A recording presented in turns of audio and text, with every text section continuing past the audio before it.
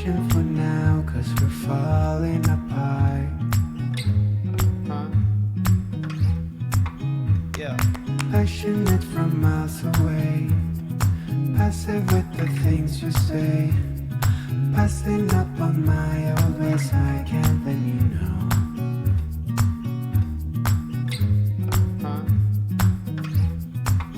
Yeah. Passionate from miles away, passive with the things you say, passing up on my old ways. I can't let you know.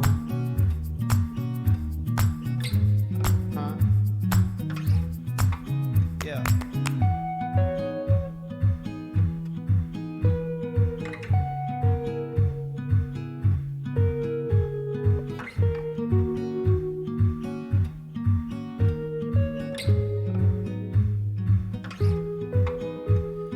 Listen, harder building trust from a distance. I think we should rule our commitment for now, 'cause we're falling apart. Yeah. Leaving, you're just doing that to get even. Don't pick up the pieces, just leave it for now. They keep falling apart. Yeah. Passionate from miles away, passive with the things you say, passing up on my old ways. I can't let you know.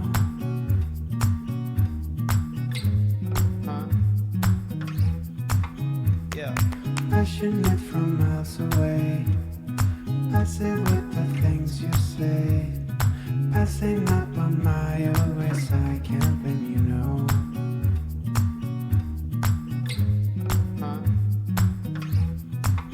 Yeah. Passionate from miles away, passive with the things you say, passing up on my old ways. I can't let you know.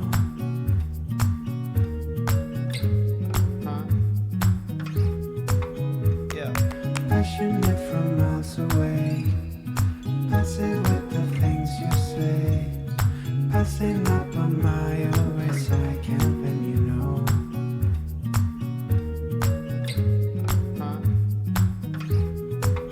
Yeah.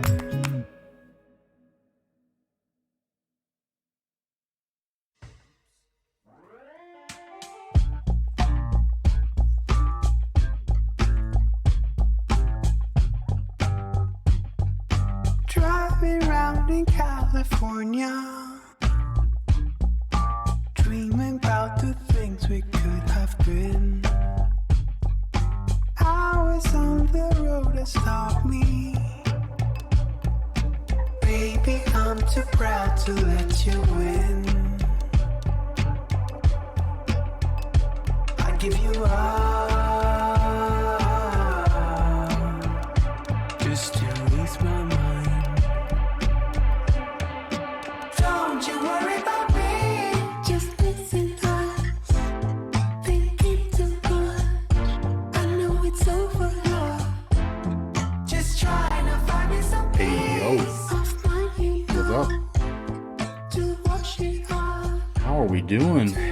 How are things? We are at that time of year where it's time for some more Super 3 promotion and relegation, and I need your help a little bit tonight.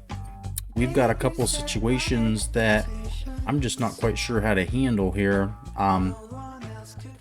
In the past, there have been seasons where we've taken all of the 6 worst teams from each of the Super 3 divisions and then an at-large. This year, there's not really a clear at-large unless I take another team out of the American, and that would be taking USC or Washington. So that's to allow New Mexico State in.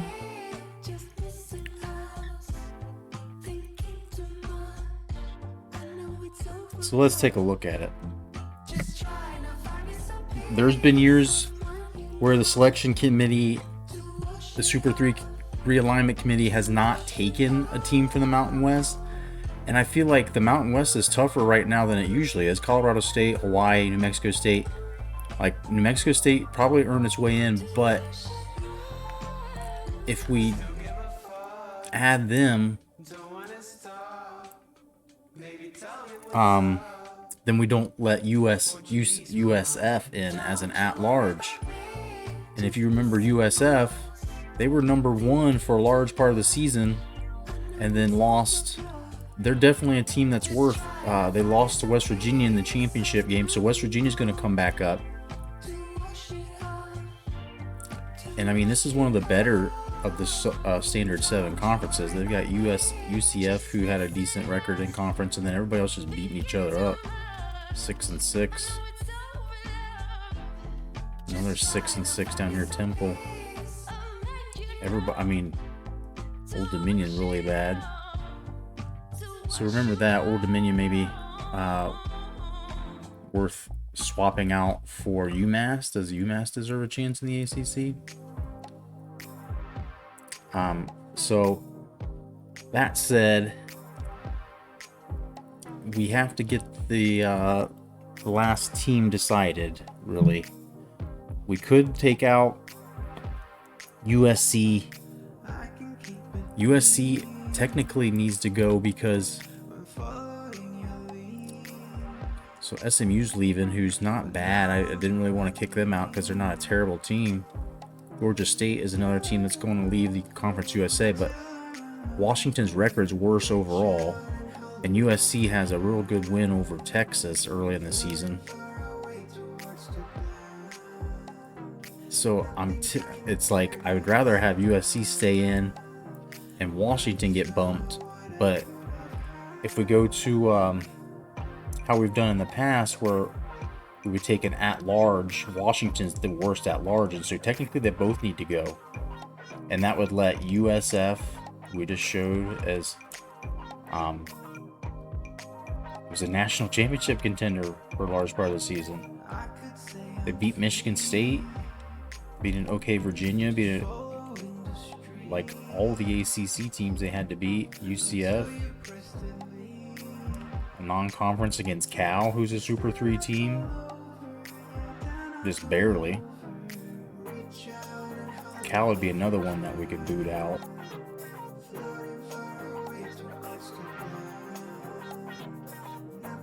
This is just by far the weakest Super 3. SD, what's going on? Good evening. Trying to make a decision here, and you can help me. Let's put a poll up and let's let it run for a few minutes. We'll sit here and bullshit. Get a little sports update from the real world. Just finished playing some PGA. Nice. Are you liking that game? Price is Right. I guess I can also share this. So here's the main thing right now. The Super 3s, we have to bump Washington or USC. Or both. In previous years, we have not taken the Mountain West champion, and that could possibly happen this year. We've already decided we're not taking the Sun Belt champion because Louisiana is only 7-5 total, and that's just not good enough, right? Plus Louisiana is all filled up.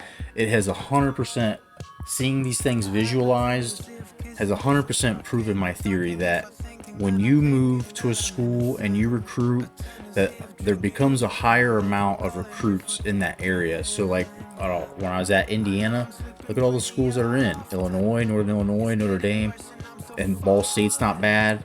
Like Cincinnati was good just not too long ago. Toledo wasn't too bad.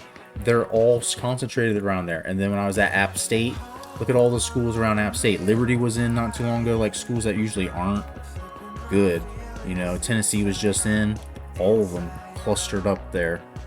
And then now, like, La Tech just got bumped, but they were in. And then we've made the conscious decision not to put Louisiana in. The Raging Cajuns are only 7-5. Sun Belt's going to get shunned this year. So I feel like we have to get the Mountain West in if we're not taking one or the other.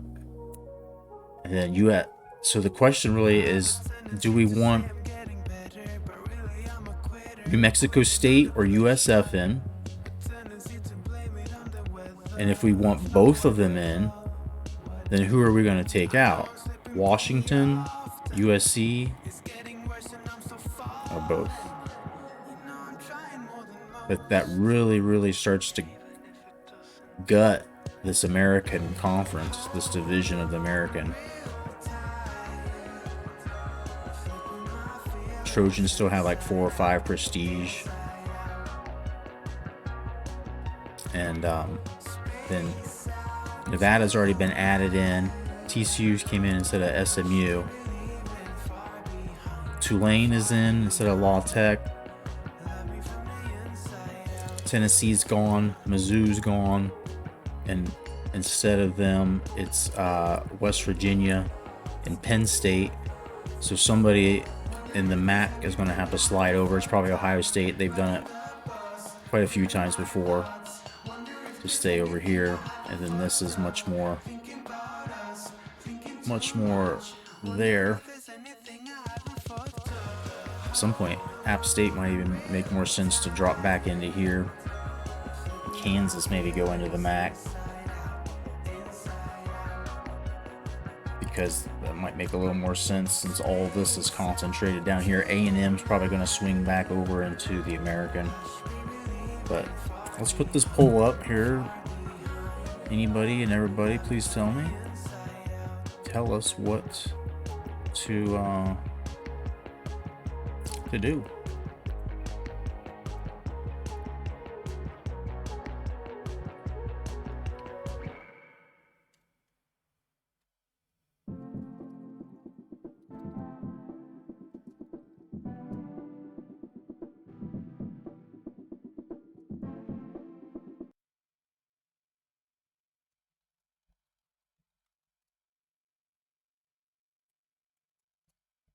All right, relegate USC or Washington. USC, Washington, or both. Votes. USF and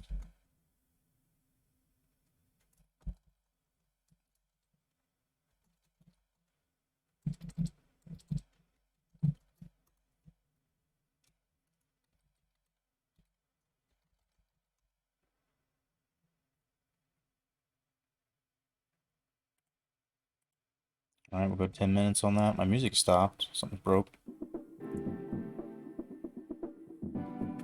So, what are you thinking?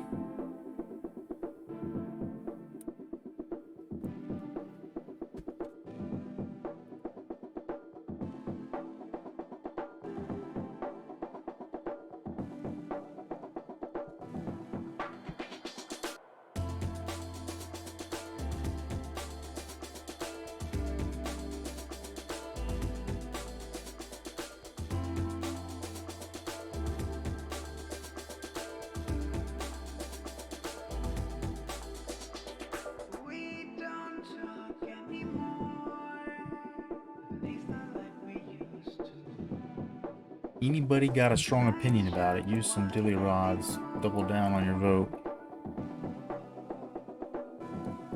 I think you can do that. Thought I just said it the other day so you could use like 10 channel points.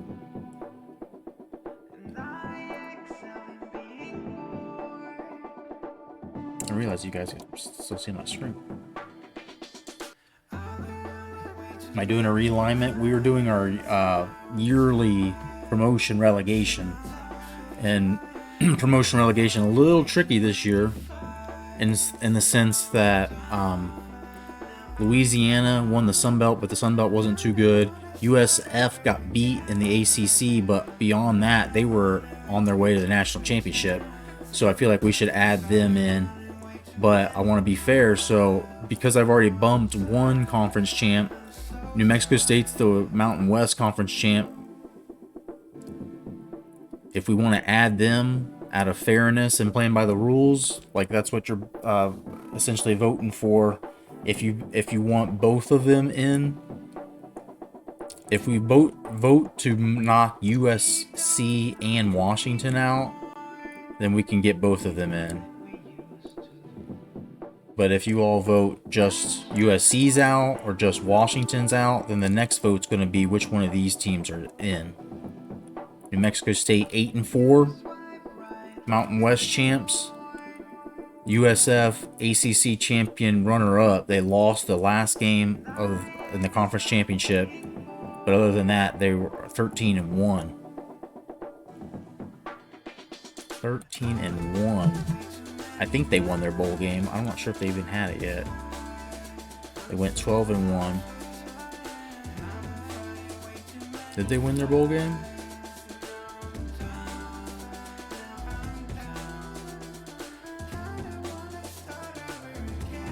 We won our bowl game just barely.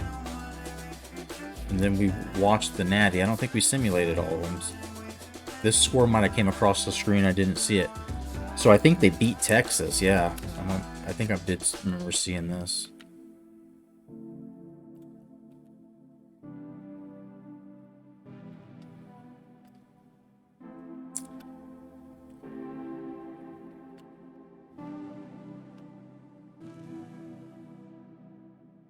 Yeah, so I mean, dude, we have to get them in.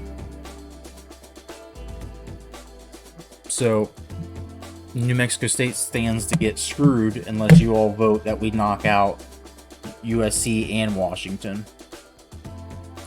If you vote that we demote both of them, New Mexico State gets in. Otherwise, I think USF has to get in. I have to make a competitive balance decision, and in the sense that USF is legit. So, like, putting them in the Super 3 is the only way to keep them from getting to the Natty again. Running it in the ACC. Promote them both.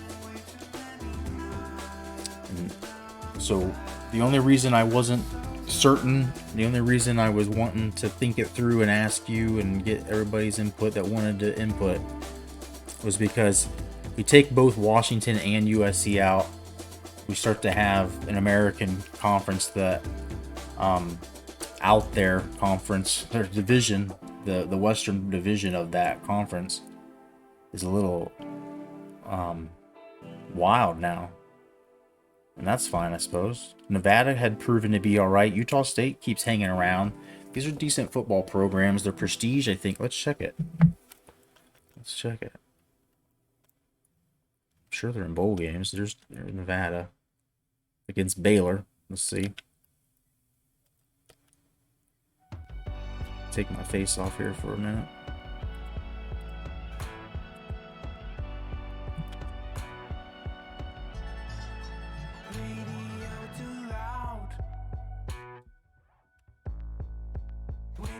Time for 90 miles or so. So Nevada's going to finish 8-5. But they're they're the Pac champions, so they've earned their way in back up. A real good way to finish the season. What else were we looking at? Utah State. Utah State might not have gotten a bowl. They might have been right there on that, like, 5 or 6 win mark.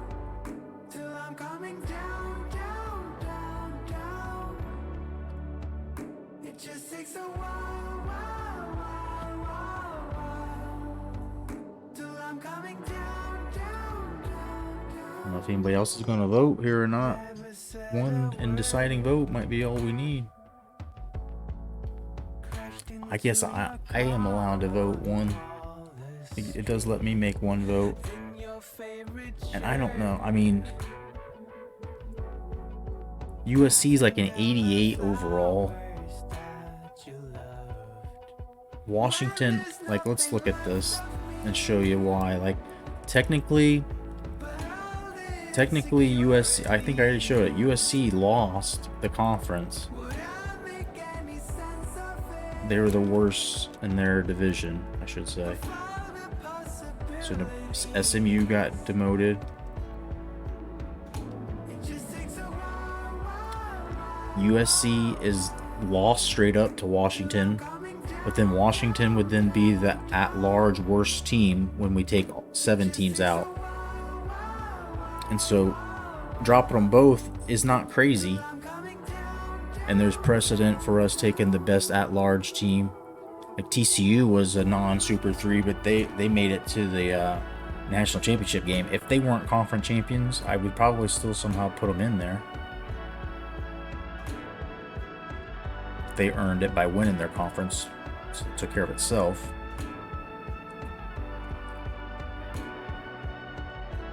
And there's Cal here, who's not great. Like, they would be a candidate to get bumped out of here.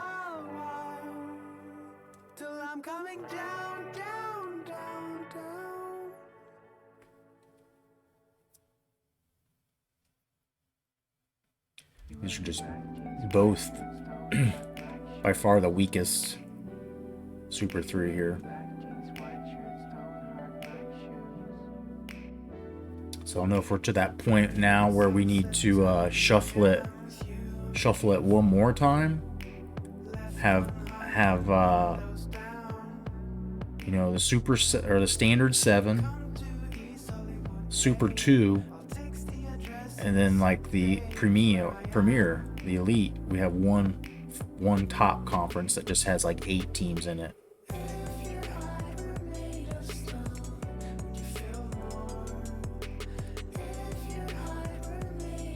Is that where we're at now? Because I can't tell you, like, what is the... Let's type in the command. Exclamation point Natty, you can see who's won each year of this dynasty. It's like, so Illinois, who wasn't in a Super 3 but is now in the MAC, App State's in MAC, Navy's MAC. I don't know if App State was Conference USA the year it won the first year, their 11 or the second of their repeat. Year 10 was me. We were in the ACC that season, and the Super 3 didn't exist. So I guess that doesn't say a whole lot, other than the MAC wins every fucking year. And App State is in the absolute doggest of divisions. This is the brutal.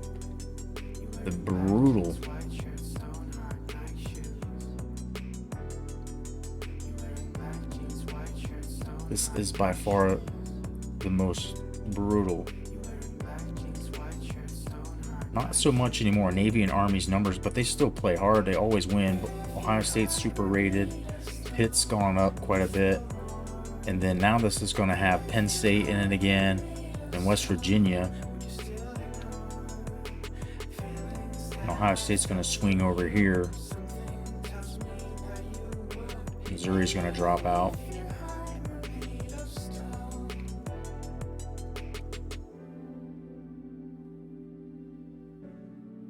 I think that's how it's going to go. Yeah.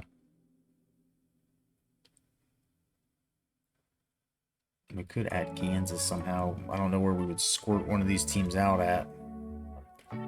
Notre Dame pop out.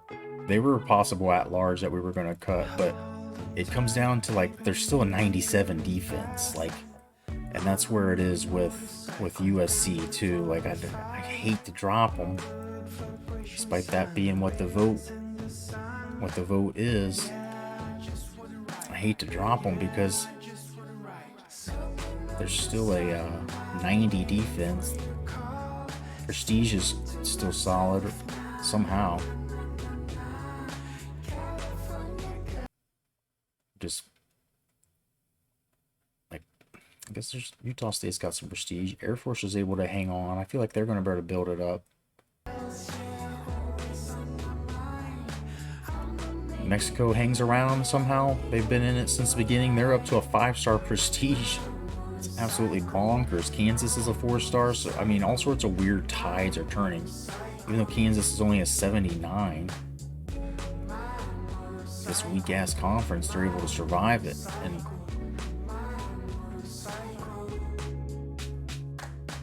Arizona's running it, though. But I guess we have made our decision. We are going to take both Washington and USC out. And we're going to put New Mexico State in.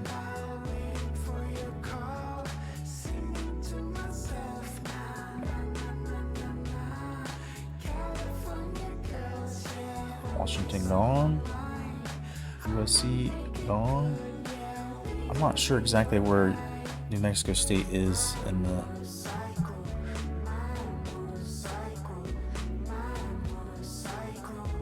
Where's it at? In the middle of New Mexico?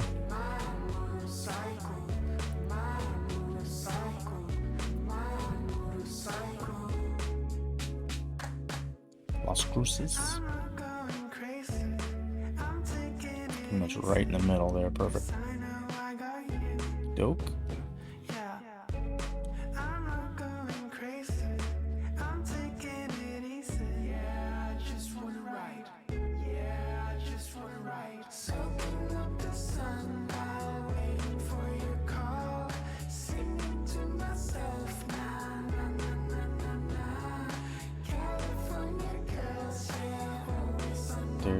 Is that, I mean, are they that close together?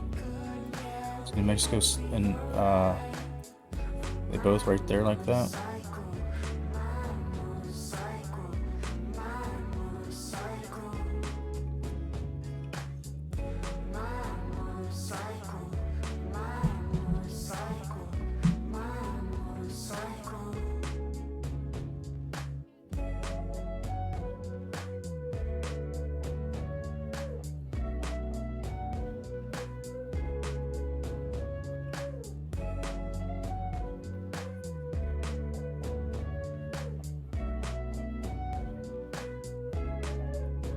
What the fuck? A little bit. Yeah, that's about right. And we like to try to be real accurate with everything, so that feels good. And then South Florida, I'm pretty sure is in Tampa. I do vaguely know where that is.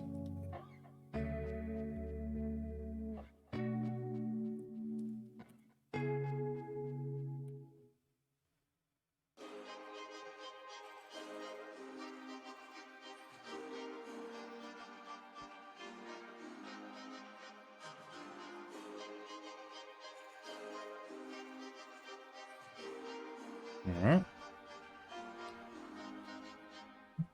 So now we just got to do it in the game here. But that is your sneak peek at the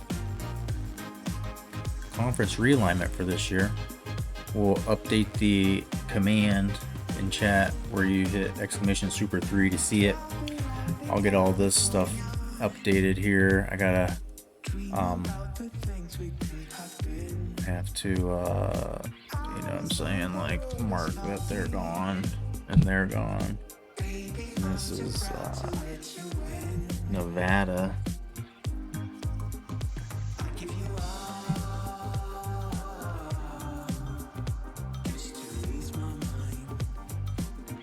Something's gonna have to switch over, I guess, to try to make this work. New Mexico State probably needs to stay in their conference over here.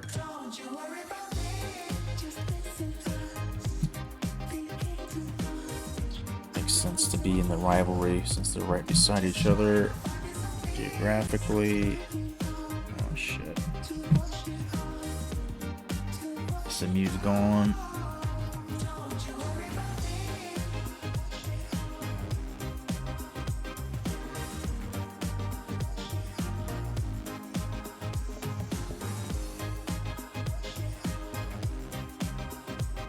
Nevada, Mexico State, and And then, I don't know, somebody's going to have to swing over. Utah State probably makes the most sense to swing over. Yeah.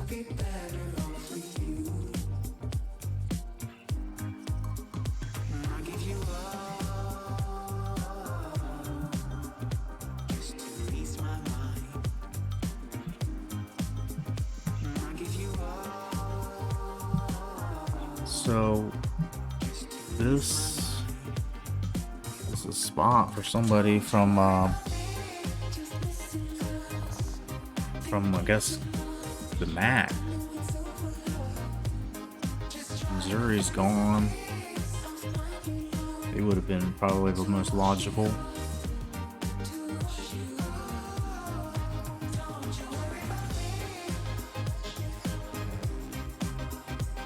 Conference USA, Texas A&M was in the, so that's probably the most logical to send them back.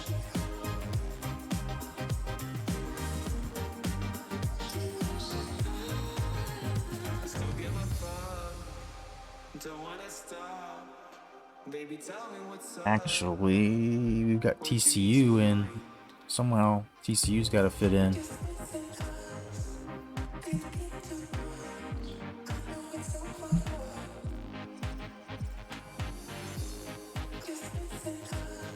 Should still be A&M.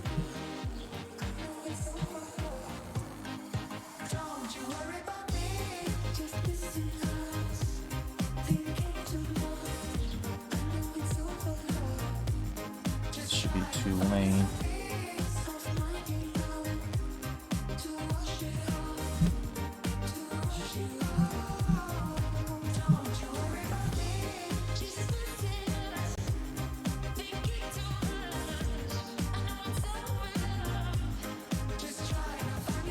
I don't think anybody on this side dropped out. Georgia State.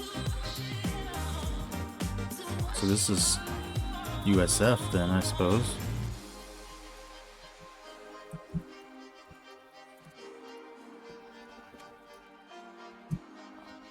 Okay, makes sense. Then the MAC. We had said Ohio State will swing over.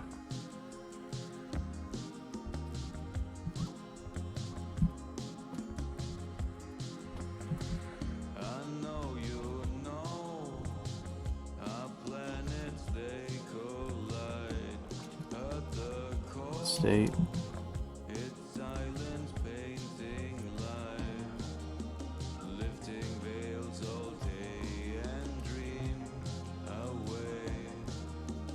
West Virginia.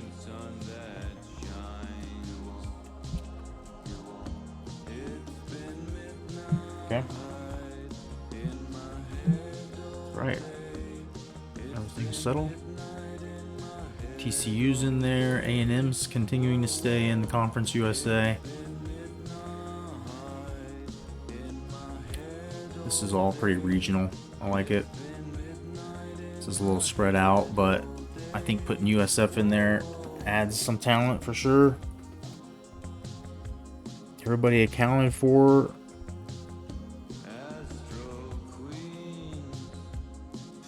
I believe so. Alright, so I have to do the standard 7 stuff later. No reason to do it now. But we have figured it out. Let's simulate. We gotta do a whole bunch of shit to our rosters to finish finalize recruiting.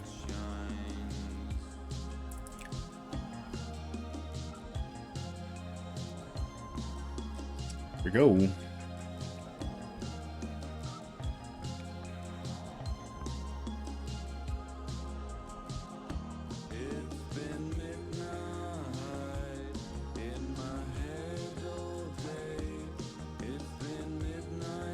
I was literally, I don't know, like a stream or two ago, wondering how long will it be until Tulane's good if my theory that wherever you're at, the recruiting around that area just starts to create more recruits so that you can get them. And then everybody else benefits as well around you.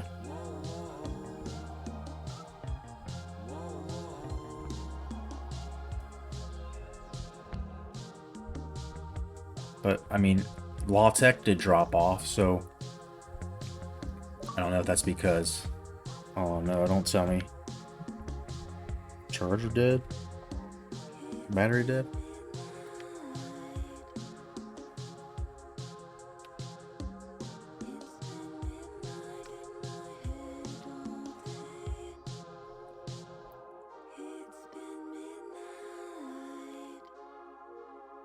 Well, let me put this thing on the charger while we're sitting here.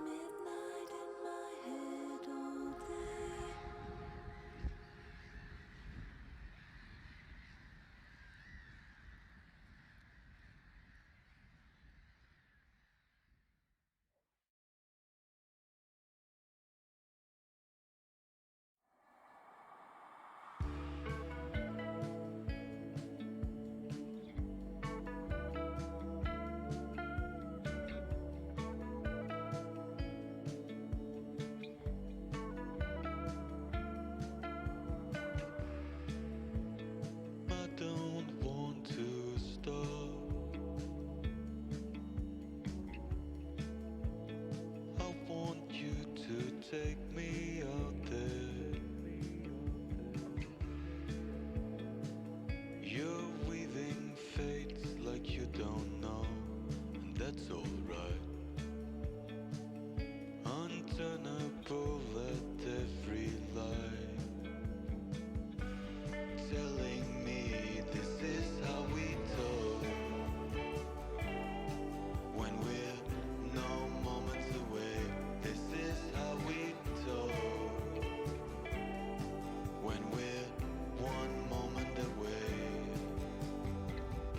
before you close my eyes and listen, this is how we talk. This is how we talk.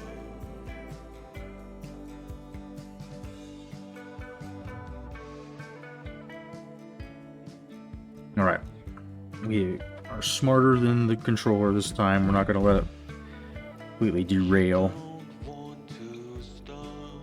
And so, okay, Joe Cox, new record holder for most passing yards in a season.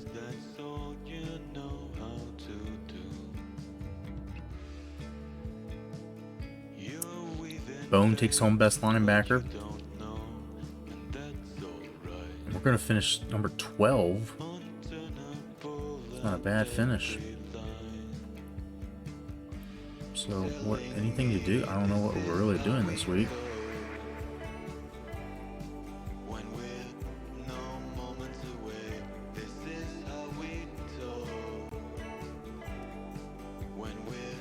One thing somebody told me I thought was a pretty genius idea is that if you have any seniors on the depth chart, take them off the depth chart now so that your guys don't leave because of playing time or something, right?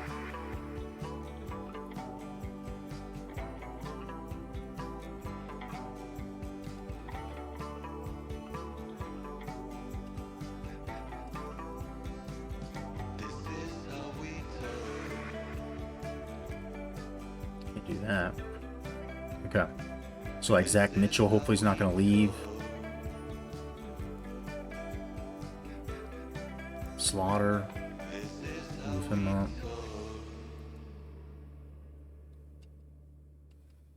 I don't really have any senior receivers, so.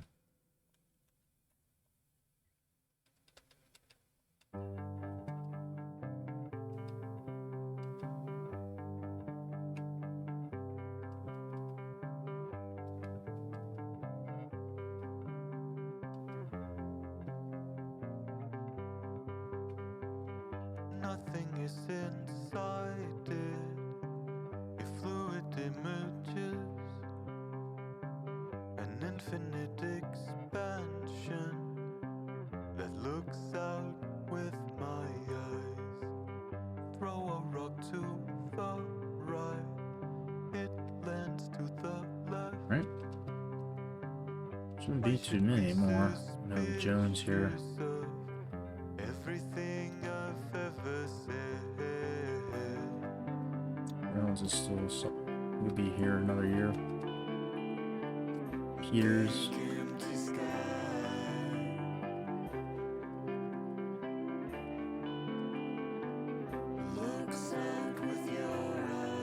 We just have no depth at all at D-tackle.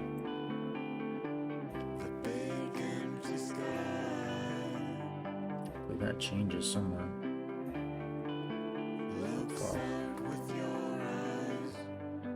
Murphy.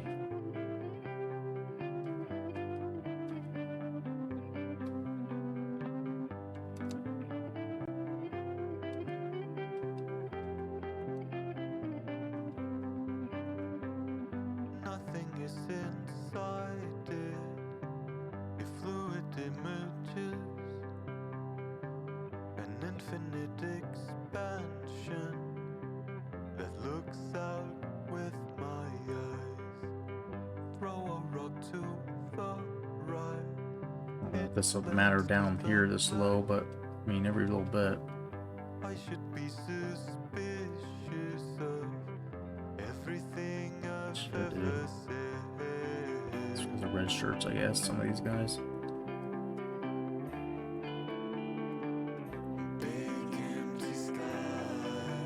Ornament on there. Okay. Wilson. Looks out with your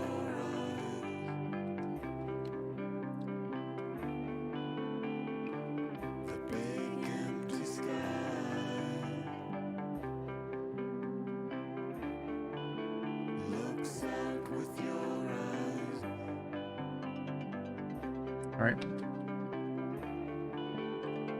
A little safeguard against them transferring possibly. And I don't know what else there is to do for this week. I mean, it says we got no recruiting points. Let's move on. Try to pick up some speed here and actually play a game. Can we do it?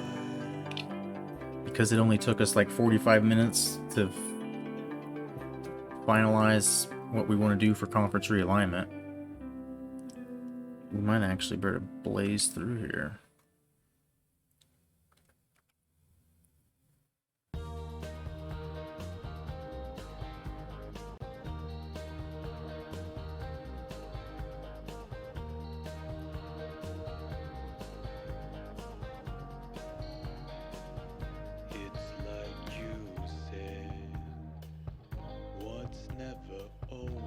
You did it, Coach. Everyone here is so impressed with you. Man, they keep offering me these extra contract extensions, it seems like every year. They're shaky 6-6 season last year. Program tradition's still only a D. 7-year extension.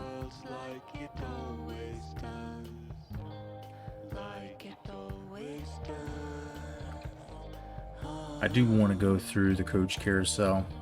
I'm not going to accept anything, but let's see where people are getting canned at. Auburn coach, got Washington job.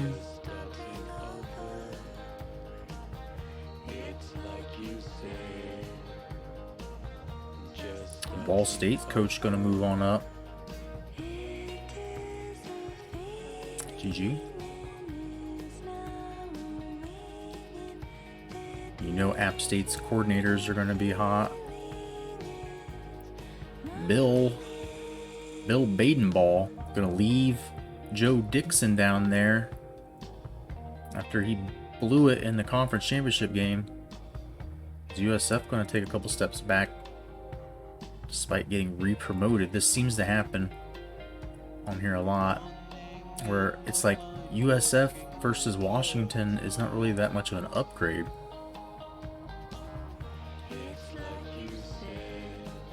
The previous coach just retired. He didn't get actually canned. Scotty Hazelton was fired, as UCLA is middling along in the Standard 7 Pac-10. And Tulane's coach is going to bail on. I'm going to give him a chance to build something there.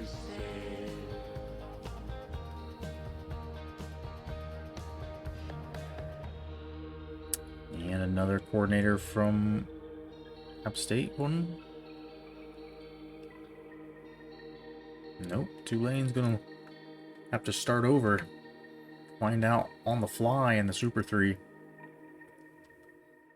Tennessee had a terrible year, 1-11. They got demoted back into the Standard 7. So George Barnett looking for new work.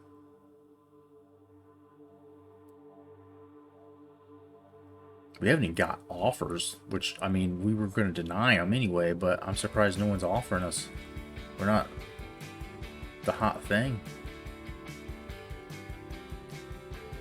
Clay Helton's going to try. Be recruiting in his old team's backyard. And let's see who's going to take over. Dickie want to take a reunion tour with? I think they're going to let Heath Watkins. We're not going to reunite with Joe Dixon.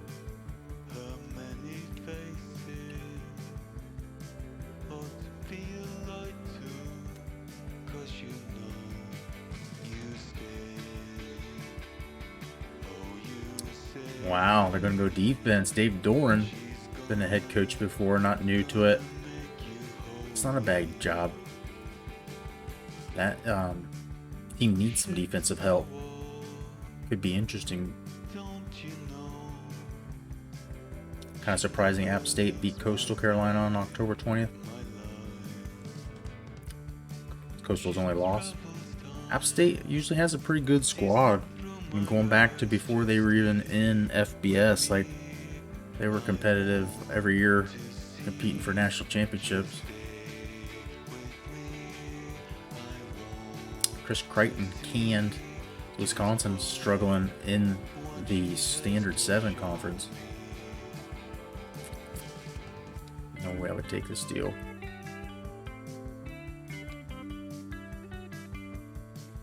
Sean Lewis from Liberty going to move on up.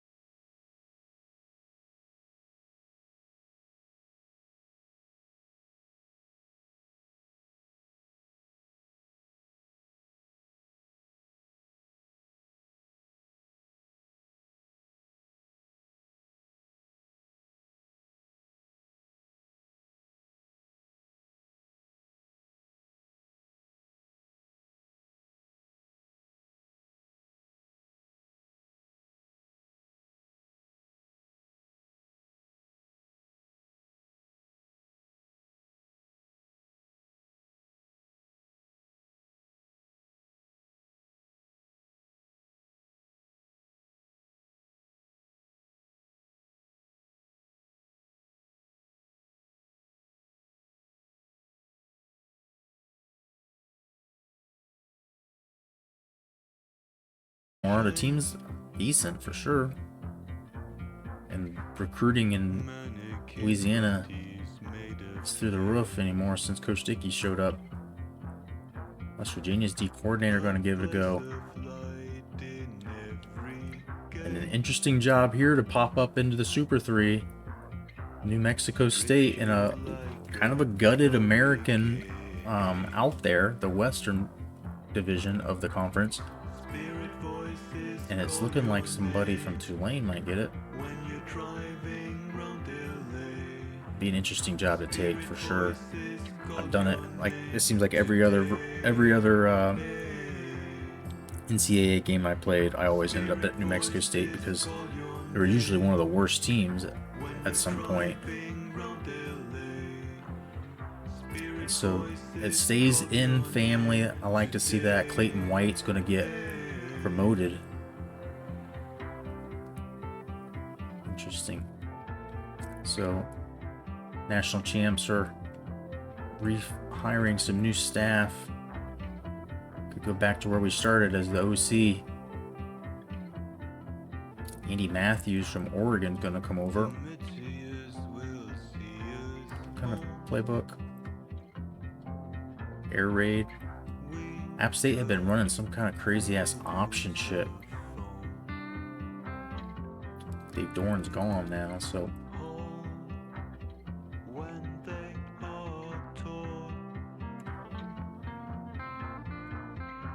former head coach of San Diego State is the new DC there.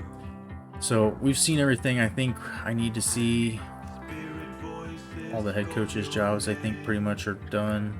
The lower level ones are coming around, but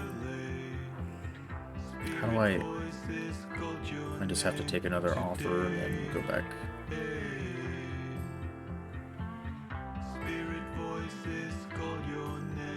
Okay.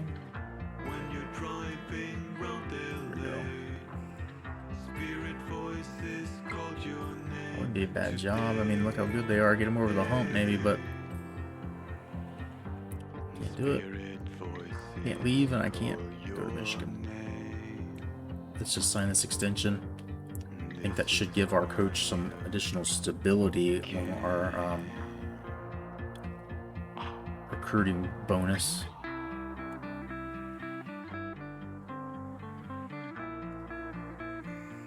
Dominion needs a new head coach. We might bump them out of the ACC. We might switch them with UMass because of how bad they are.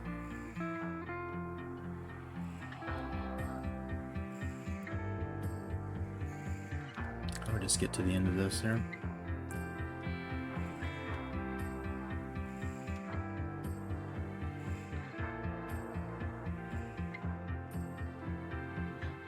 Spirit voices call your name.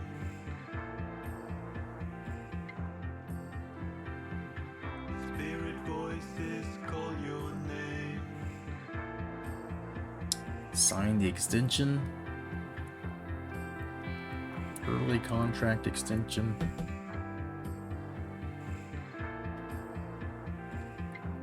We're gonna have to change our offense. It says air raid, and we're not getting any running backs here at all because of it.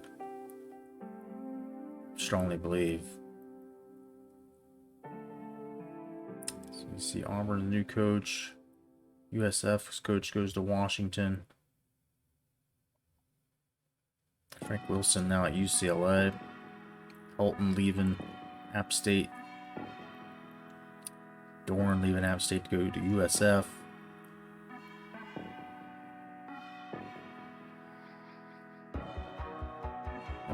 We saw all this down to here.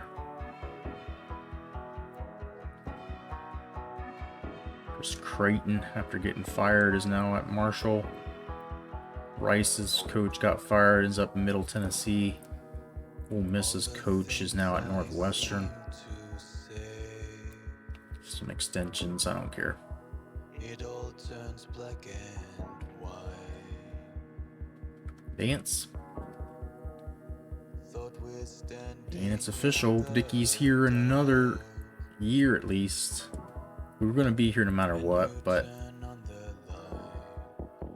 we got to win a Natty. But will we see all 7 years of these? I don't know. I don't know. Keep thinking about, do I want to stay here for just finish this dynasty here?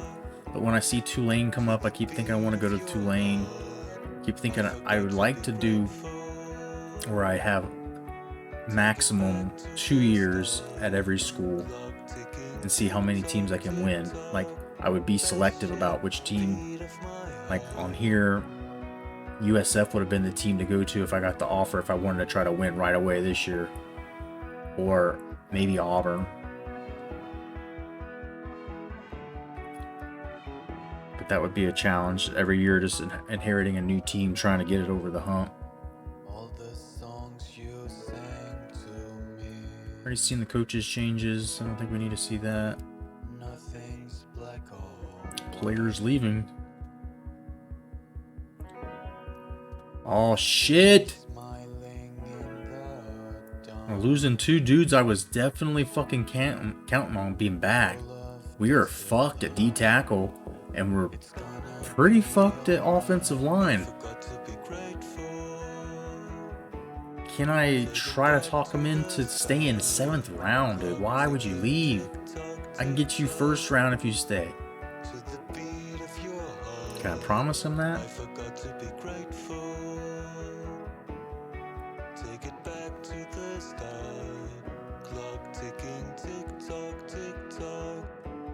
Persuasion chance very high. Okay. What do I guarantee him? 1st round pick. Promise you will never regret staying to get his degree. Conference championship.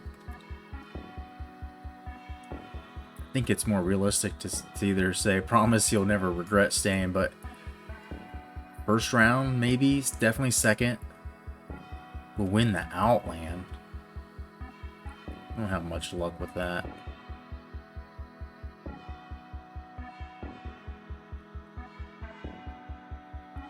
Guarantee 2nd round. He's a 90 already.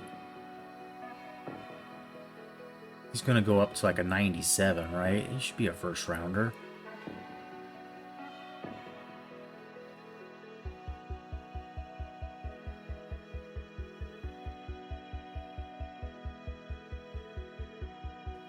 I'm gonna guarantee 2nd. Nice, alright. You scare me, boy. Please, let's go, D. Can you please do the same?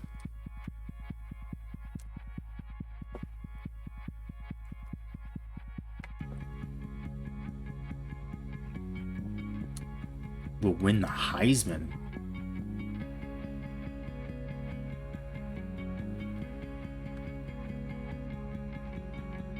I guarantee him a 2nd round pick.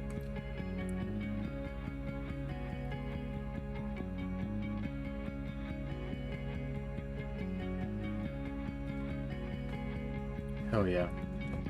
Alright. Averted disaster there. No saving him. He's a redshirt senior, so 3rd round, not bad. It's higher than I would expected for a JUCO transfer we got 2 years with. We redshirted him, so technically we got 3 years with, but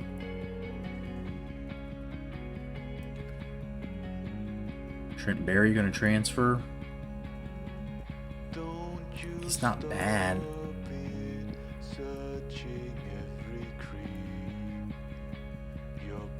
This is probably gone though.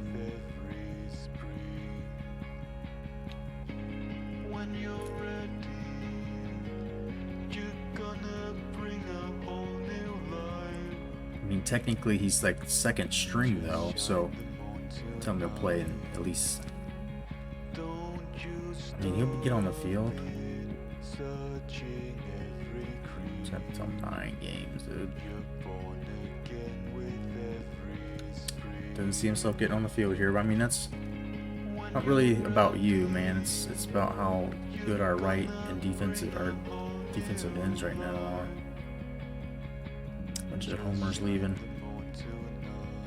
Problem not getting an offer. Not too bad for a kid that came in here as like a 69 overall, though. couple All-Americans to his honor. Okay. Transfer request. I keep thinking I want to start exporting these classes, but I feel like if I do that, I should start completely over. Shouldn't just start doing it now.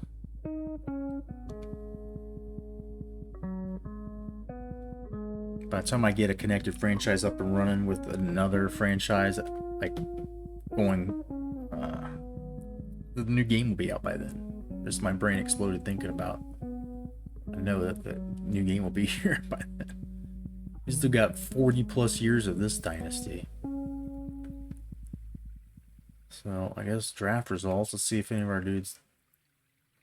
Patrick goes 3rd round. Not bad. Let's take a look real quick around the league. See what else people are getting. Air Force, couple guys. Nice middle linebacker there. Will Smith getting jiggy with it. Akron has one. Bama's got a 1st rounder, 2nd rounder, offensive lineman. It's all offensive linemen. App State. Larry Lewis, man, we recruited this guy. Went as a number 1 round. 1st round. Steve Willis. Recruited him. No, I didn't. Well, Larry Lewis I actually had. I think we recruited him, but we didn't actually ever see him.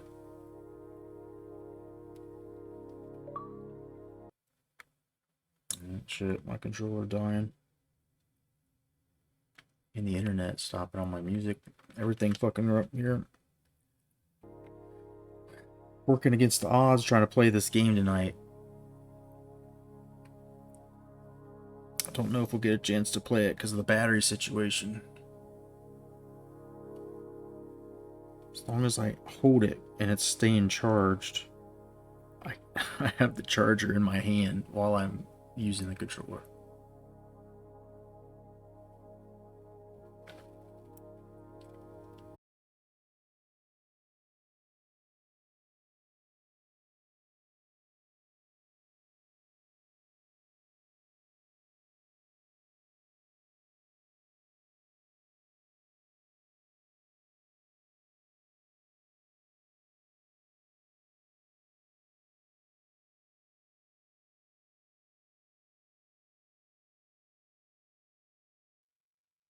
I don't know what's going on. This seems to be fucking with my internet connection now, too. If this thing's charging.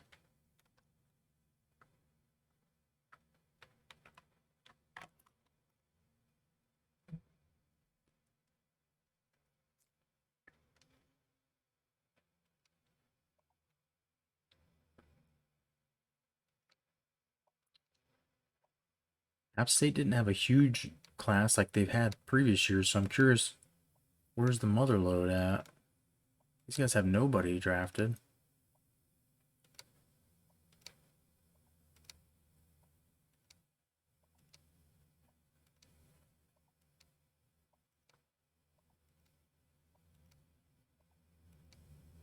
Where are all the players coming from in the NFL draft? A couple from Florida. 2nd rounder from FAU. Nice tight ends for FIU. Florida State's got quite a few people. 2 1st rounders.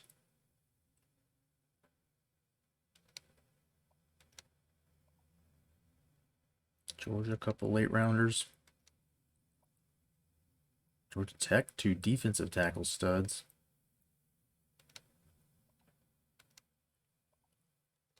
Houston, pretty good receiver.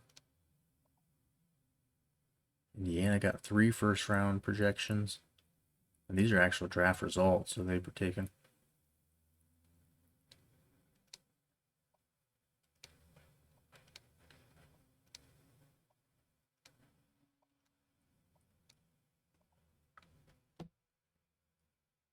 Couple more 1st rounders. Matt King.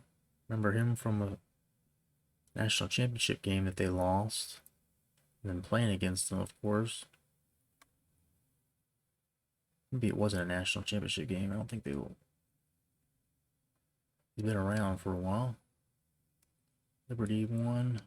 Louisiana won. La Tech gets a second rounder. Louisville, a few. Maryland. The U still producing NFL caliber guys. QB from Ohio. 6'5". Michigan churning out quite a few. First rounder, left tackle.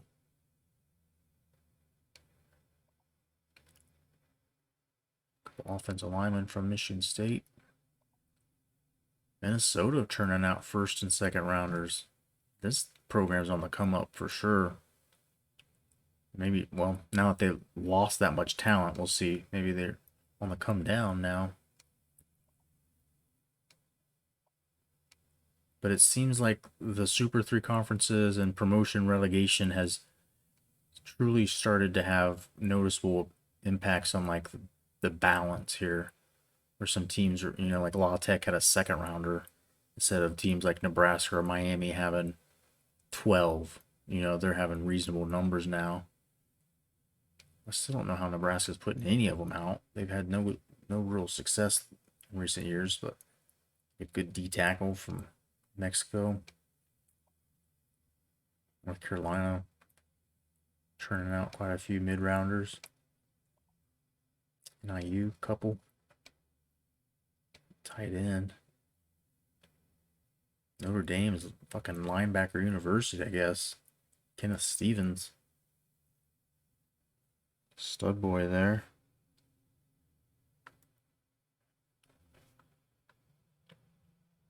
Trevor Holly. Not too bad.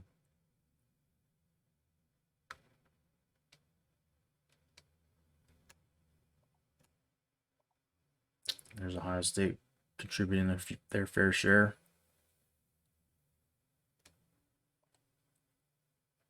OU 5.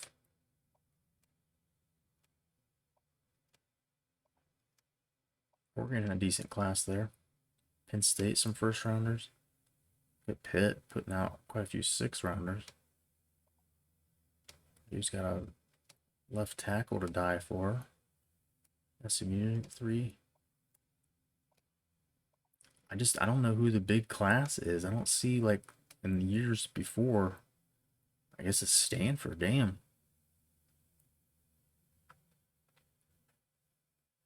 Stanford or Miami had a decent one.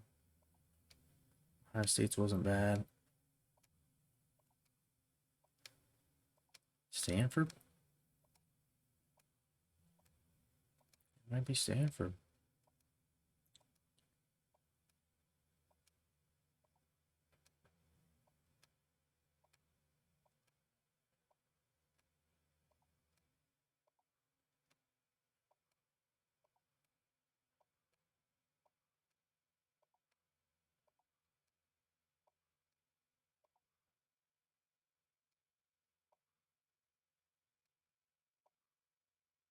We're back around.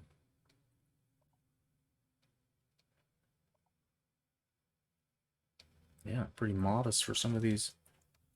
Stanford. It's a big NFL draft class. Transfer request. Does anybody ever transfer in here?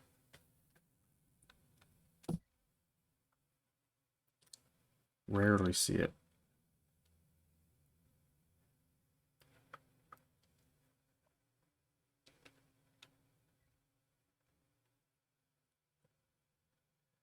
All right, finalize recruiting.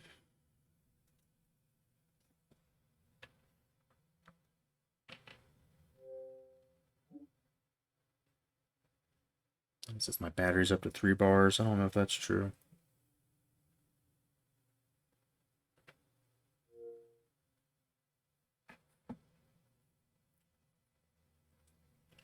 I don't know if I'm going to get to play our first game or not. because of the battery situation.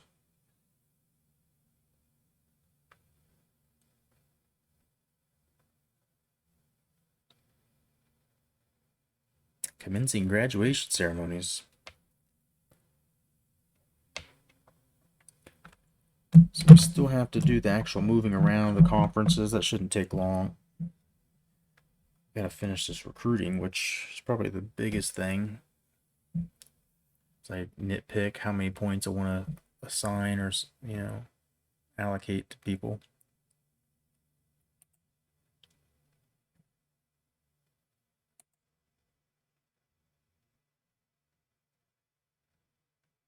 Figure out what's going on with my radio music thing here. Some tunes going. Please.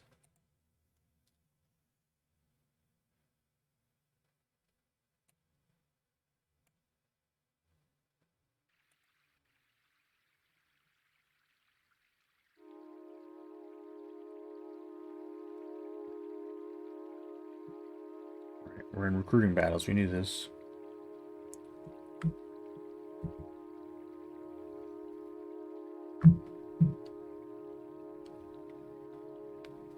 Get some XP for our draft pick and a couple XP for convincing to stay.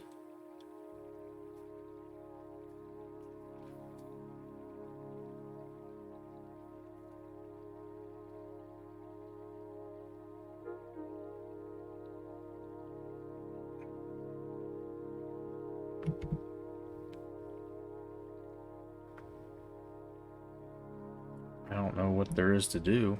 I don't have any points to allocate, right? Oh, it says 15,000. Okay, so this is signing week. This is our last big go. This is it.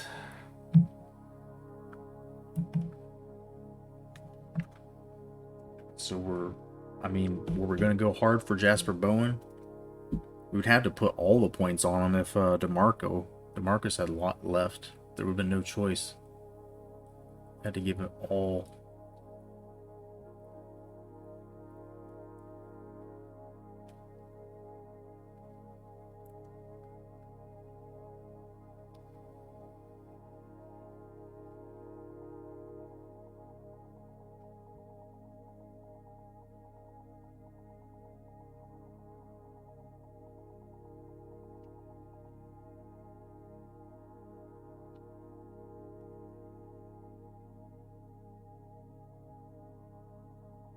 I think it's got to be at least 5,000. Have any chance?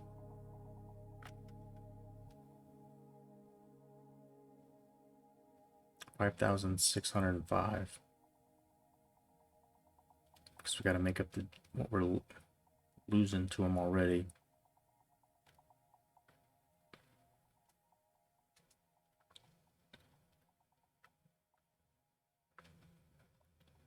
Johnson, we're in the lead with. I don't know what. This dude's fast as hell for a safety, man. This guy probably is a difference maker. I'm just afraid I'm going to not put enough on any of these guys and miss on all of them.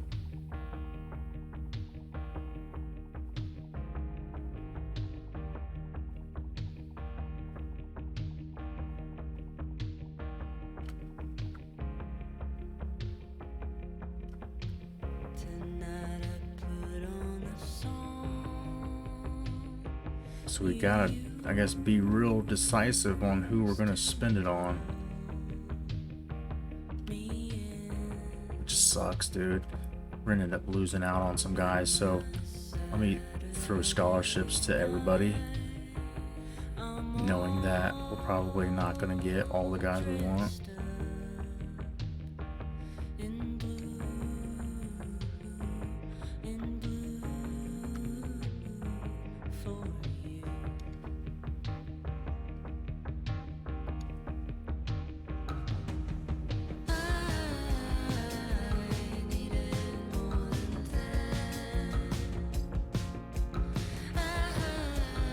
I might better play safety.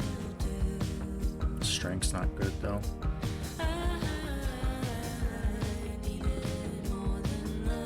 Maybe they'll walk on without scholarship offers, but I need to save the rest of our points here. Brent McKnight probably. Got a decent lead on them.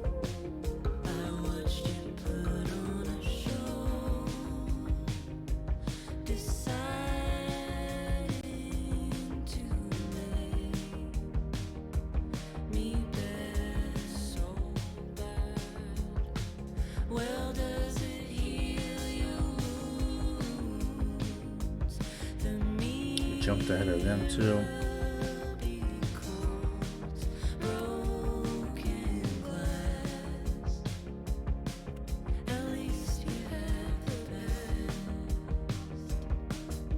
Guess that's it, man. Put it all right there.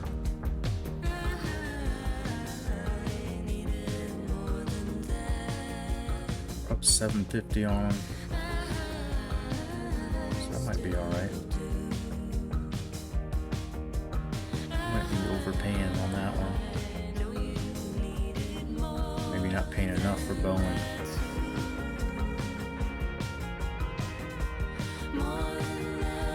This one we're already up by 1,200.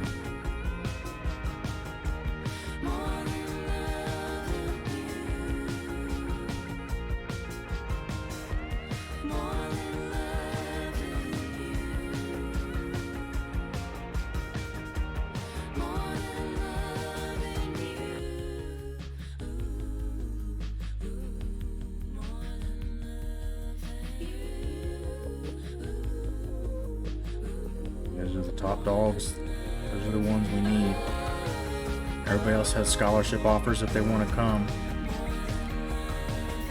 Just fucking ride, dude.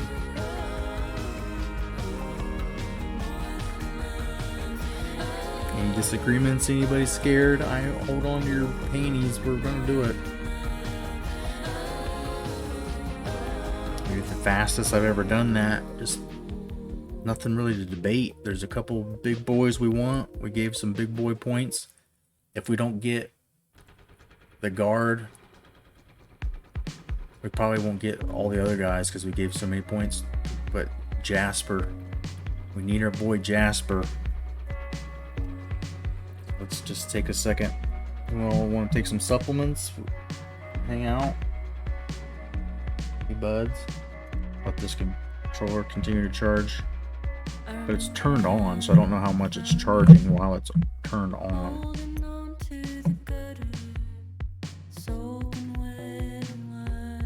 Huge week.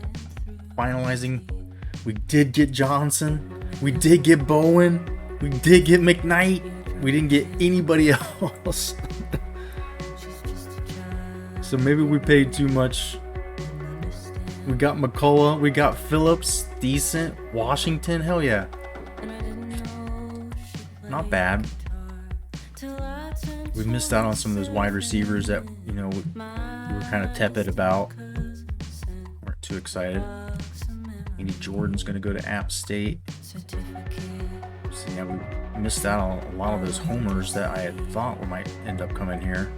Lee Smiley, we didn't go hard enough, and Louisville stole him away.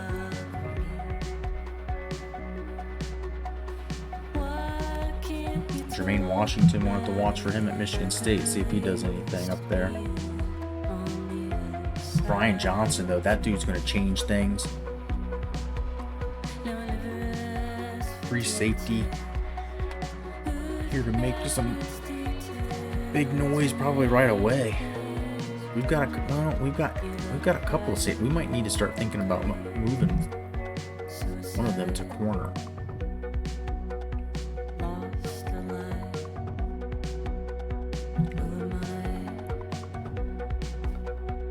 So we've got 3 scholarships we didn't end up giving out. Can I do anything with those? No, I don't have any points, so it won't let me give out scholarships.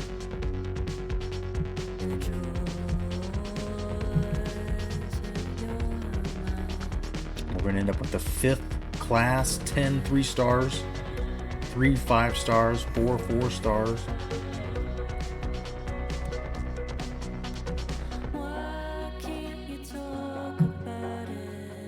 Just look at this list though. Torres is a cornerback. Russell is an unexpected defensive end that came. We probably will end up moving him to outside backer, edge style. Terrell I think is corner. Davis, one of those I think is a running back. McKnight's a D tackle. We needed a big boy at that. Johnson's a 6'5" free safety. He can fly. He's 222. I mean, damn. Might be a backer or something. Abrams, 5'9", 200. I think he might be a running back. Jasper Bowen, who is only a 3-star, but he's 6'4", 344, and he was the highest rated guard on our list. Kennery had already signed a strong safety. Mason, I'm not sure where he was. I guess a 3-star DN we got. Washington, not a bad outside backer. McCullough, I think, is a wide receiver. Ward. I can't even remember what some of these dudes are. That's our recruiting class. Bell, the center, I knew was decent. Thought about being able to move him to guard if we need to. But I think Jasper Bowen's going to be starting at guard next year. Mann is a pretty solid wide receiver. Snyder, I think, is a wide receiver, 6'5", 223. And then even some of these dudes down here overproduced. Phillips wasn't a bad tackle. Get something out of those offensive linemen as they become redshirt seniors. They might actually have a chance of playing, but they'll definitely be good depth. 5th overall, that's how it goes in our recruiting. Yo, Phenomenal, what's up, man? What are we doing? We're working our way through all the off-season stuff. Letting my computer controller charge at the same time. Hoping that I might be able to play our first game of the season. Just woke up. Good morning to you.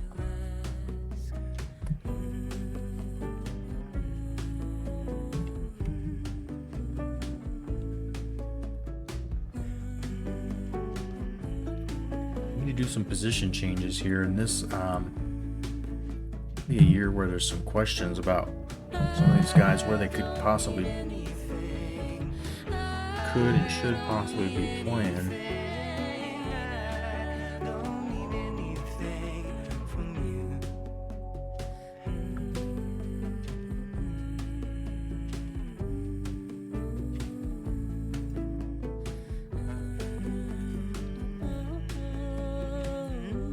We're moving or changing any of these guys' positions.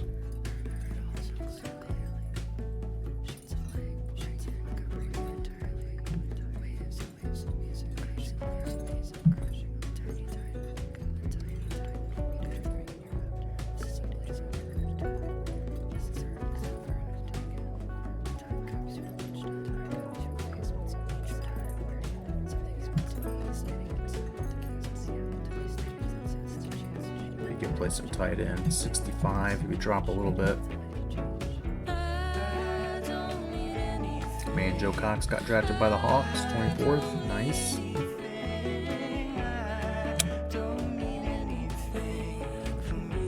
I don't know what we would do with some of these guys possibly moving on the tight end if they're big enough, because we're running out of tight ends here. We didn't get one signed. This dude right off the bat is going to be a stud. Might have to redshirt him though. Redshirt him. Might even redshirt Henry Hall.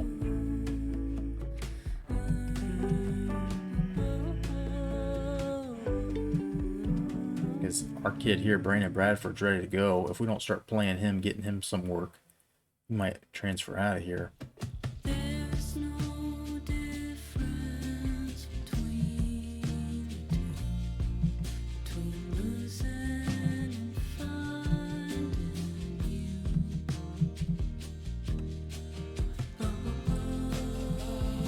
since we didn't land any of those wide receivers that we were scouting.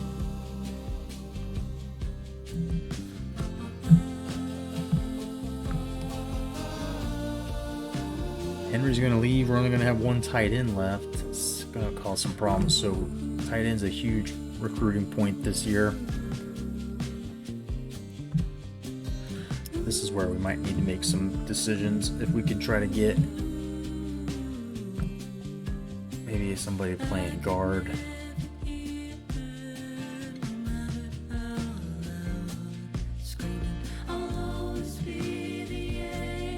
Ryan Hines could move to guard. He's a little bit faster.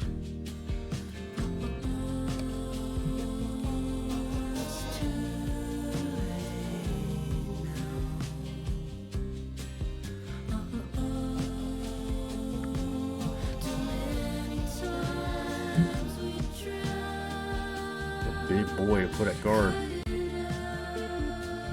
That would let us redshirt Bowen a year.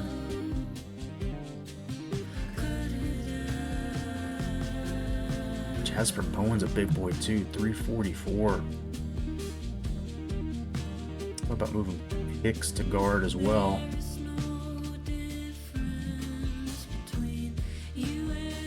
Chwalski's fast enough, he probably could.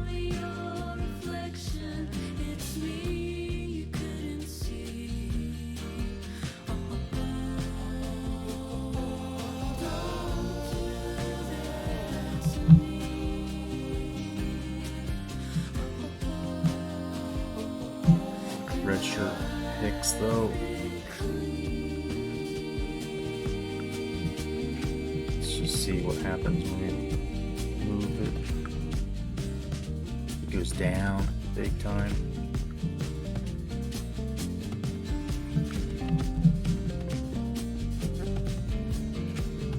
Well, something's got to give there. Ball's definitely got a redshirt.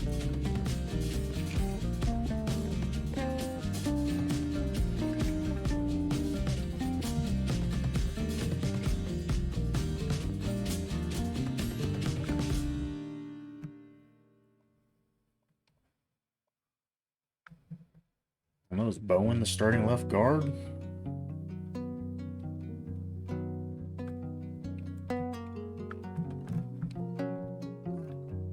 Move Hines there. So is that how you see it? Gunda goes down one. I might not move him and just we can move him on the depth chart, but leave him there.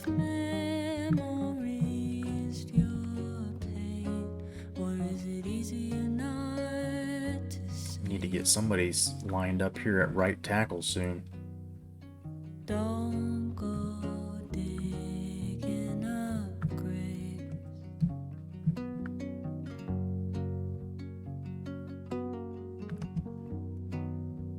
Is anybody here that can move?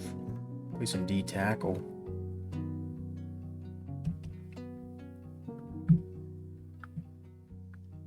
And is that all you got? Just a hole in a song, and you fill it with Ethan to right. went wrong. How can you say that life will last that long?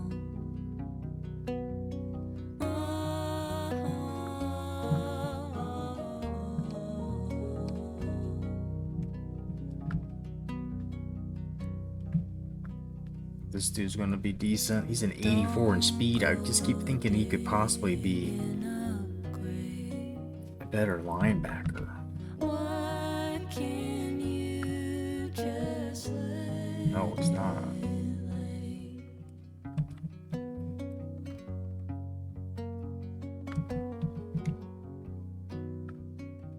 He just doesn't have much size, though.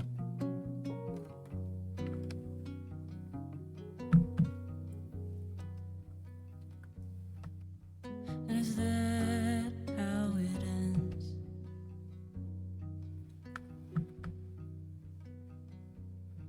Throwing stones Yeah, I think we're going to turn that one DN into a D tackle. back of your day. get Max Bailey some time out there. How can you separate the Strength's not great, but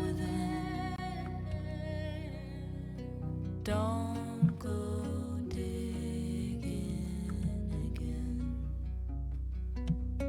Don't go digging again. Don't go digging. probably makes the most sense.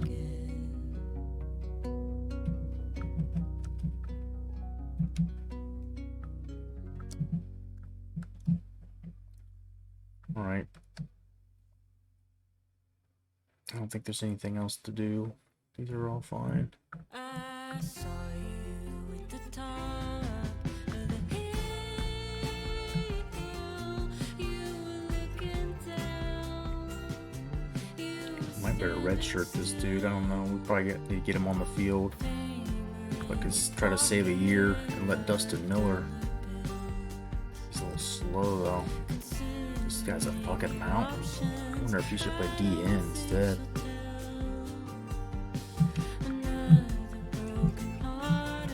He's a easy tackle.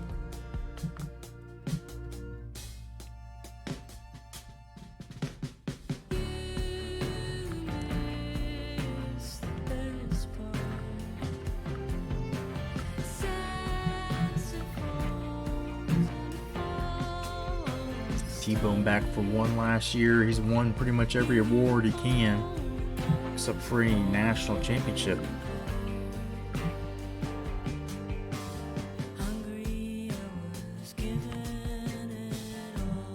This dude's fast as shit.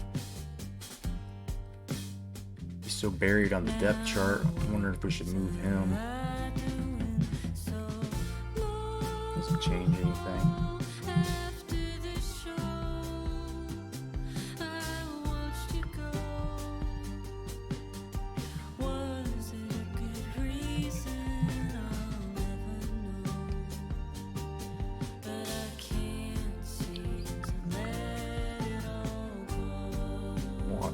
Washington's gonna get red-shirted. We're gonna have to go after some big-time backers next year. Not have really anything cooking. And this is where decisions to be made in terms of should this guy play corner at 6'5", 220? Or Philip Walker maybe play a little corner?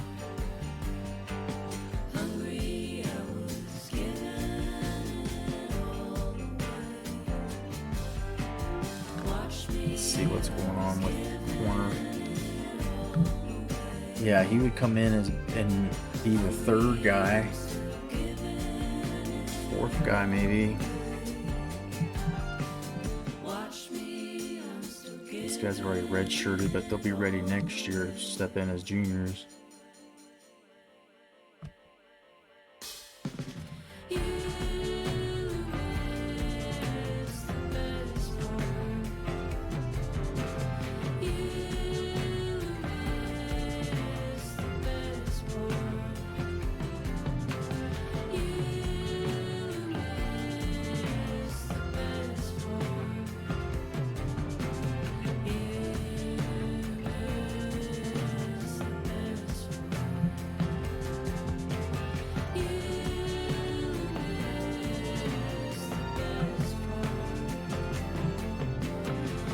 Big drop off to send him to corner.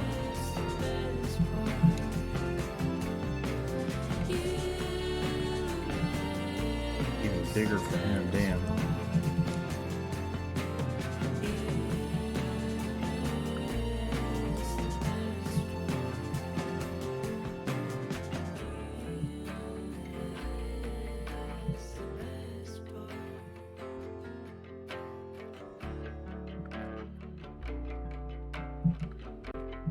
I have to keep using Ouellette as the joker, as the hybrid safety slash backer in our dime packages, or our quarter package we run a lot. LaShawn Nolan's been waiting so patiently to try to finally get on the field. Kennery's solid, but he's slow as fuck. I don't know what to do with that.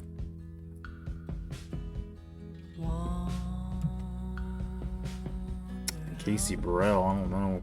This guy came from. I do not know where he came from.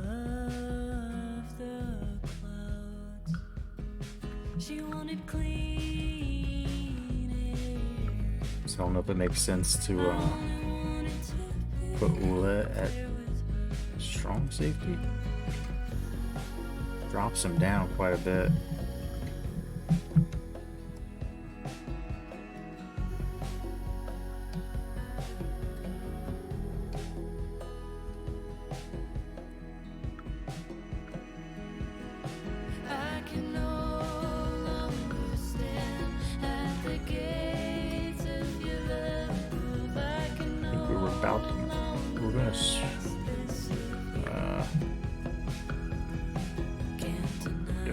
One of these, I think we're going to make a kicker.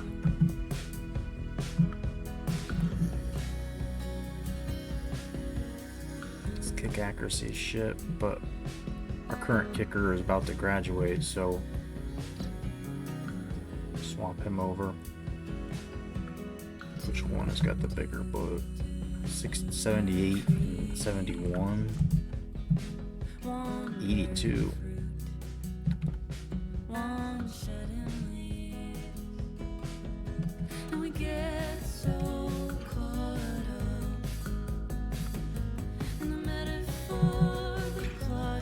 This dude's got the biggest boot.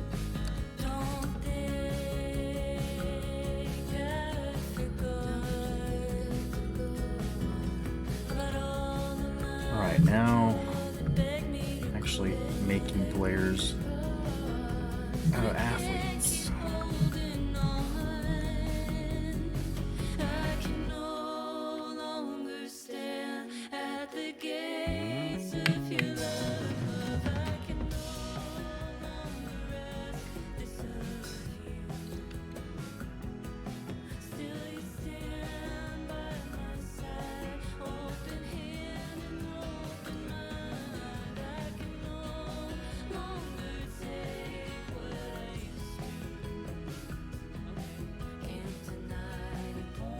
Wide receiver here.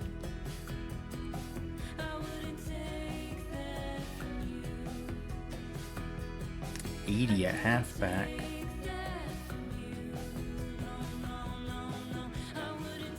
$80 at corner. $83 at free safety. Fuck, dude. This guy making us think about it. We need running backs. Let me go back to him. Let me see which other guys were running backs. This guy's only an 89. 89 in speed.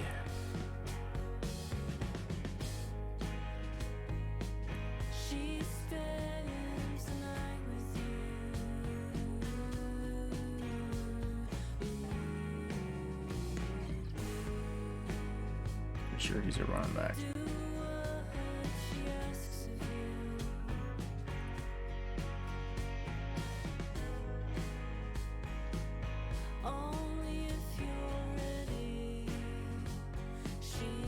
Be a wide receiver. Corner. Let me see what his man coverage and shit is. Trucking's not great. He's definitely not a running back.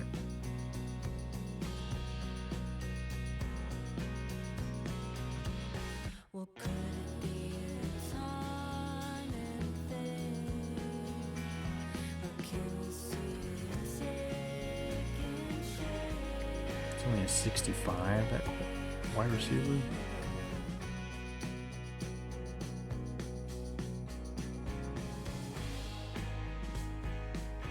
It's not a wide receiver, that's for sure.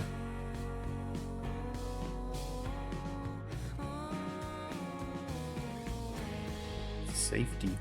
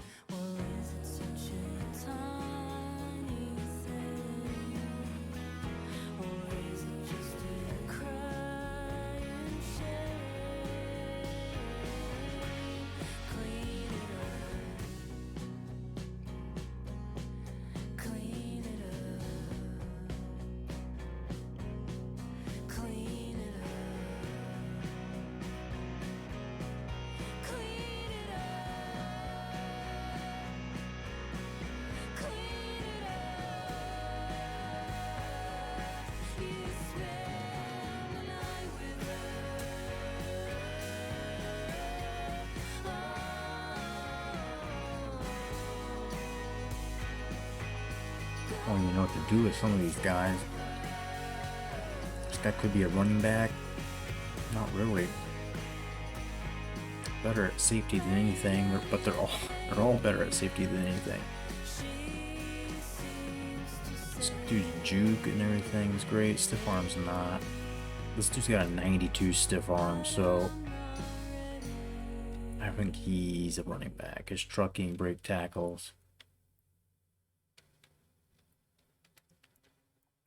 Even though his free safety is immediately an 83. What is he doing though?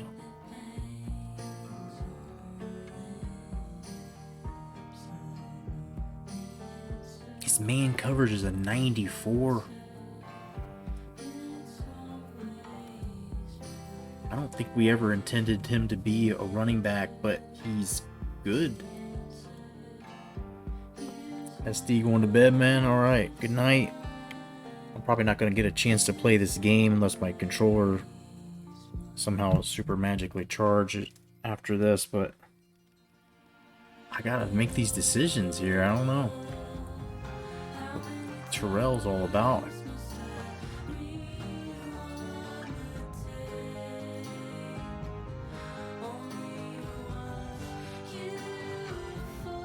.94 man coverage, 88 play recognition. Like, his tackling skills aren't great, so I don't know. His corner,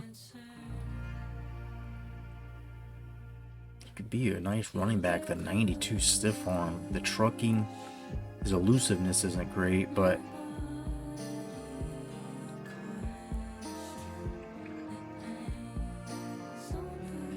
let's see.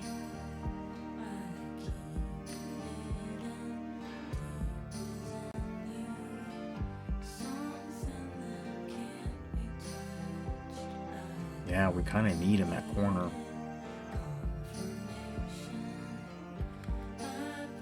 Even though he probably would be the best running back that we have.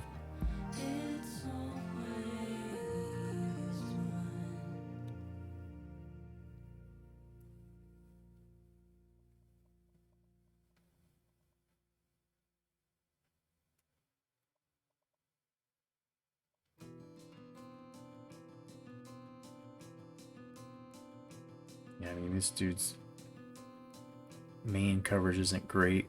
If we're going to make him a running back, it might make sense.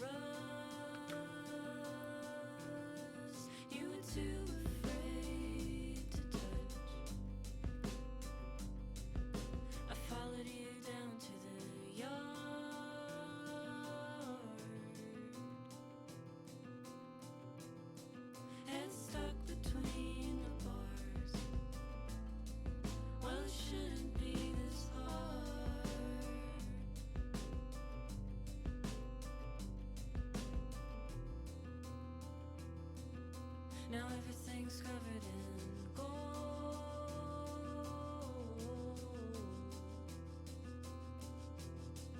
All the power that you hold.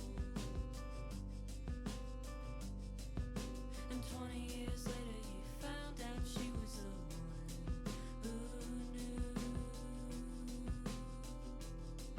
There's nothing I don't know what the hell some of these dudes are supposed to be.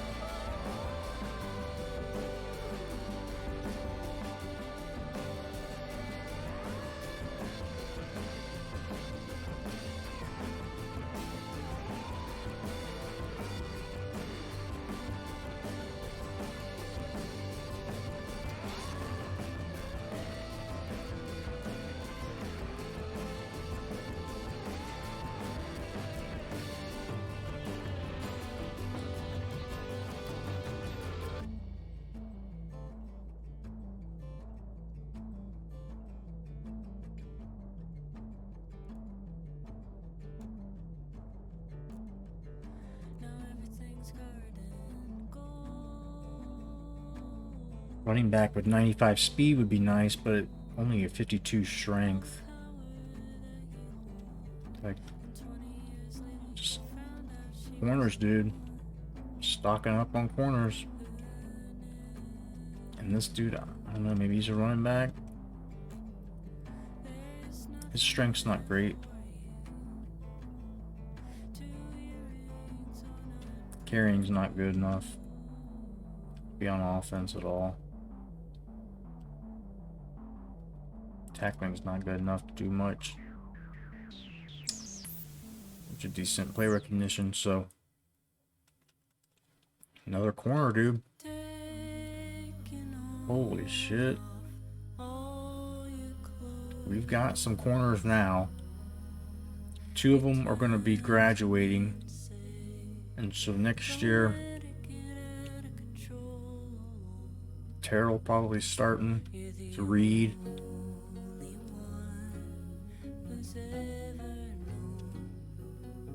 Torres probably red shirt. No, we'll probably let him play. Yeah, these guys will be. These guys are red shirt. They're just kind of slow.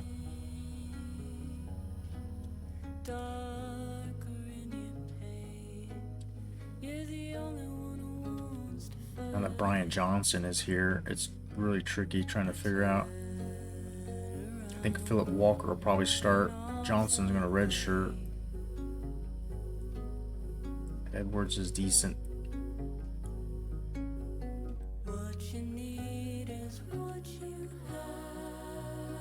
I don't know what to do with this guy. He's too slow.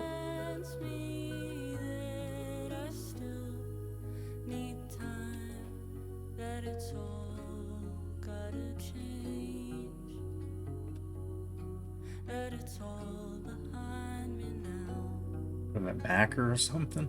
I mean, I don't know what else to do.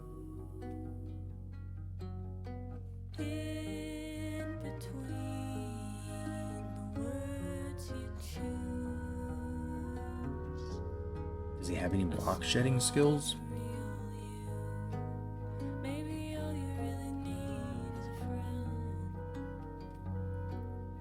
His power is decent.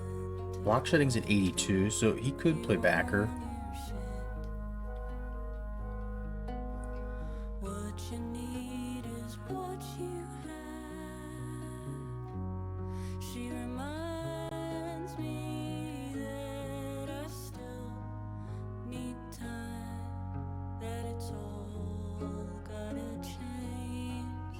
We've had slow guys out there before. 76th. That's so slow.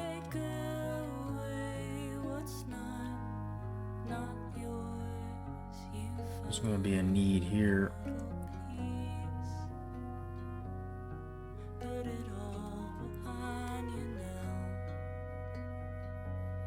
I'm going to turn him into a right outside backer.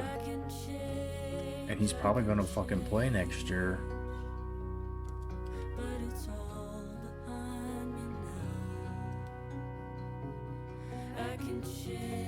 Alright.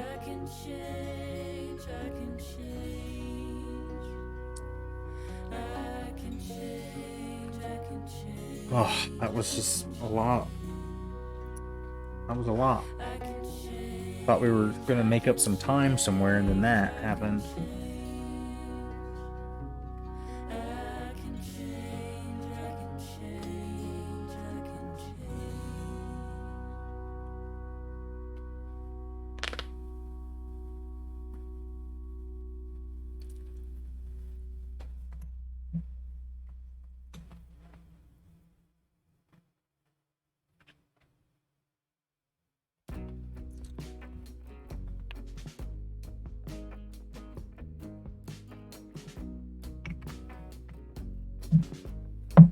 Alright, this is always exciting to see what the new team's going to look like.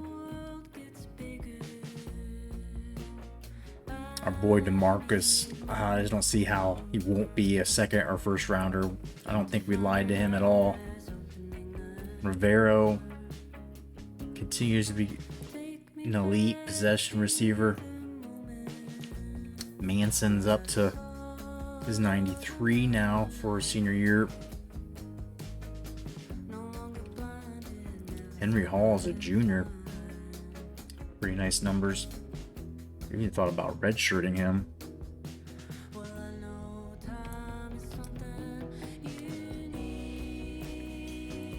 D. Reynolds is up to a 93. Kinley's an 80, 85 in speed. He's grouped up a little bit. T-Bone's a 91. Plus Daryl's awareness is a 99. Ready to have a big year. Speed's up to 95. Hell yeah. The junior tackle Richards is up to an 88. Q Vaughn, the junior redshirt, is up to an 88. LaShawn Nolan, ready to start this year, is at 88. Damian Baker, 96 in speed now. Wondering if I should redshirt him possibly. Look at Joe Cox, it goes up 5. Speed gets a little better. Lost a little bit of weight.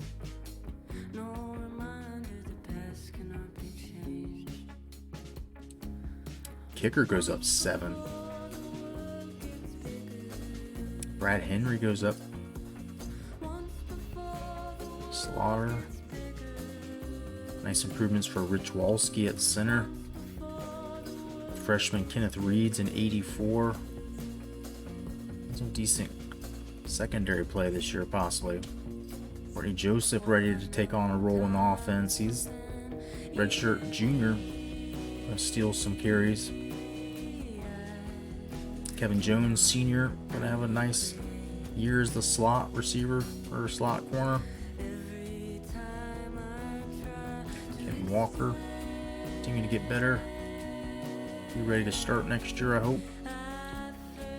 Brandon Bradford took big steps forward. Philip Walker, freshman, now sophomore, defensive end Matt Jones. His awareness needs to get much better still, but got a little better, a little stronger. His buddy there, Tyler Davis, got better. South Ferris goes up 4.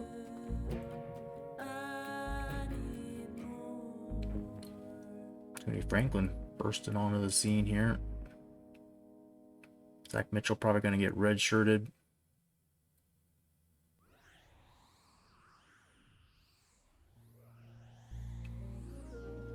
Anthony Stewart jumped up quite a bit.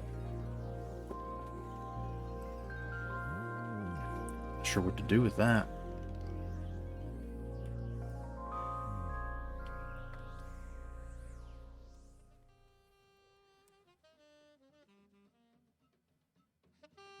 D tackle McConnell got good.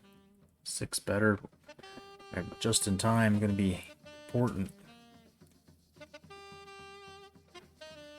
Yeah, Hines only went up 4, so it looks like Ace Stewart might move over to guard. No, his speed is shit. It'd probably be Rich Walski that moves over. Or shit, Joey Bass says, I'm ready to start, dude.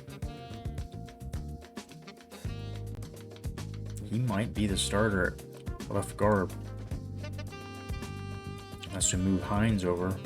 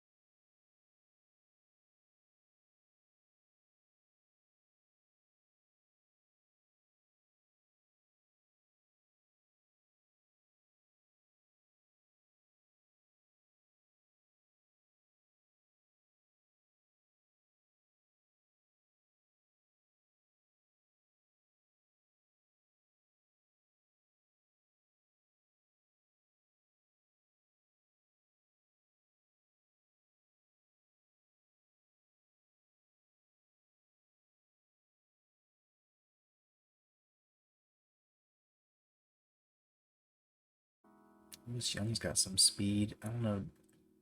Derek Ward.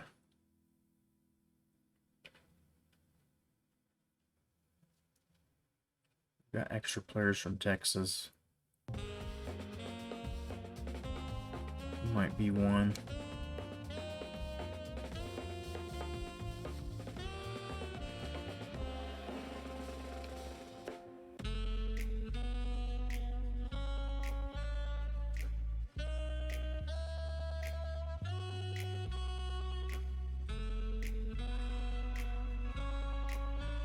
Thinking about redshirt and Terry Butler, but it'd be better to just cut him.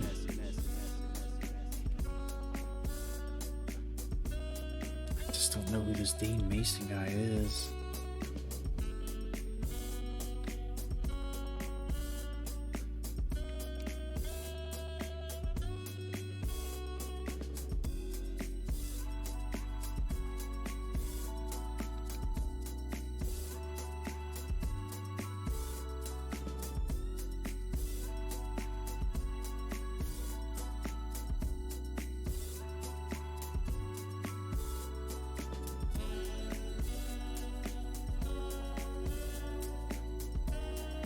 I have to cut him. I don't know. I didn't think I was gonna have to make any tough decisions here.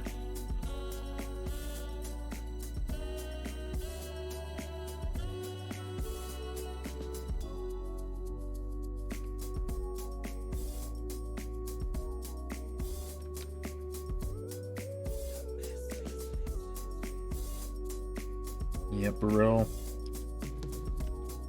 Can't cut this player, motherfucker. Is it too late to go over here and switch one of them? How many of them I have to have? I have to have 3? I have to keep 3? Extra kicker.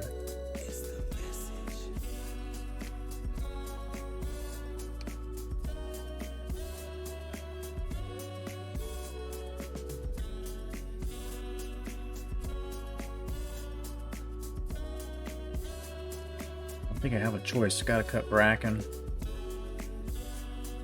Gotta cut Mason. Still got 4 more. Already cut 1 quarterback. Gotta be a wide receiver somewhere to cut here.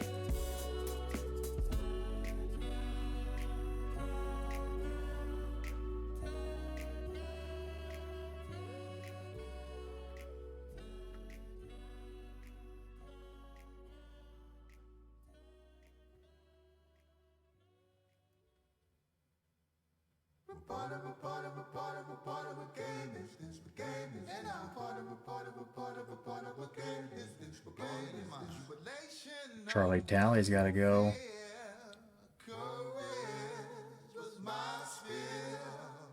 For the inner game that take place in your mind, with the strength from the most every time. How do one play in these intense obstacles? Self-doubt, front you out. Yeah. Maybe this guy too.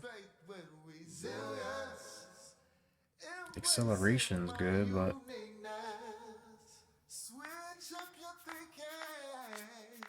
Rid your mind of negative things. maybe I need to cut Brown. His catching skills aren't great.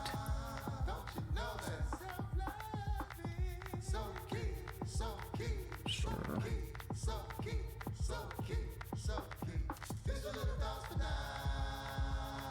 Got other guys who are fast.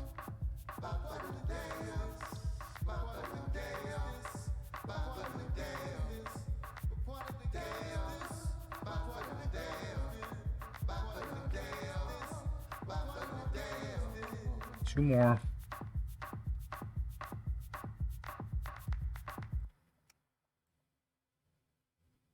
Sorry, Butler, you've been here this long, but I just don't have enough space for all of you. Don't have enough space for everybody.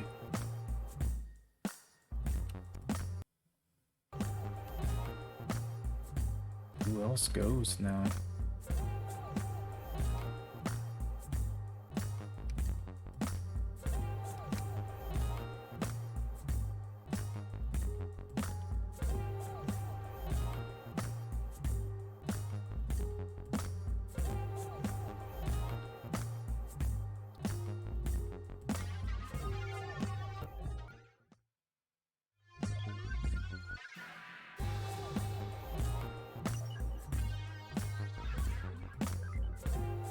Bell's got to go.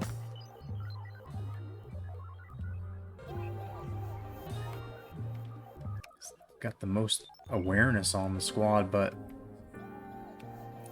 it's going to be a... We'll get rid of him.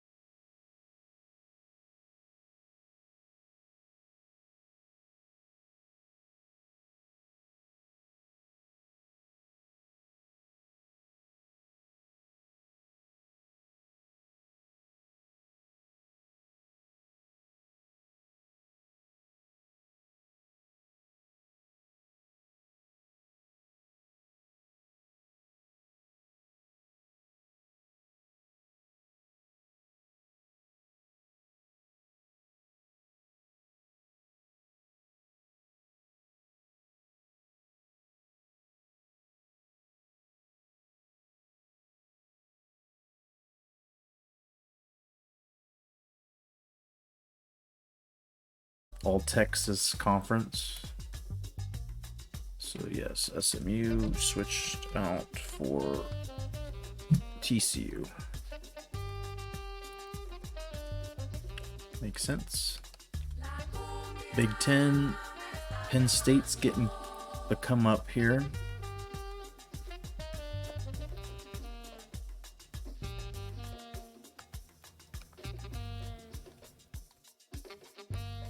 Taking their place is going to be, I don't know if this is how we want to do it. Tennessee? Doesn't make sense.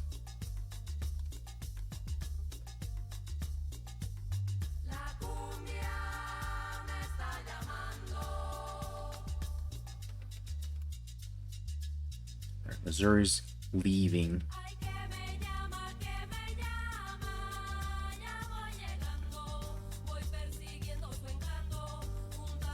For West Virginia.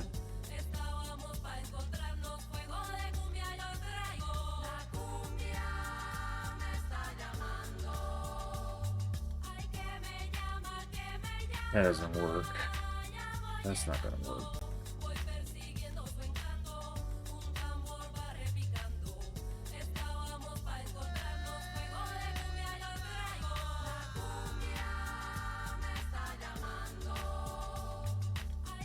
We're gonna have to move somebody. This shouldn't be that hard. Maryland can go back to the Big Ten. Buffalo.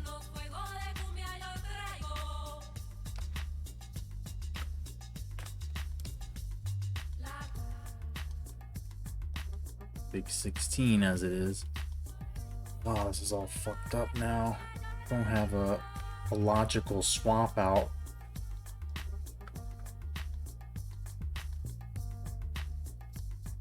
As we put Maryland back in, which is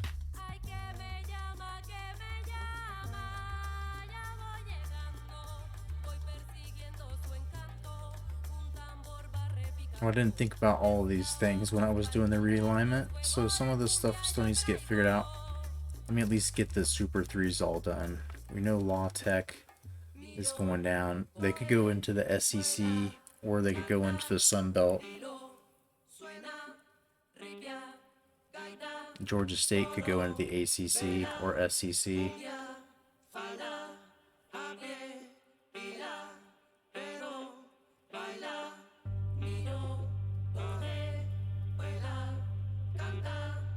I'm all confused now. So I know I gotta move some teams still from the, it'll work out. It'll work out. Let me get Georgia State and let's get Tulane in. Tulane is swapping out for Law Tech. Tulane is in the SEC.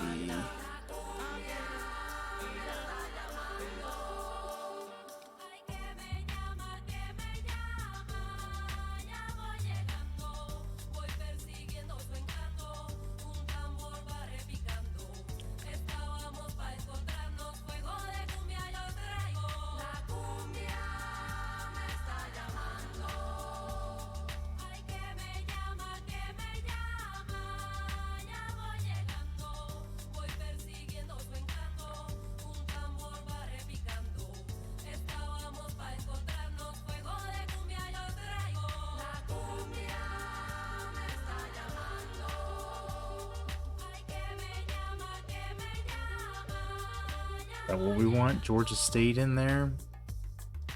There's already Georgia Tech, so let's finish. So Conference USA is set up. USF's come up.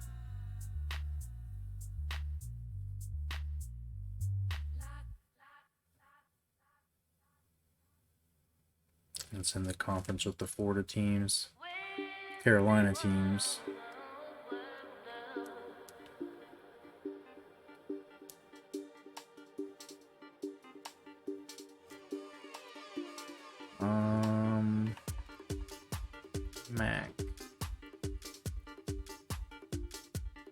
So West Virginia and Penn State are in the East. Ohio State swung over is in the West. That's all set up.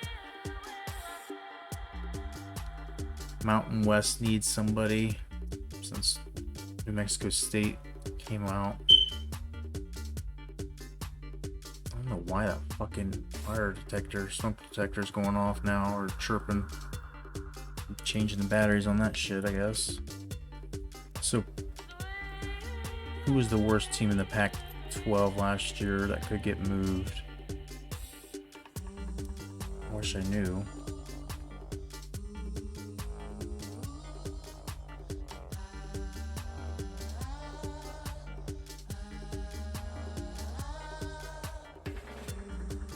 Well, it makes sense that it would be Boise or Fresno.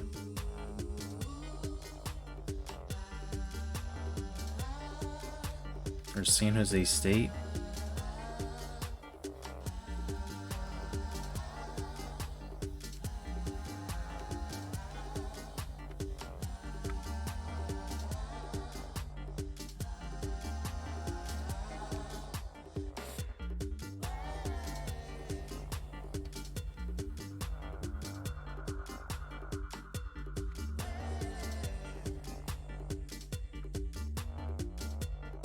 I'm gonna look and see which team was the worst in the Pac-12.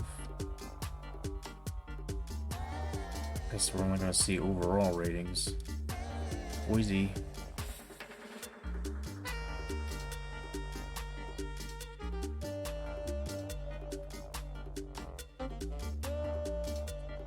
Boise.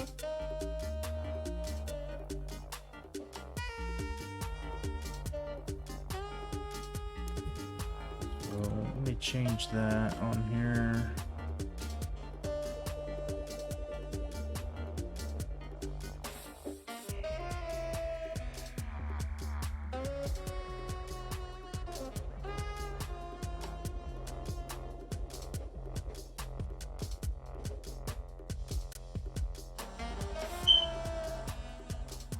Dude, it's gonna drive me nuts. I don't know why I started doing that.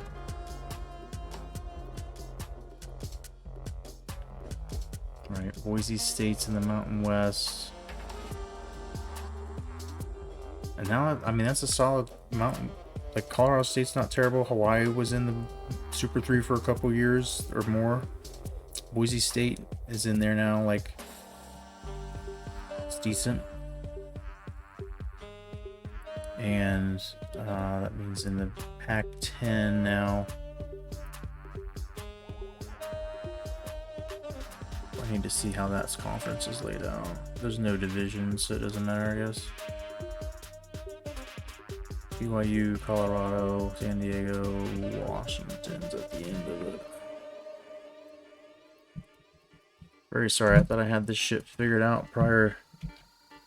We did at the beginning of the stream on who would come out of the Super 3s, but I didn't think about exactly what the relegation was going to do in terms of balancing and knocking shit around. So Washington's in there. Fresno, Nevada's not now.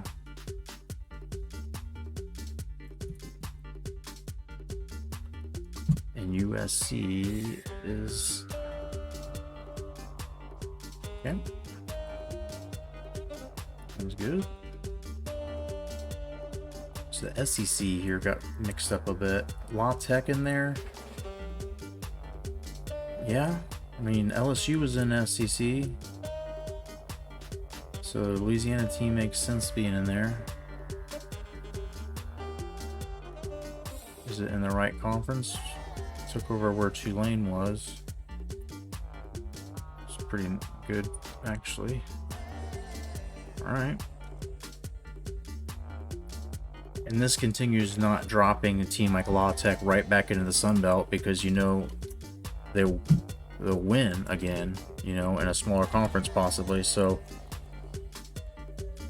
it's a little bit of logic here to put them in the SEC. Okay. Sun Belt, Arkansas State is always still in there. Is there anybody else that's supposed to jump in?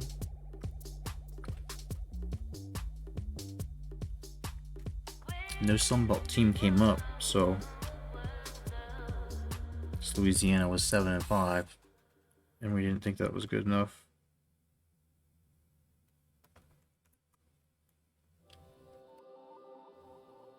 So the ACC got, what happened here? Missouri's in it, and that doesn't make sense.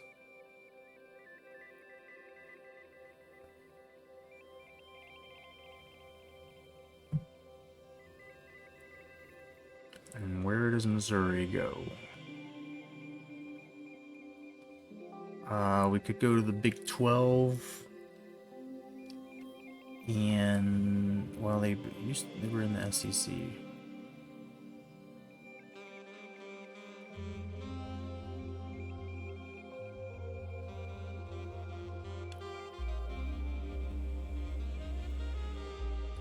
I think they belong more in the Big 12 because that's where Iowa, Kansas.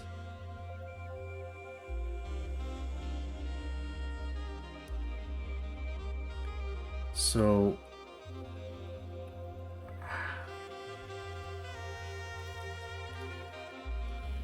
I don't know.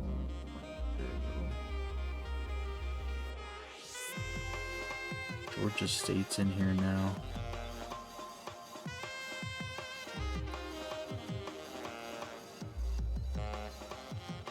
Tennessee's got to get in the SEC.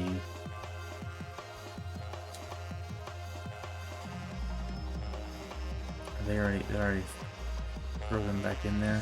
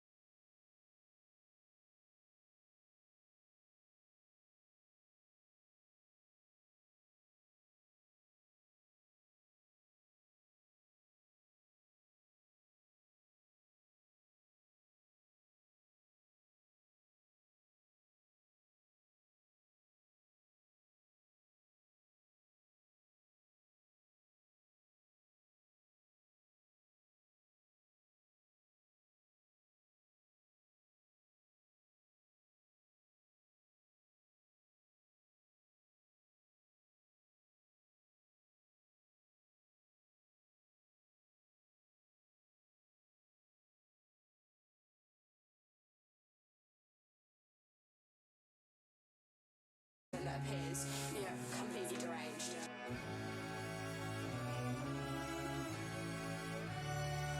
Fuck. Bring Maryland back in. Maryland actually kind of belongs in the ACC, I feel like. So, I mean, it's like, I don't know who the right person to pull in. We're still texting then, but I'm certainly not your friend. I don't know where this began, but I know where it ends. What could you possibly be getting in by asking how it is, been forward in things that you've seen? I know you want me back. I know. I think it makes sense to bring Maryland back. 'Cause you yellow my hunger. Times my impatience makes me feel reckless. So I let you be selfish and careless with my head. No one believed in you, can't be sure I did. Do the ex got back in touch to be sure you couldn't see this through. So she's jealous of me. You should've wrote better songs, honey. Make yourself the sun and not just be a waiting daisy. And I can see it now.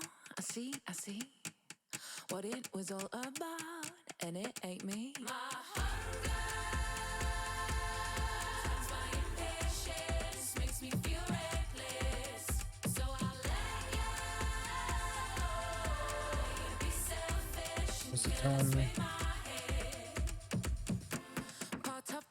So if I take Maryland out, who the fuck am I gonna put in there? I am so lost right now.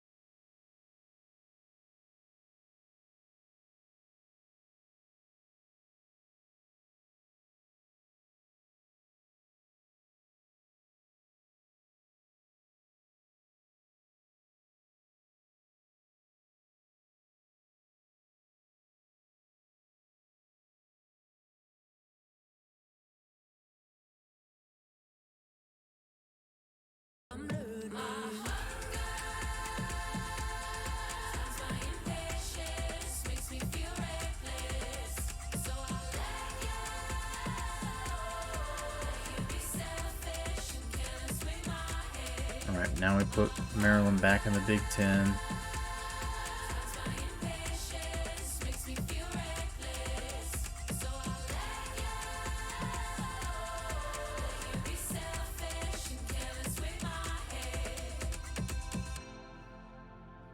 I cannot stress this enough. You'll never know how to love. To learn it like this was rough.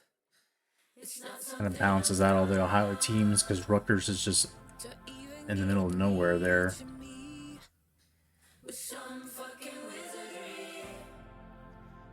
And so I'm not sure really how Buffalo got into the ACC anyway, but From that I'm learning.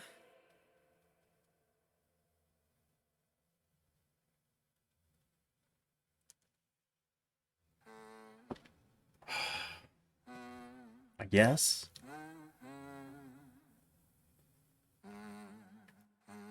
With my ankles raised up, Old Dominion's so bad, we did want to swap them. Let UMass have a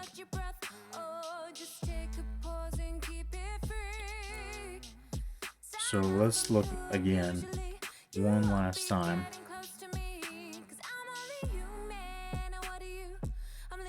Oh my lord. We got App State, Army, Boston College, Navy, Penn State, Pitt, Vatech, West Virginia. Pretty solid. That East is always brutal, but somehow App State and Navy have come out of it and have been the champs last 5 years. And then Illinois has come out of the MAC as well and won it last year. Illinois, Indiana, Michigan, Michigan State, Minnesota, Northern Illinois, Notre Dame, Ohio State. Mountain West is Boise, Colorado, Hawaii, UNLV, Wyoming. Okay. Pac-12 / Pac-10 now. BYU, Colorado, Oregon State, Utah, Washington, Fresno, San Diego, San Jose, UCLA, USC.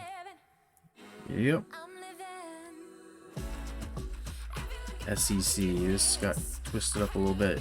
Georgia, Tucky, Louisville, Marshall, Vandy, West Kentucky. That's 7 teams. There's Tennessee is in there.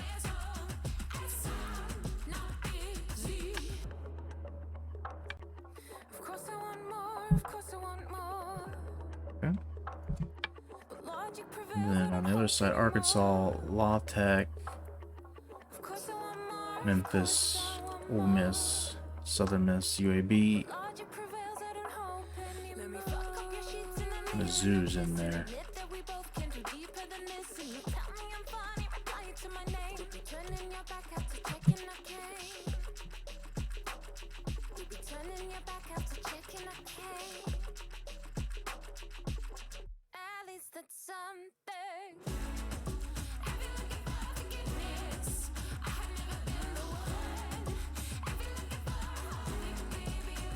Alright, so I see where the big changes happen now. I figured out where those extra teams came from. My brain has maybe sorted it out. Sunbelt, Arkansas State, Liberty, this did not change. Louisiana did not get promoted because they were 7-5. ACC, this one changed a bit.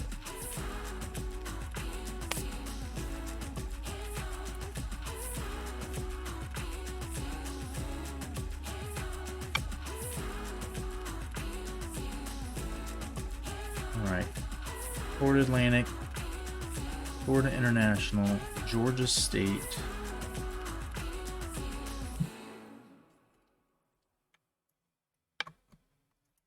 Georgia Tech,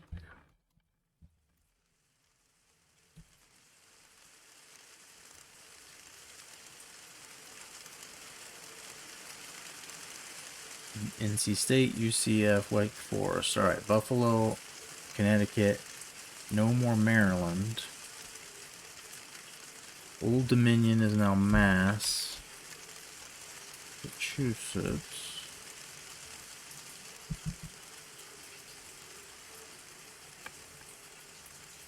Oh my god. Trying to type on this PowerPoint on the other screen. And so Syracuse, Temple, Virginia, more West Virginia. Buffalo, Yukon, East Carolina is the one that's missing.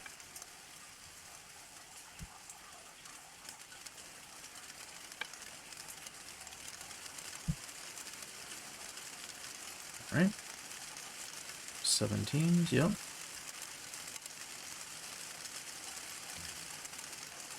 The American. We have Nevada in now. USC and Washington gone. Utah State flipped over from the out there conference to the somewhere conference. Air Force remains. Kansas remains. Nebraska, New Mexico State debuts. Oklahoma, TCU debuts. Texas remains.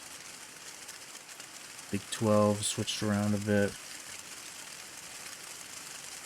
Iowa State, that's all the same though. SMU's in there now instead of Texas Christian. TCU promoted. Big 10, Maryland is back instead of Penn State. Change that on my list.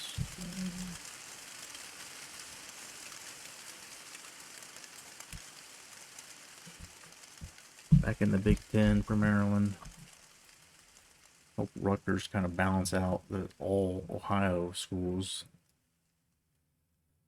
In the West, the difference is none. They're also the same. It's definitely the tougher side of it.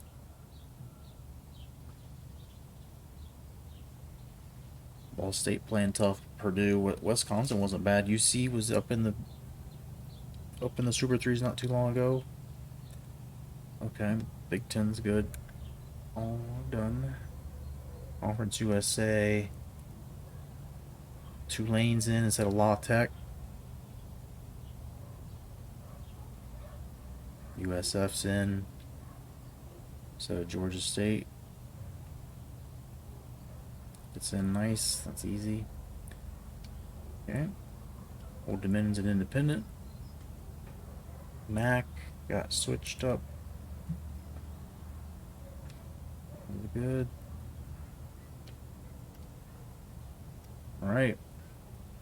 There you have it. Hey yo, Jerron, what's up? We landed our big boy tackle. Yeah, we got we had a lot of questions about trying to possibly move players and change positions this off season. And now we just finished our conference realignments. Those are all set for this year. I think I've got the thing updated so I can post it on Twitter tomorrow. With the graphic, I'm going to see it now. We have updated it for this year. Noticeable differences: Washington, USC gone, Nevada's in, Utah State's now in this division. New Mexico State came up from the Mountain West. TCU knocked SMU out, or replaced them. Tulane replaced La Tech. USF down there in Florida replaced Georgia State. Still on here. I think I need to take that one off. Okay.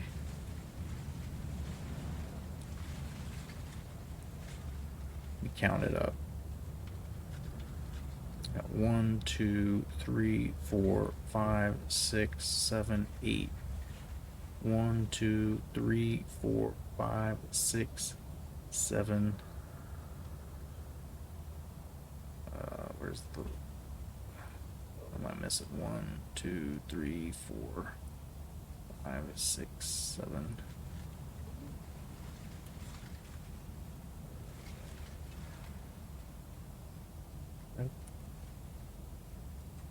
Deleted South Alabama when I didn't mean to.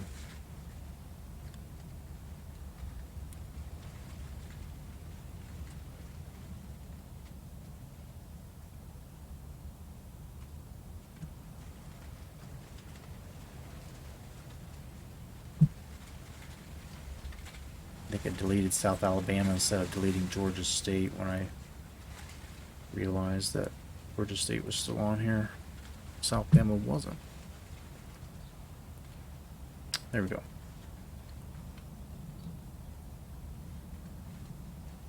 So there it is, in all its glory. Red shirt, any halfbacks?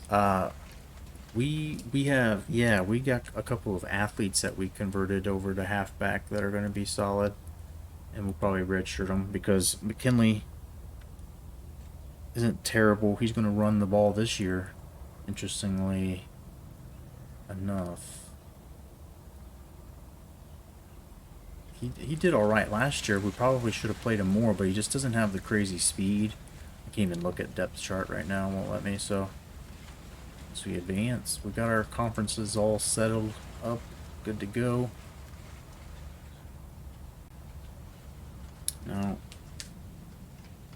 was hoping to play a game tonight, but it's fucking so late. There's no chance. I still have to do all this shit with the depth charts and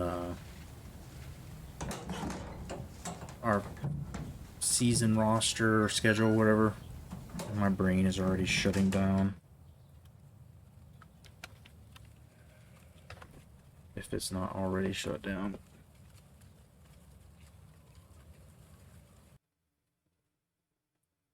Set up the goddamn recruiting board. Thing that takes the longest.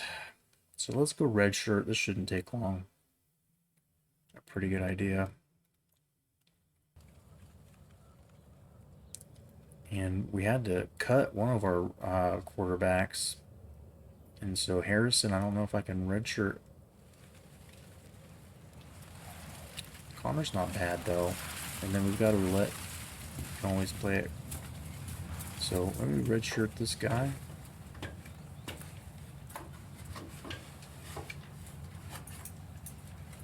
Mitchell probably redshirt.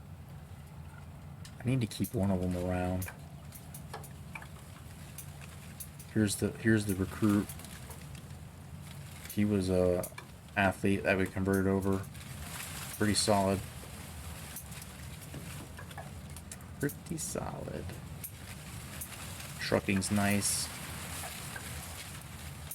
See, McKinley's break tackle's a 99, but his trucking's not that high, so I don't know at the end of the day what it means, but like the elusiveness, ball carrier vision, McKinley's going to be alright for the next year or two. Having Joseph help out. Joseph is pretty solid. If we redshirt Mitchell, maybe redshirt both of them, but I would maybe redshirt Abrams and let Mitchell redshirt them both, maybe? Redshirt them both, maybe? See this fullback that's already... Yeah, he could be a backup, so we could probably redshirt them both.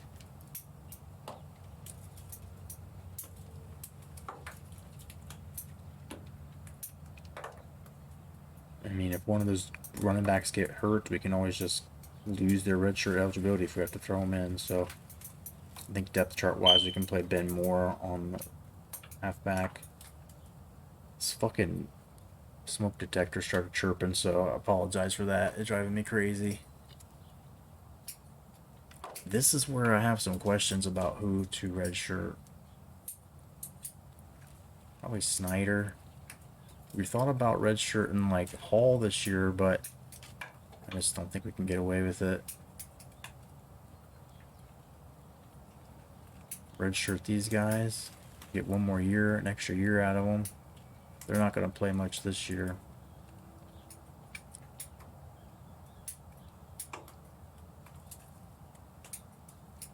This dude's the real deal. We got to get him on the field. So redshirt both these guys. I feel like redshirting Baker. Try to squeeze an extra year out of him. Him and Bradford could be a nice combination for a while, but we got McMahon here, so it's like, well, got a little bit of a log jam trying to get them all out there.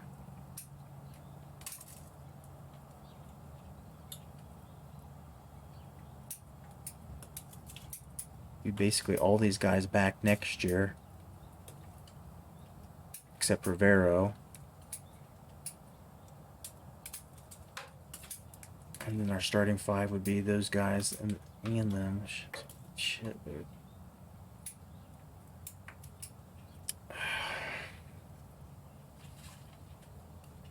Tempted to leave McMahon. This guy's not bad as a fifth receiver. Let's see what their catching ratings are.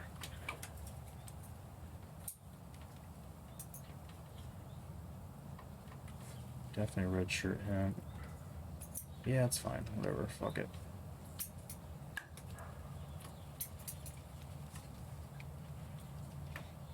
Redshirt Morris Phillips.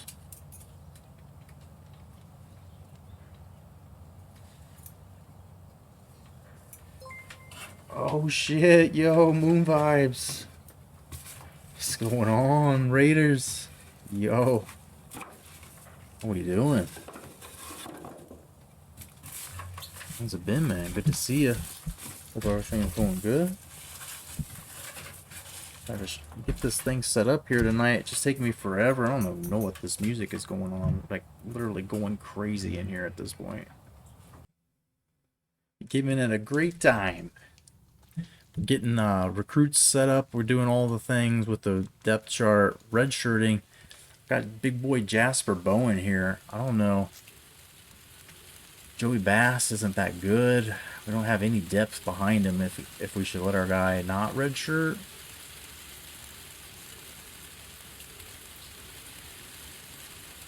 Just because he might need to go in, but this dude could play some guard probably.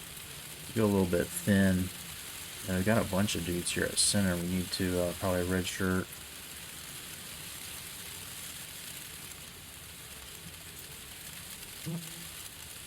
Redshirt him. Go lean at tackle, but like I said, this guy can play. So I feel like that's alright. Alright, maybe Bowen does get red shirt. Just not sure if I need to throw him in right away and start letting him play. This dude's a 77 tackle. I wonder if I should have looked at him. Switch positions to D tackle. He's the run blocker. Bowen's more balanced. What's going on, man? Well, we are almost ready to start a new season. I've been doing the conference realignments and everything. I don't know if you caught that before you rated in, but we finished promotion and relegation, getting our stuff going here with, I had to spend all sorts of time trying to figure out what to do with the relegated teams and how they would fit in here. And so it's a bit of a PowerPoint presentation at this point. We figured it out. We got it. And here's how my face is in the way there. The standard 7 ended up breaking down. Not that exciting, really. I'm gonna go backwards. That's all the pictures of the things.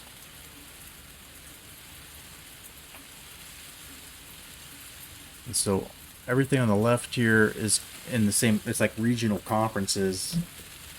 All of the Super 3s, as we call them, have 16 teams in them.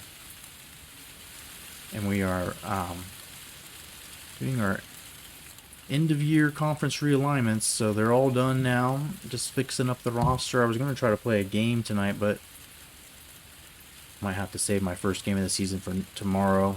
Got to get up for work in about 5 hours. But all the conferences have been realigned. New Mexico State's the new one here. Nevada rejoins a Super 3. TCU jumped back up. I think they were previously, but they're back into a Super 3. And so we basically just have like Premier Leagues. Every conference champion that wins replaces the bottom team from each division. And then there's one at-large team. This year, because Sunbelt Conference wasn't real great, the conference champion was only 7-5, and USF had gone 13-1, finished number 3. So more realignment madness, probably the worst one of them all. This, I feel like, is been a little bit wild this year, trying to figure out where all the teams fit into the standard 7s, but I feel like the regional, the super conferences all made good sense. It was trying to figure out the fucking standard 7 here, trying to get like, where did Missouri go? Where did you want to put Georgia State? And then I had to switch Maryland back into the Big Ten, even though geographically it doesn't make a lot of sense to. You like our IRL conferences? Well, that's fine. I'm not going to make fun of you for it. The thing about IRL conferences, though, and I hope you agree with me on this, is that teams like Cincinnati, teams like UCF a couple years ago, teams like Boise State 15 years ago, TCU before they were Big 12, those schools get fucked. Like, they get screwed from a recruiting standpoint a lot of times, especially on this game with the conference prestige recruiting bonus. But then, like, in real life, I'm tired of watching Ohio State destroy Indiana, destroy Illinois, Purdue. Like, I would like for them to be in some kind of promoted, relegated league to be playing Cincinnati, right? Or playing against the best MAC school, or that might be this year. I don't know. Toledo or something when they're good. But you know what I'm saying? Like, I don't like SEC always saying, well, we're the toughest conference and this and that. It's like, well, there should be a super conference or some kind of premier promotee league where teams like Cincinnati or UCF, one year they might get screwed out of it, but then the next year it's like, well, now you have been promoted and no one's ever going to get you for strength of conference again, right? It just seems like it levels the playing field. And so after playing enough seasons on here in Dynasties, it's a nice little twist, I feel like, because it breaks the game in a lot of regards. A lot of like the things with conference prestige start to change, and so now like the coaching carousel moving up to teams like better teams. Somebody left Auburn, I think it was. Was it Auburn? No. Washington. They left Washington to go to like Ball State or somewhere, and it said to go to a better program. And the recruiting prestige just kind of leveled out. So a lot of teams are all just kind of like about the same. It just really kind of, I guess, takes the teams and brings their median a little closer. But yeah, we did all that. We did it. I usually don't do all of it on stream, but I kind of didn't think through all of it and got myself kind of fucked.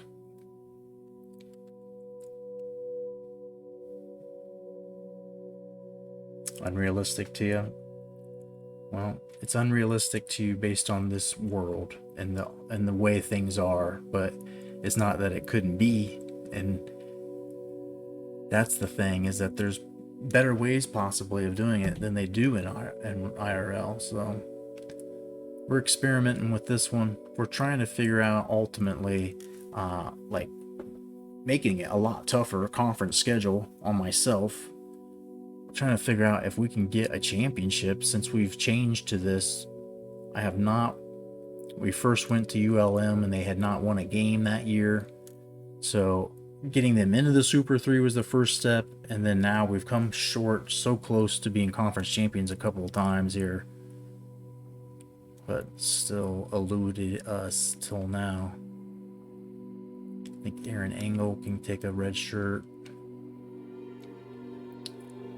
I'm gonna let Russell play because, especially when we get fucking no huddled, the backup defensive end definitely gets time. And he might be able to find himself in some packages for defensive tackle. No. Maybe not. Brent McKnight might have to be on there. I don't think we can afford to redshirt him. This was a question, was whether Robbie Jackson could be redshirted and then Miller can start. But Miller's pretty slow.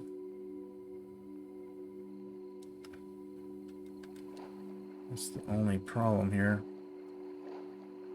Henry's going to get redshirted. This dude was a converted safety. I need him to bulk up, so maybe doing the position change now and then letting him do it instead of redshirting him while his previous position, which was safety.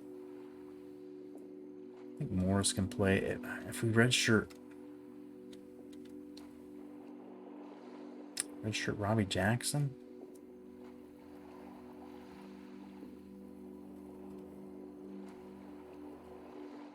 Can't switch schools too much, it breaks my schedules.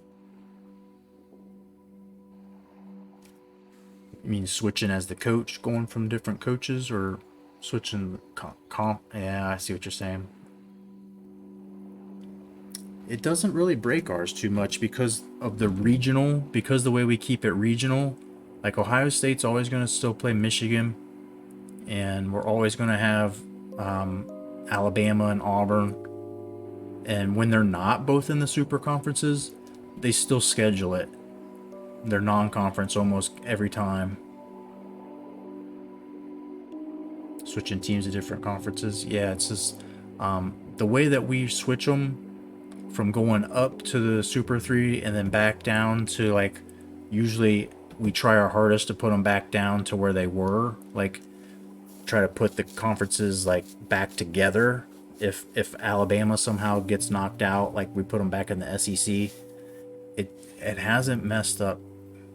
Most of the rivalries still get played out every year. Sometimes they have to go into, like, the week 15 to play some of them. Gotten a little weird, but that's the only thing I've noticed, really. So I'm really torn about possibly redshirting Robbie Jackson. His awareness just ain't that good. This dude's a senior. He's been here all this time. Morton's not terrible if we need a backup. And so he might transfer on us next year, who knows, but maybe not. I think we figured out that little hack where at the end of the season you just take the seniors off the depth chart. Seems to make some of those transfer problems not really an issue. Washington probably needs redshirted as well. And red shirts for everybody here on the bottom. This will be our 5 next year. Reed could be redshirted, but he's too good. I mean, he's our 3rd best. Same with Questero. It's like he never got redshirted because he was always needed to play right away. These guys can't be redshirted, so maybe it makes sense to redshirt him.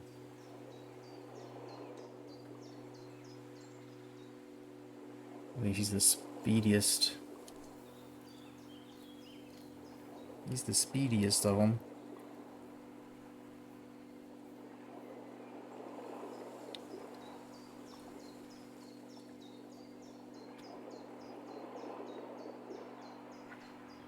Tough decision here about Suarez. I think could be a return guy too.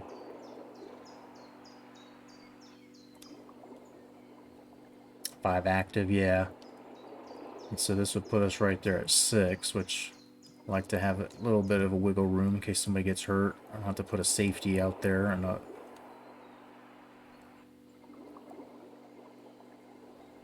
Terrell's the guy that if I redshirt him so that he can actually have 4 years of starting, but he's more ready to play.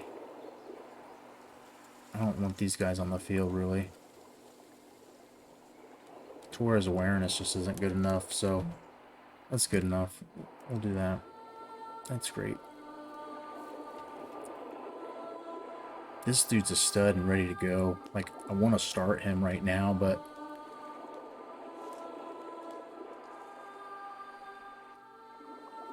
we might redshirt Roulette. I don't know if that makes sense. The way we use him differently than other players. And he's also a quarterback.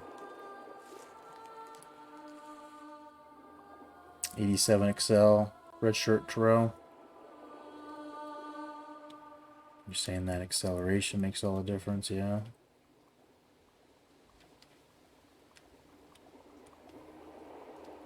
Do need this dude's speed. These guys here, they I mean, not bad. This guy's got the 90 agility. Good enough, right? Awareness will improve over games, yeah. So I like having the speed dude out there. We can switch up the coverages and stuff if we need to. Somebody's burning us real bad. I'm kind of tempted to redshirt our boy here to get him more playing time. This guy is so good. He's like ready to get on the field now, but I'm going to redshirt him just to get more years. some more action out of them. They forced me to keep Burrell on the fucking roster because of the numbers. I wanted to cut him. Ended up having to cut a pretty decent linebacker.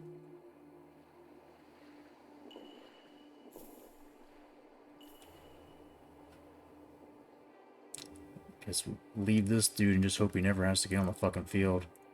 I'll do something with a depth chart to get some of these guys. Maybe Edwards. So we hopefully never see that dude on the field.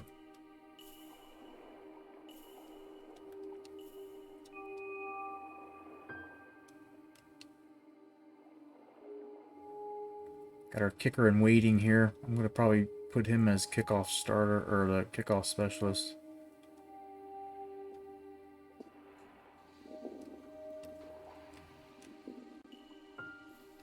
A lot of improvement to go, but kickoff specialist will let him get that kick power up hopefully for next year. And we use our kicker as our punter.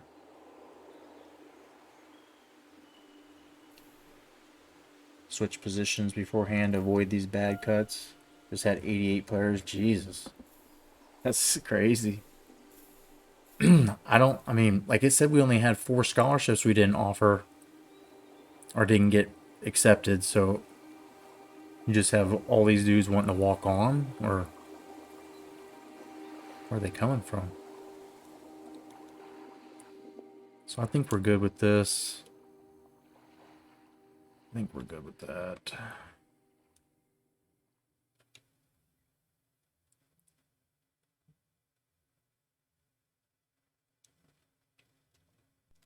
Wait. Okay. Kinley's going to be the starter. I mean, he breaks tackles. He's got acceleration. Dude's pretty solid. Slaughter listed here as 3rd string. We redshirt, so lean. Got this thing down. Bradford ain't bad, isn't 94. Brandon Bradford's a heck of a running back and a wide receiver, evidently.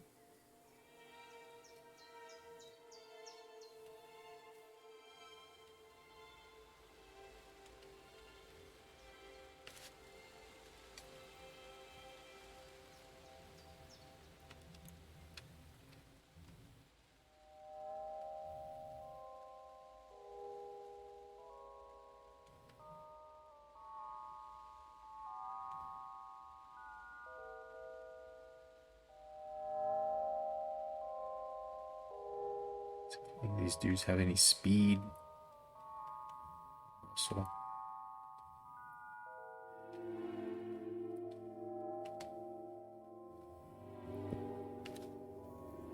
Joe Cox still around? Oh yes. Yes indeed. Did you miss that? He had a pretty good year. Finished up strong. He slimmed down a bit. I think he dropped 8 pounds.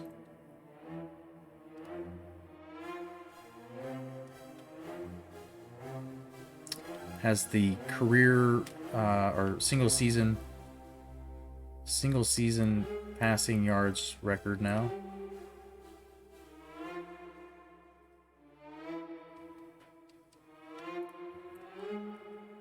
My girlfriend just made me feel old. How's that? Don't let them do that. How's it going, crazy syrup guy? What's that woman doing to you? What is this music? I gotta fucking fix this. Damn. Alright, depth chart. I don't know if there's really too much to change here.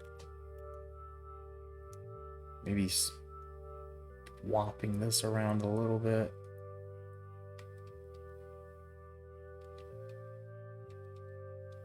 How can it be so hard to see? Turning away. I'm even tempted to fucking redshirt Hall so we can get more of these dudes on here, but Wouldn't think so. Maybe one day, that day is today. Doing all we can.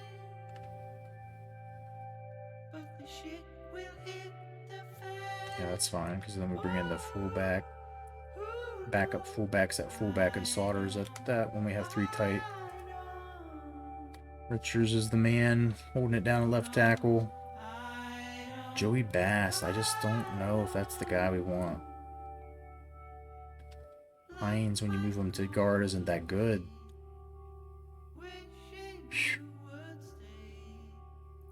It's Joey Bass or Derek Johnson.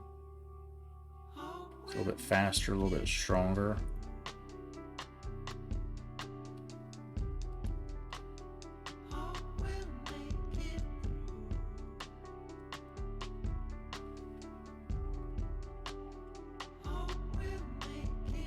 Joey Bass is pretty solid run blocker though. So I guess that's Jesus, dude.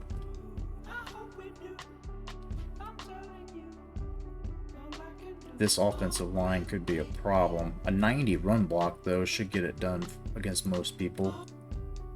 And then we'll just run to the right side. Could Stewart move to guard? Look at that. He's a 78. His awareness is shit.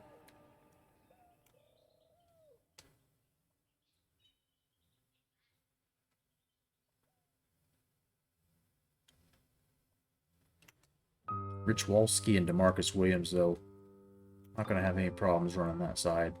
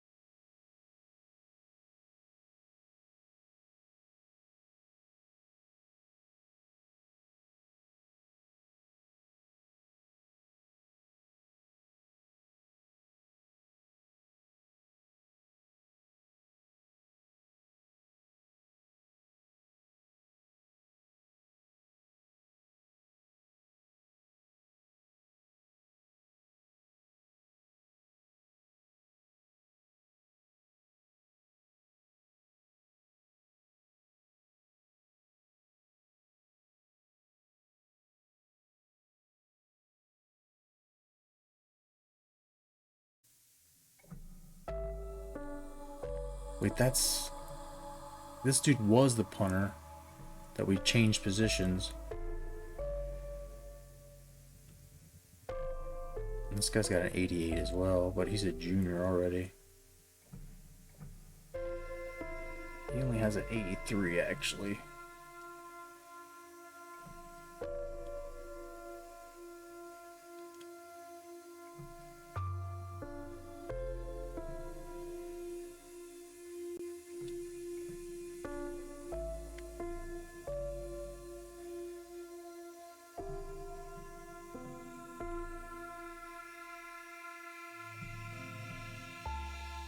I don't know what I'm doing. And then is the punter. And the kicker. Bradford, kick returner, okay. Rivero, not so much. The Questero or Baker. Baker had a couple of... I think he was returner of the year last year, so...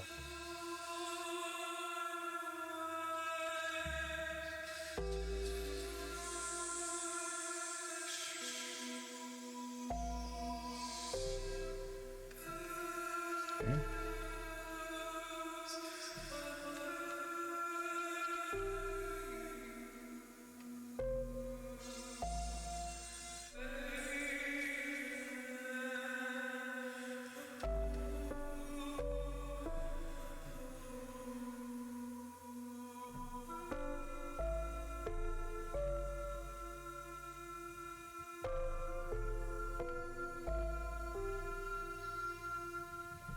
Alright, I think we're ready to roll. Long snapper. I don't know if it makes a lot of difference. We'll let him stay in there. Alright, the part I hate doing, fucking setting up the recruiting board. Or should we do custom schedules first?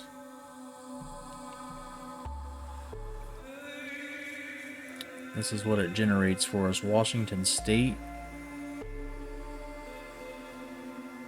North Carolina. That's a conference game. I guess I can't change. Ohio. Arkansas State, our rival that we always keep on here.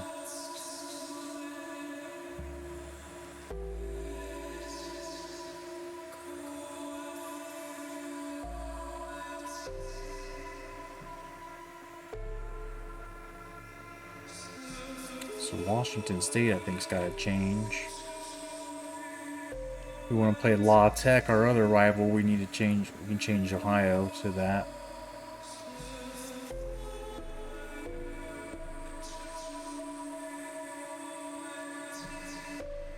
And that means Washington State, whatever this game is, should be like the toughest opponent we can find. We stick to previous years of scheduling our rivals. La Tech's not available on this one. There's TCU, who we played last year and beat us in the first game.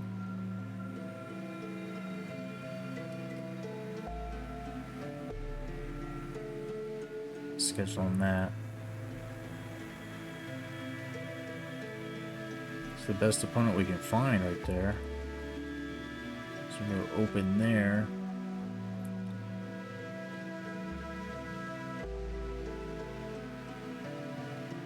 App State, number 1. They're a conference opponent, though. No, they're not. They're out of our conference. You want to go after App State? I don't usually like to mess with our boys.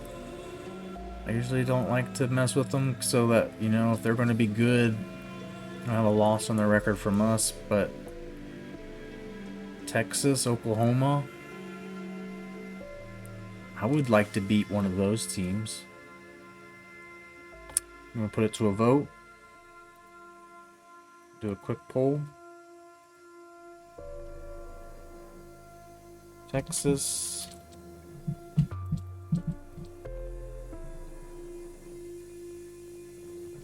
Top non-conference game.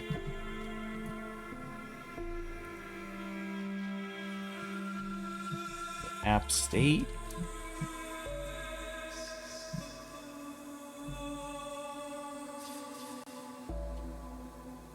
Texas, Oklahoma. Give you all 2 minutes for that. Let me know. Another top 10 team. All three of these are top 10 teams.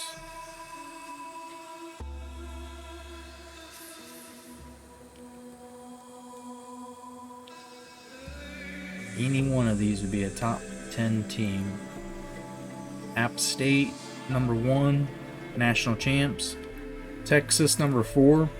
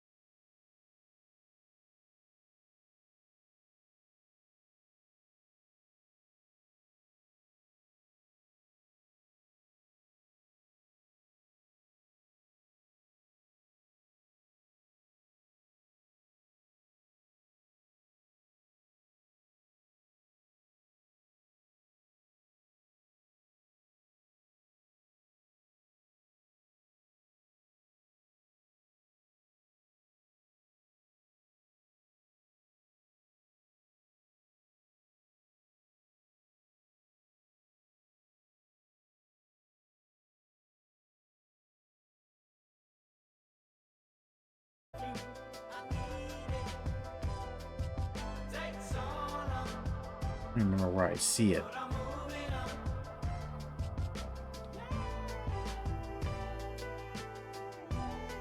I just need somewhere where I can click on my team.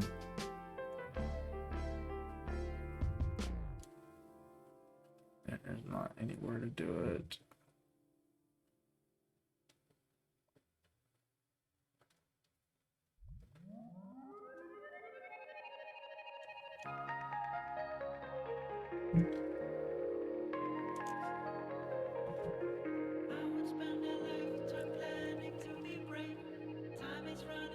All right, we'll put another poll up where you can decide. Help me decide.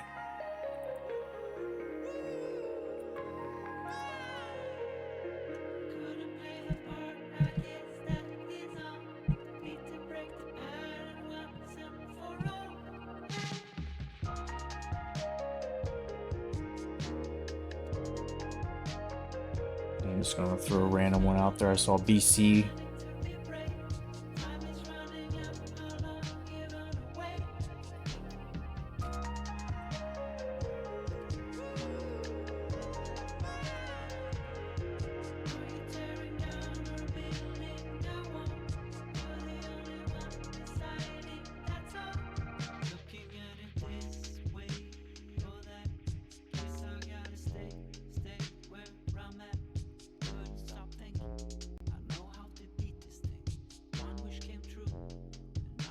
Alright, let me know what you think about this one.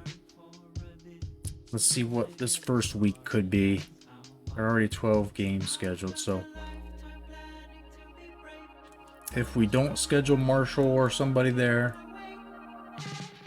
this week, option of whoever we can week 1 would be possibly Colorado. Oh shit, we can play Marshall week 1.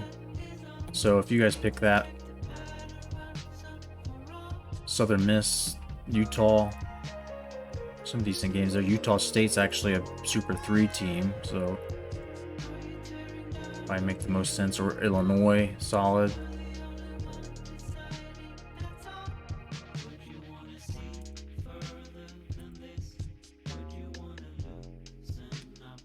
So as of now, the way the voting is, we'll go whoever I can week 1, and I guess that would go Marshall.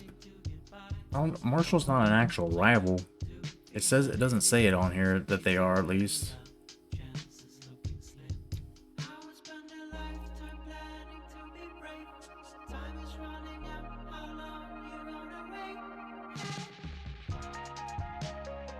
The other Louisiana school might be a rivalry.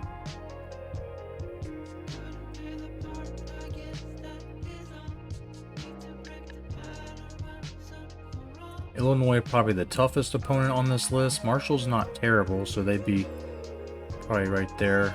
Utah State then, maybe.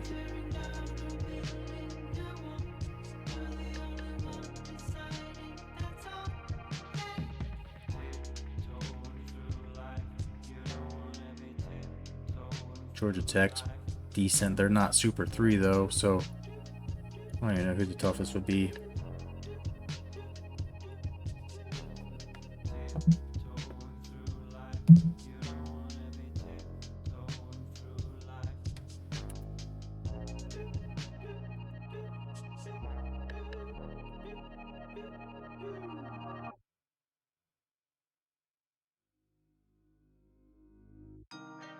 I can't see who the best team is. It won't. There's no way I can see any team rankings right now.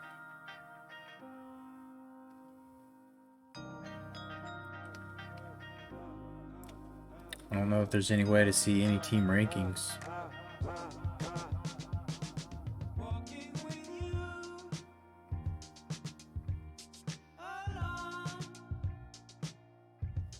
There's no recruiting tab.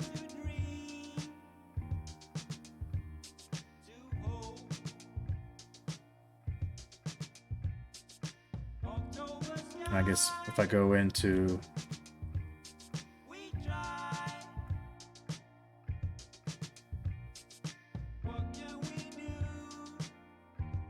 anybody trying to cash in points for a prospect, this is the time. You got like a minute, really.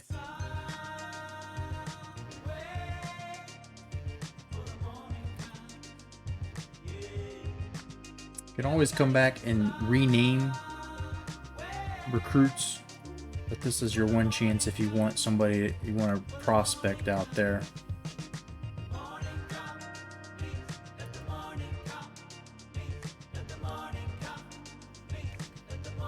Creating prospects is like one of those things. Every time I've done it, I've never been able to sign the people usually. I don't think I've ever single time been able to sign them.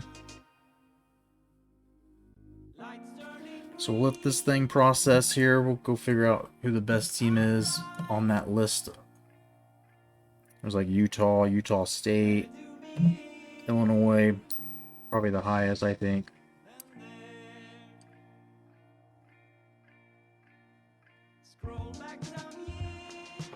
Considering Illinois just won a national championship 1 year ago.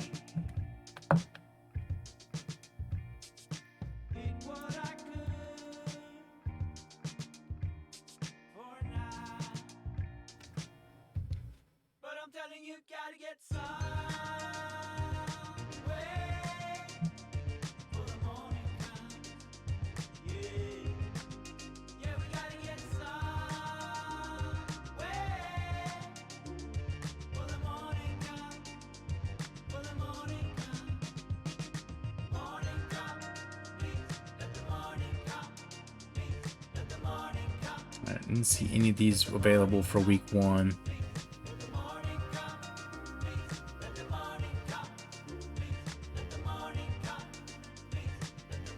Miami, Ohio might have been on there.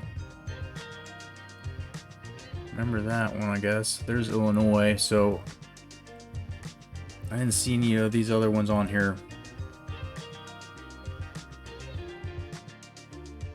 There's Georgia Tech. Illinois, I think it was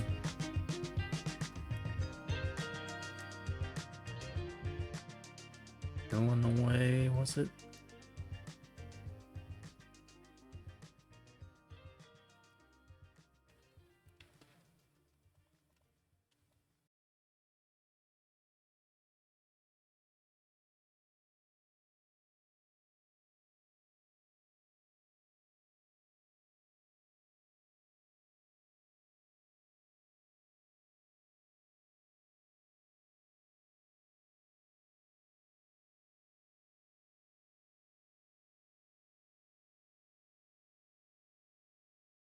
Somebody who's top 25.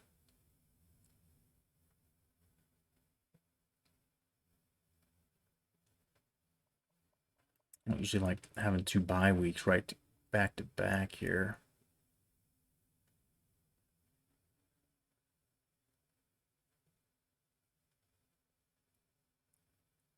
Is that something we want to change? Let me see if I can get Oklahoma on one of those different dates.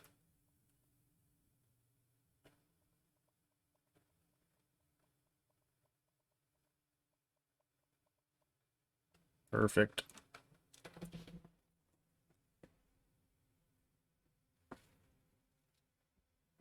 Perfect. All right. Well, if you think that seems like a good deal here, Illinois, we should do this at a neutral site though. On an shit. Go. Change location. Cowboy kickoff. I'll go up and play them in their own fucking backyard. We'll play them in Soldier Field.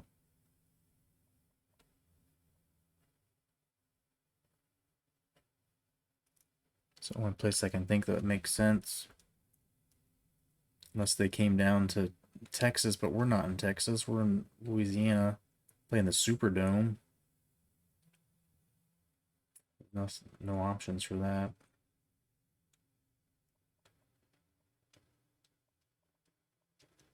So Soldier Field sounds good.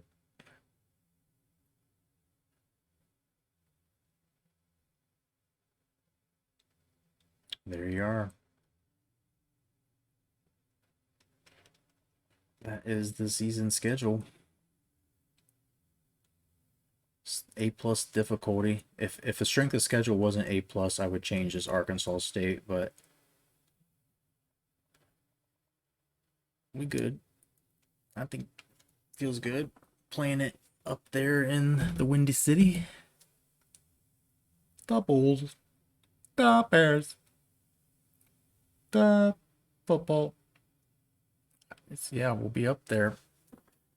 We'll be up there soon enough. First game of the year. I might play it. I feel it. Maybe, I don't know. Do I have the energy to do it? Let's see how fast we can get through this. Tight ends, outside backers, running backs. We need a guard.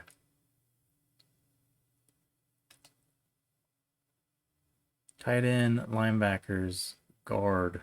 We always look for guards anyway.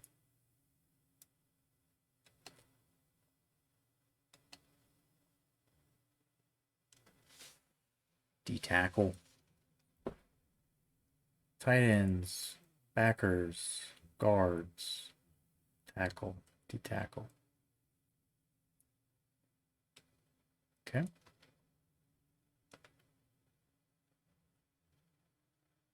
Alignment madness, yeah, dude, fucking out of control. I had it all figured out, and then I spent like the first 20 minutes or 30 minutes like talking through a decision like to have an at-large team taken out, and the vote was take out USC and Washington, so New Mexico State got in.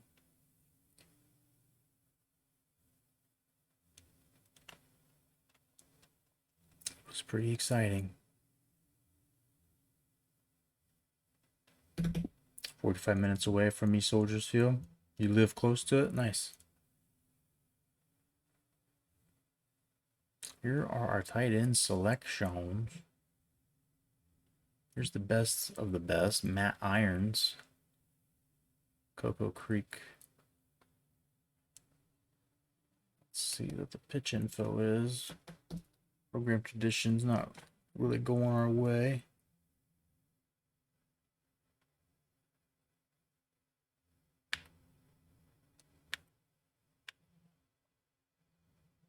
I'm definitely not going our way. So we'll at least see. Gotta see. Proximity to home's not real good on that. 6'8".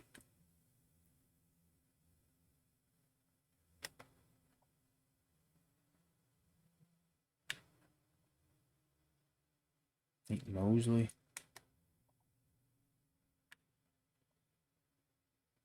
Thomas Church. Some of these options don't look good. This guy's interested. He's all horned up to come.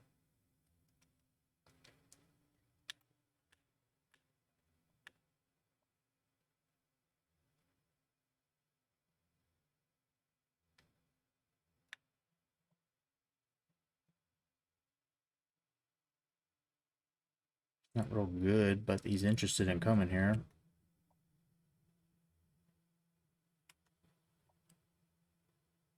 May not be the guy we look at this first week, though. Cal Burns. Really got much to offer him. Scott Fuller. This guy we can take a look at later. Look at him. He's real interested in coming here.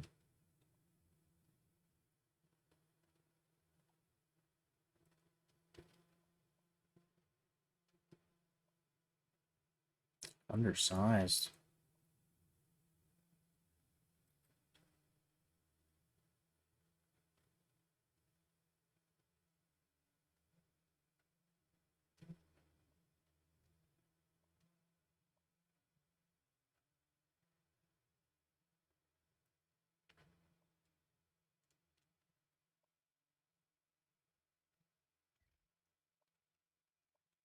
Just check them. Gotta check them, right?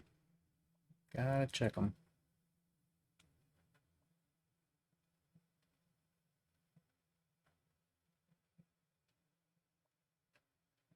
And then the best of the best will keep. The rest of the rest will heap. Let's go garden here. Boy from Wapak, home of Neil Armstrong, not far from where I grew up. We'll take a look at you.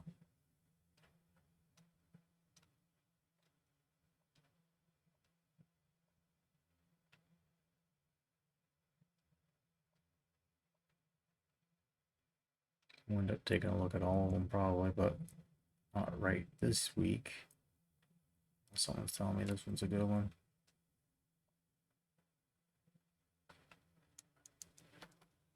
Program Prestige holding us back with this guy.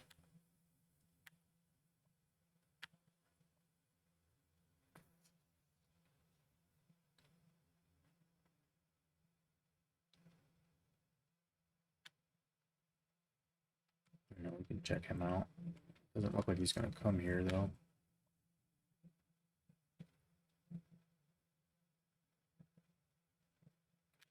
Gotta get him.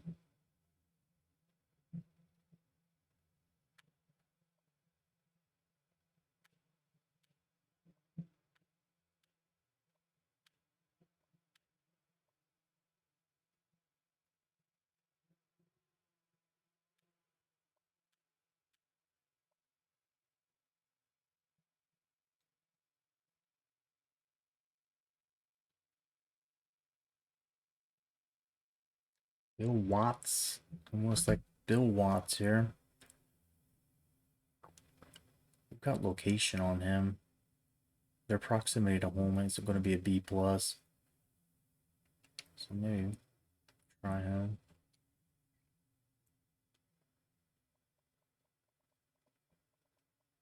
Hey, we just pick up 4.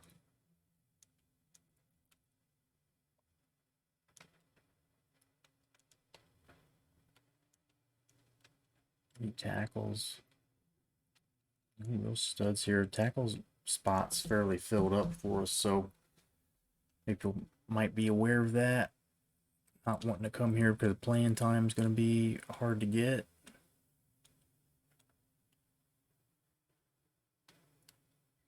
We got us number 1, so we got to look at him.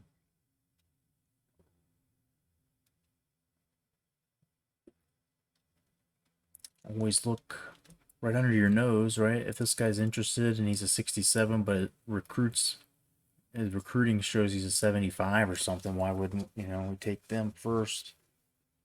Save the points that we can spend on someone else. We'll find, see if there's any. This isn't too bad. It's not too bad.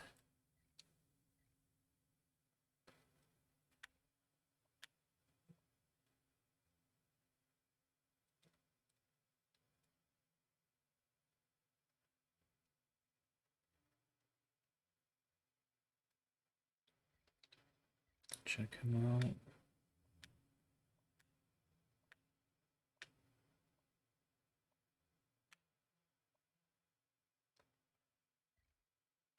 Red Birch might be interested.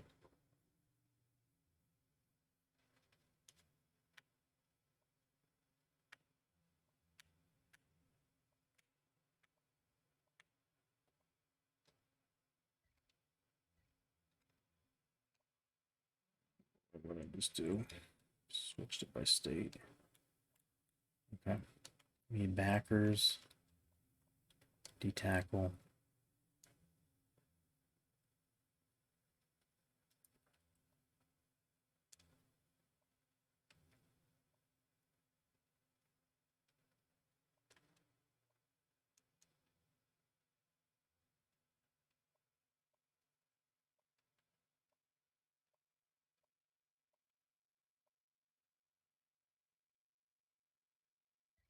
Squat number for him is good. Like that.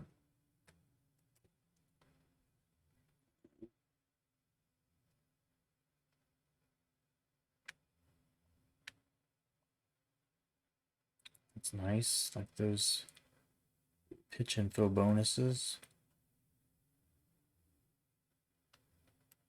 Check him out. Might be a Florida boy though.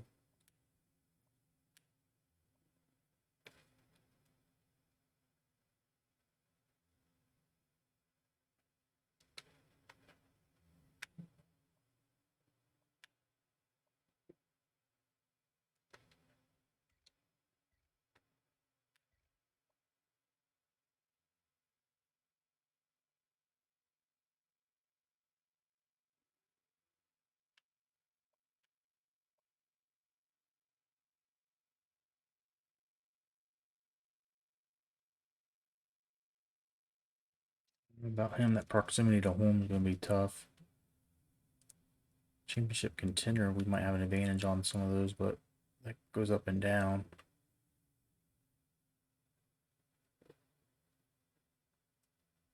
Martin Stewart. Not the actor. I think there's an actor named that, isn't it?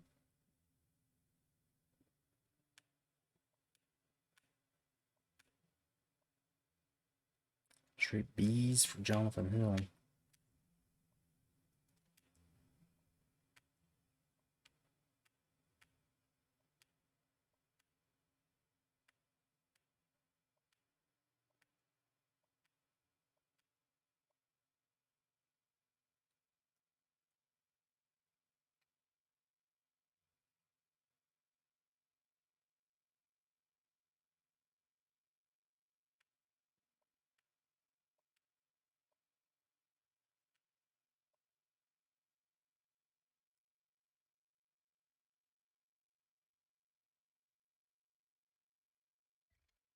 And last one. So some Packers here. Danny Tremblay might not be bad. That's number 1, so we might as well check in. SWAT numbers look good. Be something hiding under there.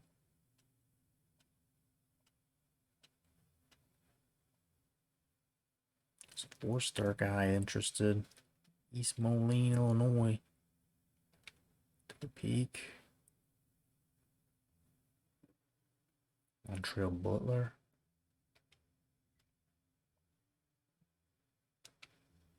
Some nice ones there.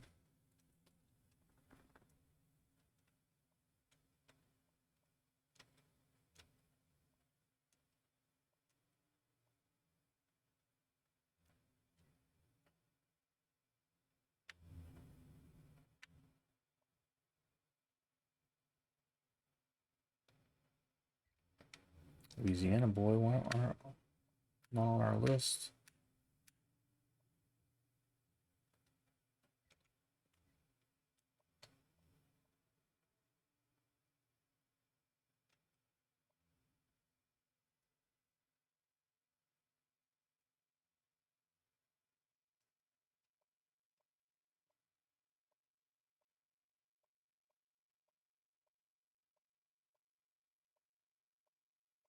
And there's some dogs in this list.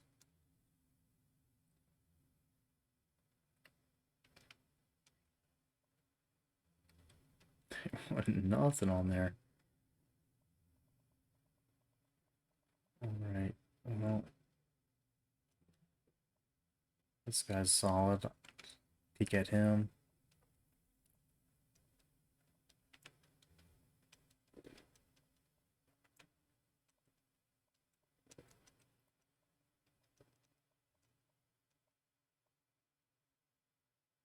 Who the heck is this guy? Yo, what's going on? What are we doing tonight? We are almost wrapping up the recruiting board. Trying to finish this thing up. And I might try to play a game if I can get this done here in a matter of seconds. Trying to get it all sorted, you know how it be. This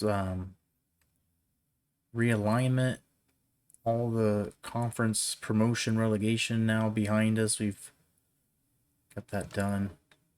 We're looking for some hidden gems here. Need backers. We need tight ends. Always need offensive linemen.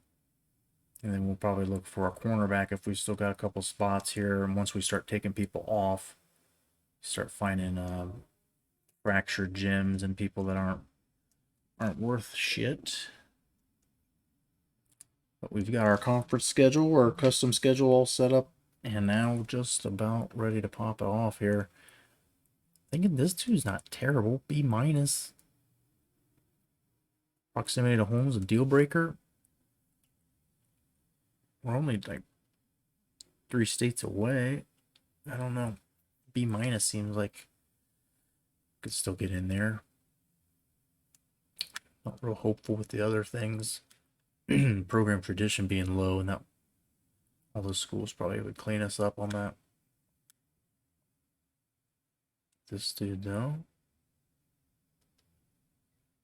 just taking a look at this guy. Yeah.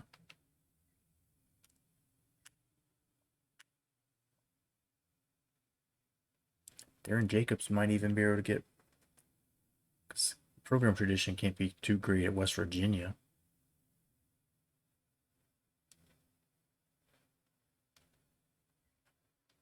Take a look.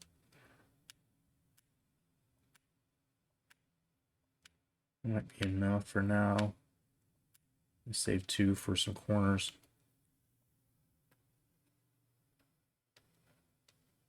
Always need a corner. It's 4-star diet. Got speed.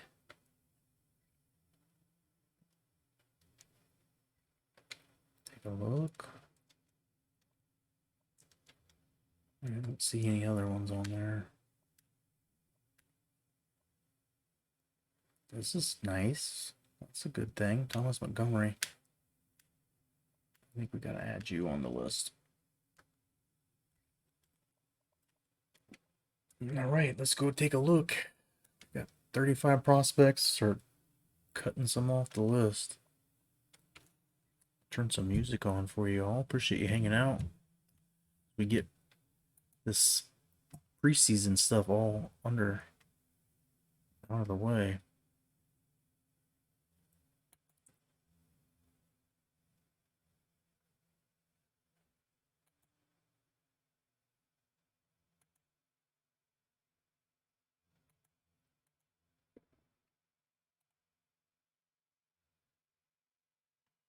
Maybe easier said than done.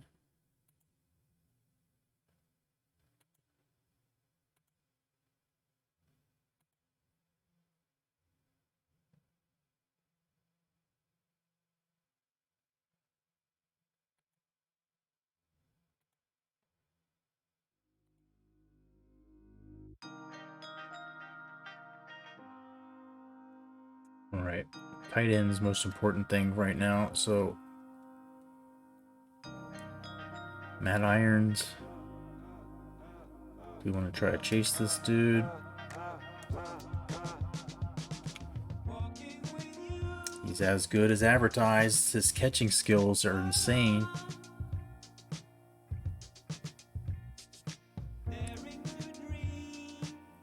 Definitely got to look out for that one.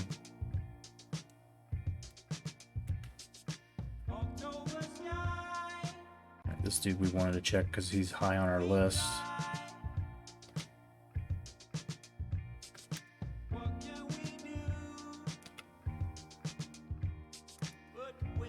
He's trashed.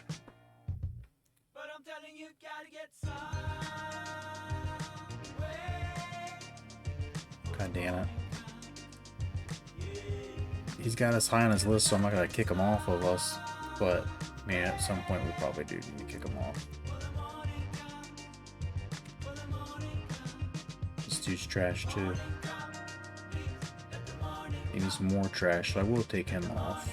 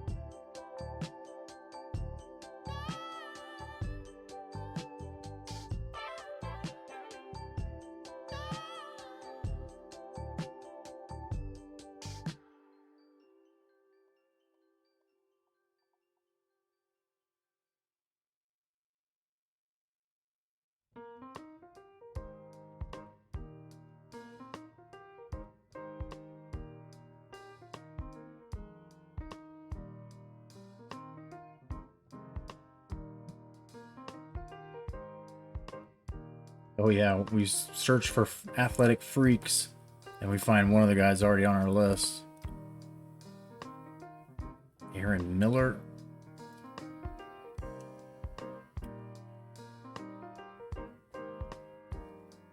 This guy tight end.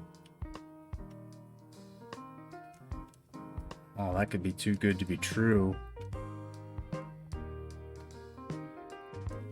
I didn't look at their pitch info.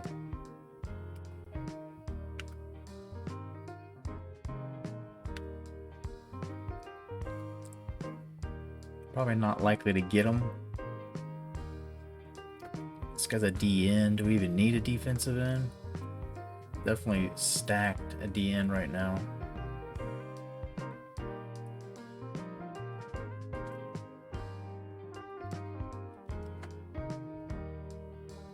Middle backer doesn't have real good. Doesn't have real good sign here. Playing time is his biggest. Playing style. Might better get him.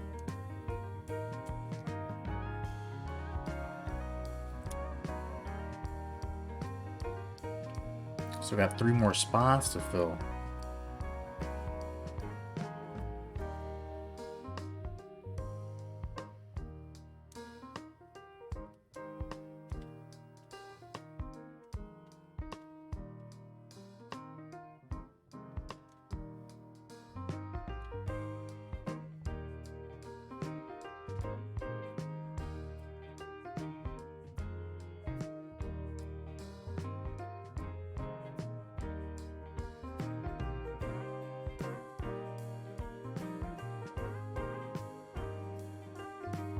Asking too much here for the guards, I guess.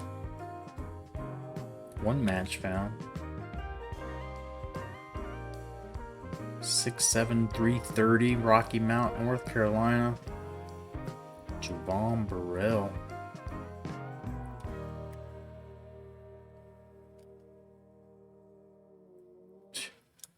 Not likely to come here based on those numbers, those grades.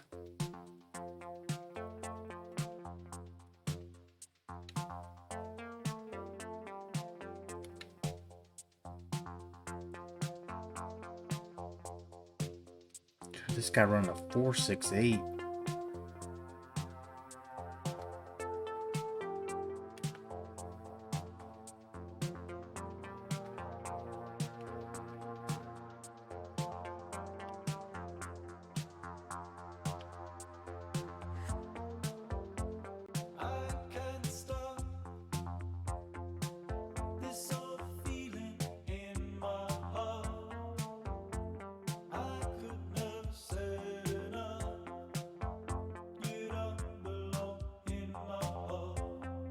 All right, one more.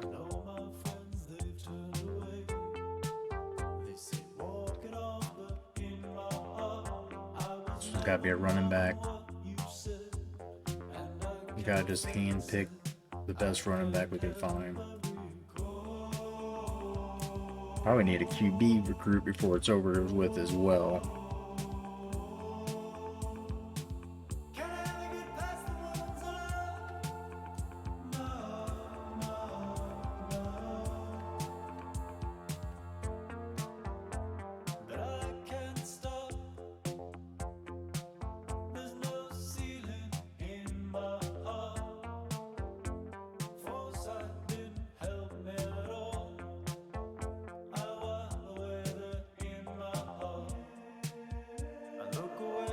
Like this dude. I need to do this. It didn't saying that my offense is the Indiana offense still. I think that's scholarship offer assistance is on. Didn't realize that.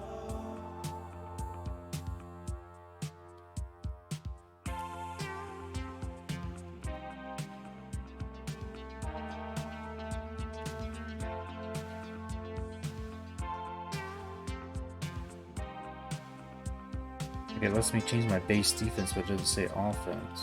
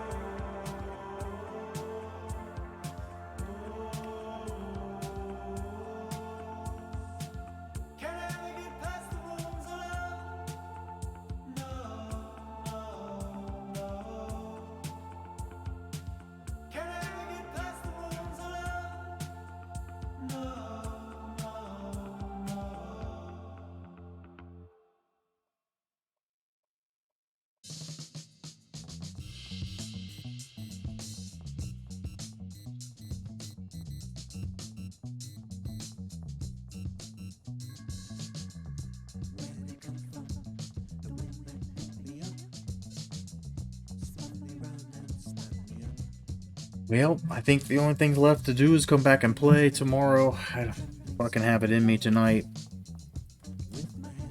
I have absolutely every reason to believe that if I played this game I would lose. And I would also be extremely tired tomorrow. I'll probably not get a chance to stream. Tomorrow's Tuesday though. We'll be doing some football, some wrestling. Fucking damn it. I might have to play this game because tomorrow is Tuesday, so TEW Wrestling Day. I think I have no choice but to play the game.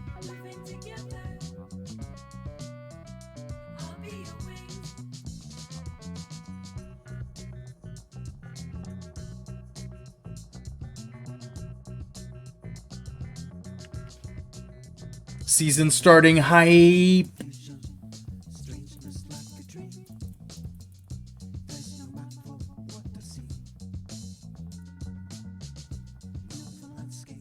Or I lose my job for being so fucking tired, but whatever's. There's more jobs. There's always more jobs. People like to hire me to do stuff, so there'll be more jobs. Let's play this fucking game. Go.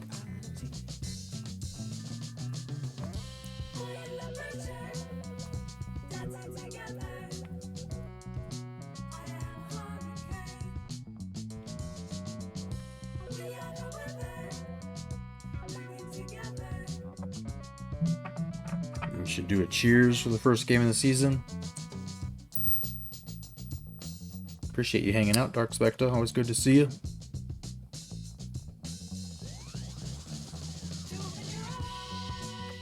Even though you don't like my made-up conferences, I've tried my hardest to keep them realistic because of the pre-existing. So maybe you won't hate them that much, hopefully. I feel like the regional nature of it has kept the rivalry games pretty well intact, so it hasn't been too terrible. And here we go, game one. Right off the bat, Soldier Field. Nothing left to do but do it. We can do this real quick just to see preseason polls and see some of these rankings. See what teams are ranked. Let me take my face off again here. Fuck. App State a 99 offense. Pretty sure Gene Gould's back for one last season. The national championship game MVP. Michigan got solid A grades here. They're playing against West Virginia to open up the week in the season. Oregon, Texas. Wasn't looking at their numbers though. Oregon's kind of low number-wise.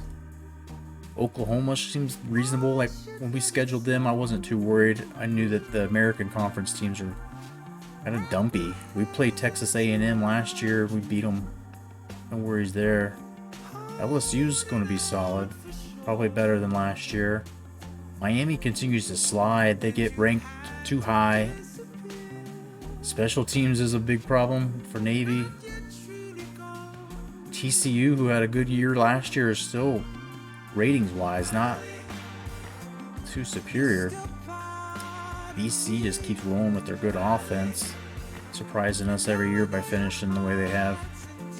And look at us. Are you kidding? We're a 99 on offense now? Holy shit, dude. Our team jumped up huge. Alright, no more excuses. I think it's time to win. I have no reason for us to not win. Like, on paper, we might be the best team on here.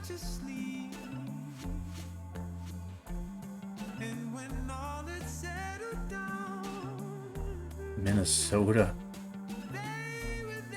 Ohio State's offense pretty darn good. And we might be the most OP team on here. Stanford always somehow stringing together crazy recruiting classes and stuff. I don't get it.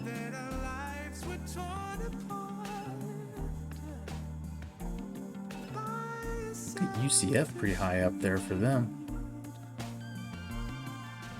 Clemson's getting back on it. Northern Illinois has one of their best teams in a while.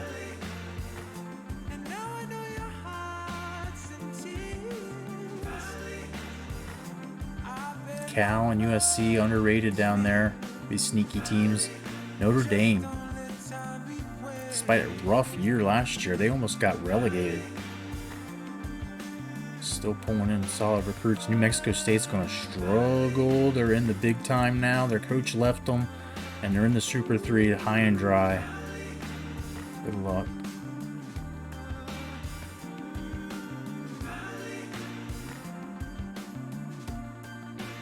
Washington might be back in the Super 3 soon. That team's ready for some Pac-10 cupcake shit. Southern Miss, not too bad. They might be trying to get back into it. Maybe this is Maryland's year now, moving back to the Big Ten. They can get in. Colorado State's been trying. They've been flirting with Super 3 promotion maybe this year. Utah State, not too bad. That team always makes do with less. They've done some amazing stuff with teams that were like 79. I think they went undefeated almost one year. Liberty, not too bad. For a 1-star especially. Nevada back up in the Super 3. That team offense doesn't look bad.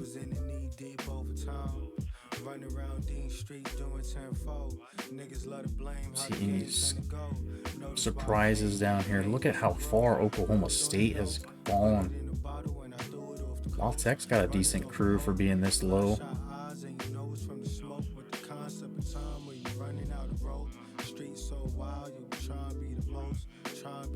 Old Dominion got a solid squad. They're independents now. See how that goes for them. And there it is. UMass getting to go in the ACC. Who's the worst? Will it let me sort them? No. Alright. Before I fall asleep. Or you all fall asleep. Look at this, man. This is something I'm not used to. 99 offense. It's been a long time since Coach Dickie's had a team that people have respected this much. Defense has gotten much better. And the 93 rating, I think last year we were 90, so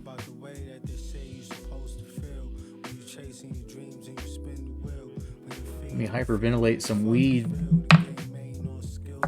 My nerves.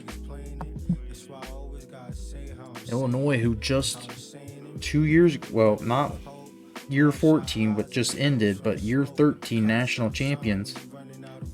They got promoted up to the Super 3, and shit got real. Now they're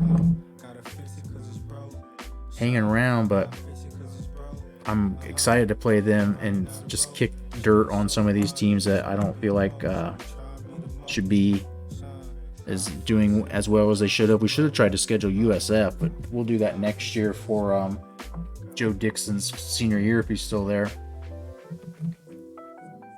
He might have already graduated. I don't remember seeing him on that list, but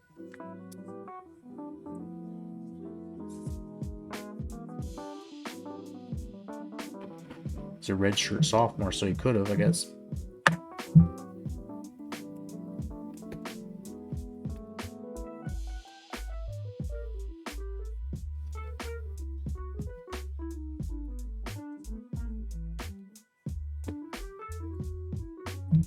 Cheers to you, chongs to you.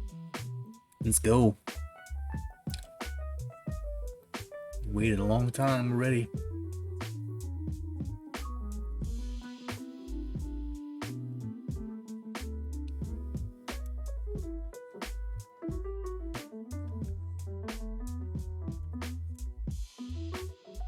Oh, I forgot that my fucking controller's battery's dying. Forgot about that little additional wrinkle.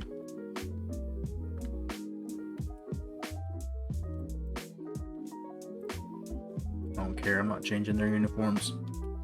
They can wear whatever the fuck that they want, whatever their mommy dresses them up in.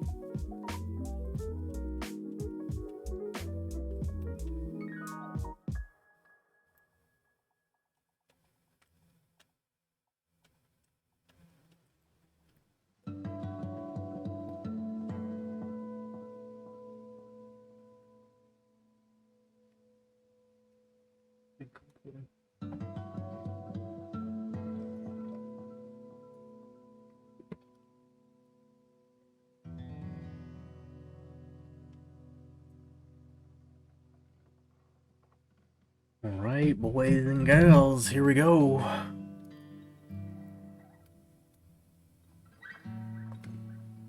Smoke all of my brain cells out so I can forget how tired I am. I'm just overwhelmed by these numbers, man. All the recruiting, all the red shirting, all the guys are just starting now. The Dickie fucking mass production line. Starting to show up, but we're still missing.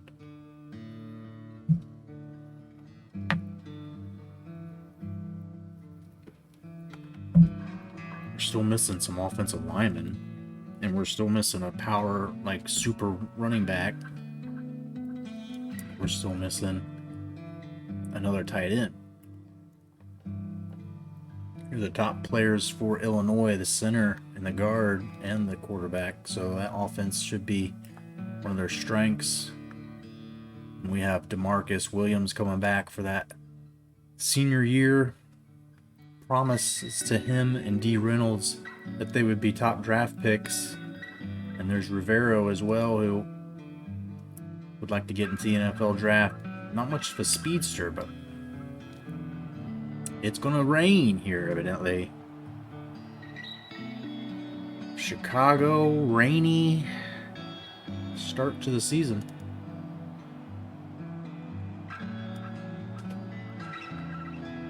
I'm gonna turn this music off. Listen to some sounds of the football.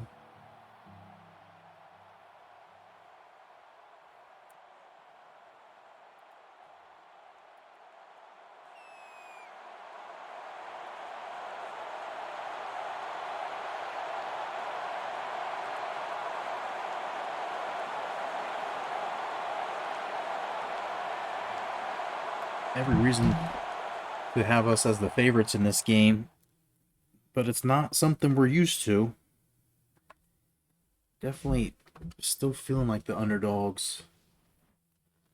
Start the season with a decent ranking. First time in Dickie's coaching career here. All the other years we've been starting the season unranked.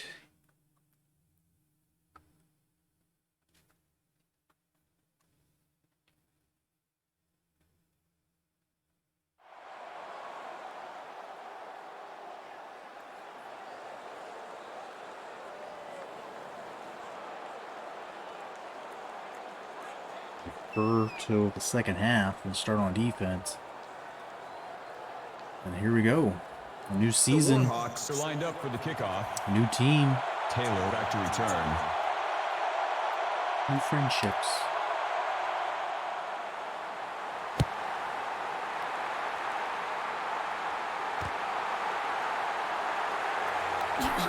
A great start on special teams, but to get him before he can do too much damage, the freshman Manuel Williams getting his first playing time as well today.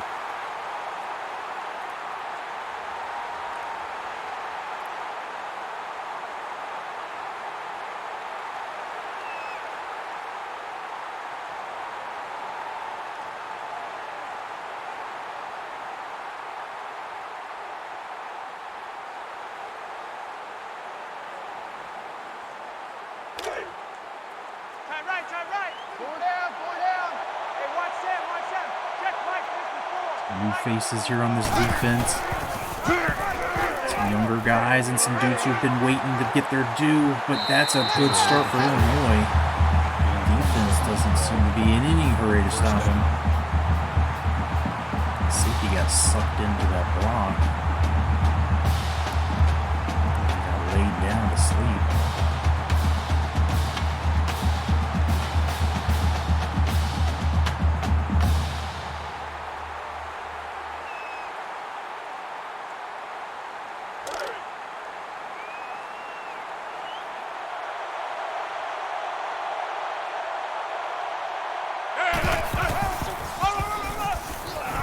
Go T-Bone and company there. Is that Manson helping as well? That's good for a gain of 1 yard. That brings up 2nd and 9. Senior linebackers, the first of Coach Dickie's recruiting classes to come through. And it's going to be hard to replace them and hard to top them. T-Bone won all the hardware last year.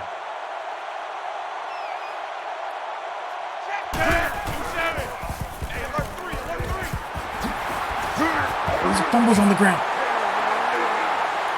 Is that going to stand? Is that going to be down? It seemed like it really played.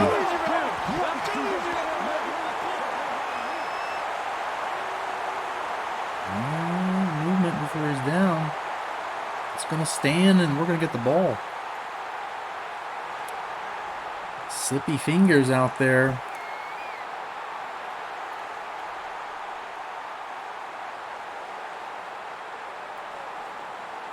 Take this the charger. If it dies again, I'll have to put it on the charger while I'm playing. Hey, we got side left. 4 down. Check 59. Mike is 59. Mike is 59. First play of the offensive season. Kinley. Got to remember we don't have HD problem back there running 96, 97 speed rating. Kinley's going to go up and down, north and south, and hit the hole fast with a 99 break tackle rating. Check 59. Mike is 59. Mike is 59. Let's go! Blue 45. Omaha!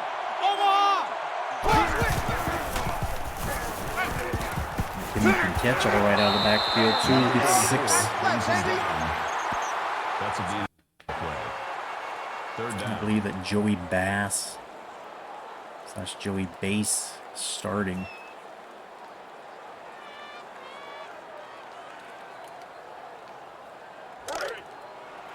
And one behind him. Check 59. Mike is 59. Let's go! Red 18. Look at that. Joey Bass is a 90 on the run block, so it's not going to be the run game where we notice him being a little bit underrated, underpowered. Left. gonna be the pass. Check 59. Mike. Mike is 59. Mike is 59. Biggest problem. Let's go. Round 50. Round 50. Cut. Viper. Switch. Viper. Easy. Over.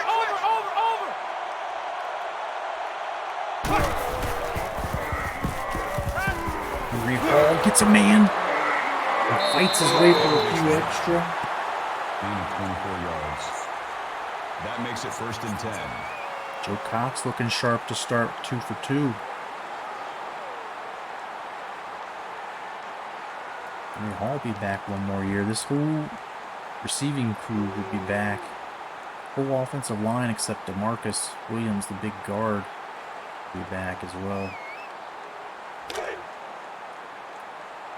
Exciting things. Running backs, McKinley. Mike is 59. He'll be back.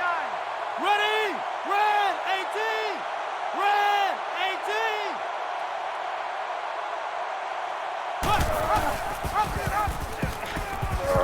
Another run, just gutting them up the middle. 6 and 7 at a time. That'll bring up 2nd and 3.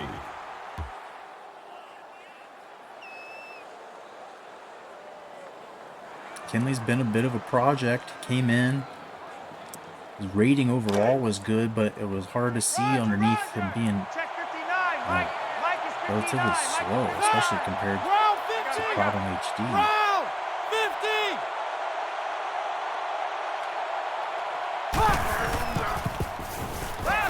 Bradford gets his first catch and goes the wrong way. Takes him down behind the line.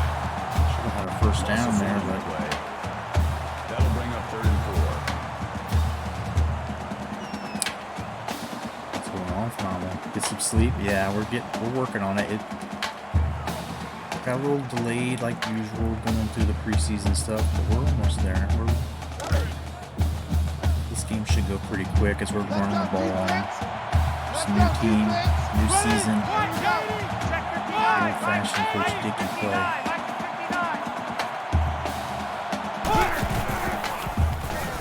There's Bradford getting positive yardage that time. Chavez on the tackle at the 7-yard line. That makes it 1st and goal. Double tight. Four down. Check 59. Mike is 59. Let's go. Green 95. Easy. Ready. Black 90. Easy. Look at the hole for McKinley. No problem. Get used to seeing that. Just north and south. This guy's not going outside. He's not going to try to outrun you.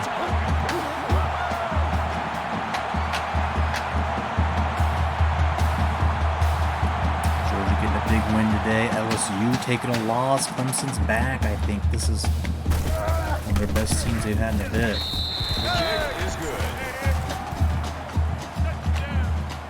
Our year to win the conference. LSU's already got a conference loss. They lost Matt King, the senior halfback, and you can see his presence was lost.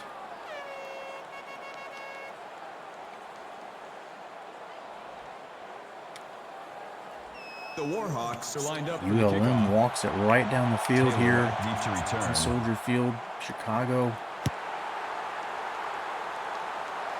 Not quite a home game for The kickoff is good. Champaign, Illinois, but the Illini in their home state. A little bit of weather here.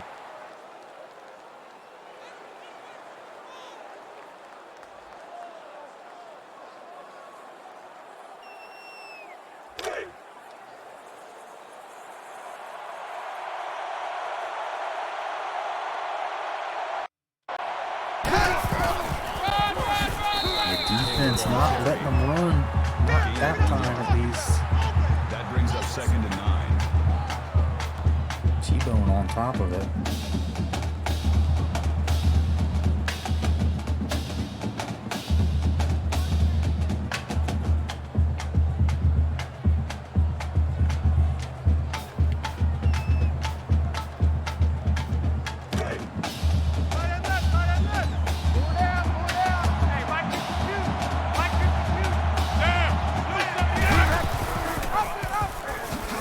Fucking had him, dude. My guy just went. I don't know what he's doing. We're trying to tackle him.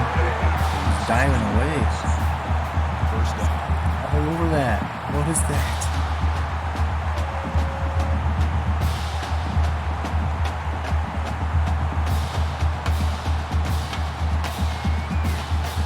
It's just bad. He made the read. Covered it nice. Dude went bonkers when it came to tackle.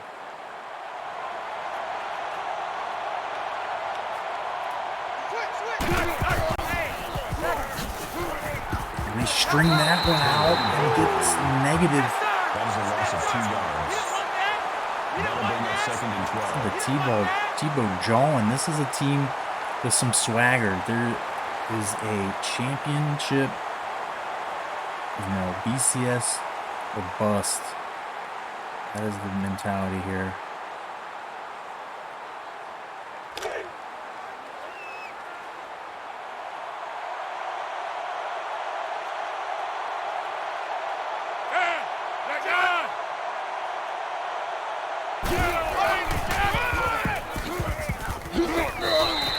Decent success on that run, but it's 3rd and 5 now. That's good for a gain of 7 yards. That'll make it 3rd and 5.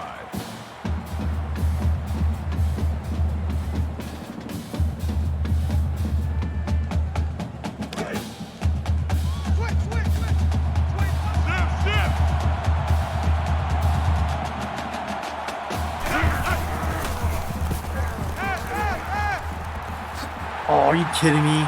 He's gonna fight T-Bone off for like 800 yards.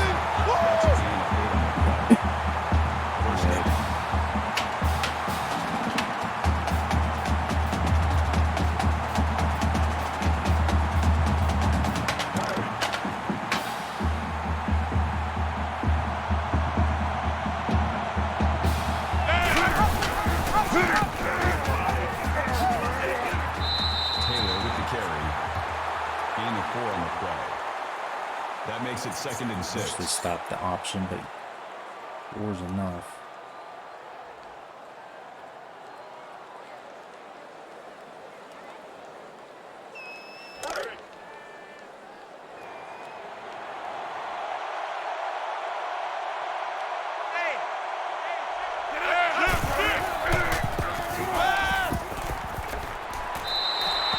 Benson just chucking it, not liking what he sees.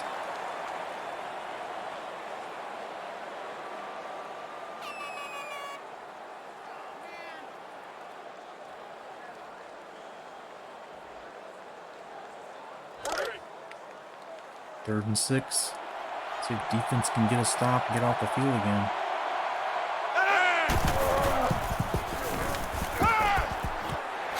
And he's just enough. Got the first. Gain of 7 yards. That makes it 1st and 10.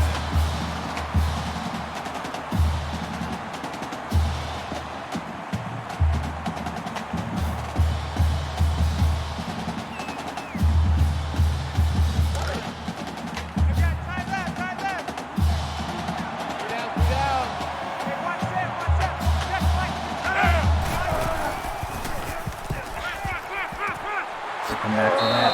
Number 24. That's good for a gain of 14 yards. First down. Slicing us up this drive.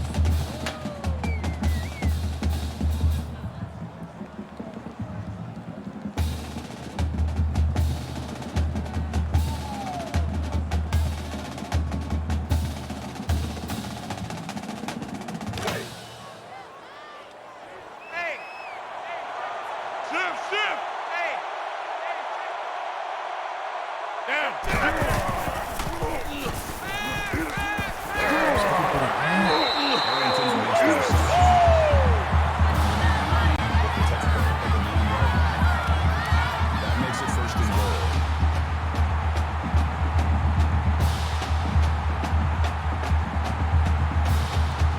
Shredded here.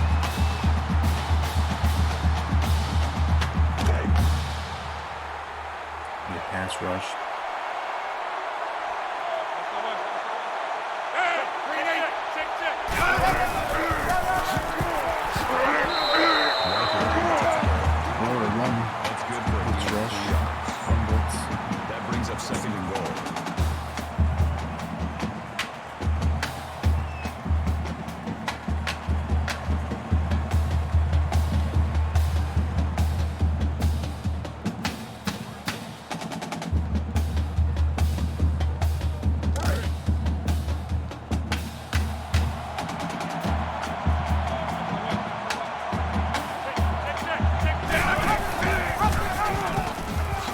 easy, runs right in.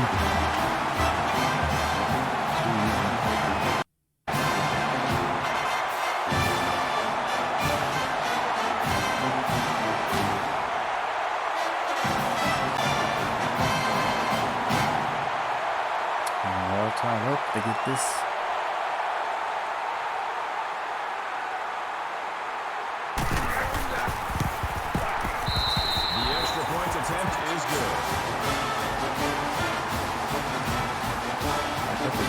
Stop him and just kept giving him first downs.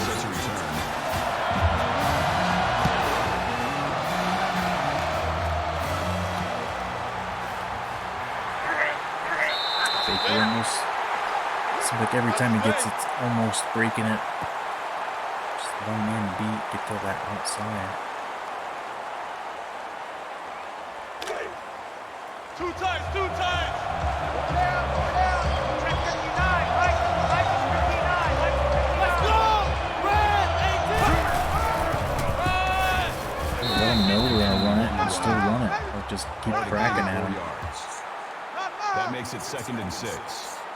Double tight. Four down. Check 59. Mike is 59. Mike is 59. Let's go! Watch the motion. Check motion.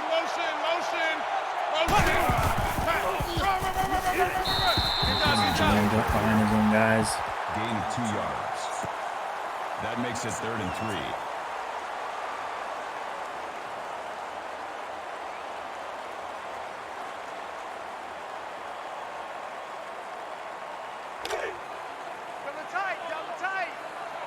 Double tight.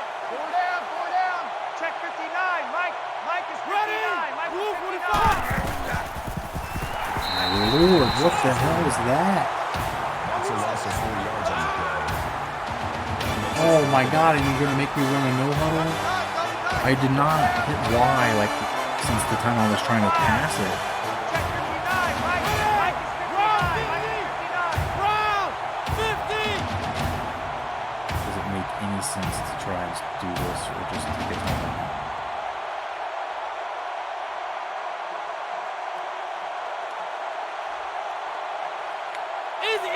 Easy. Check 26.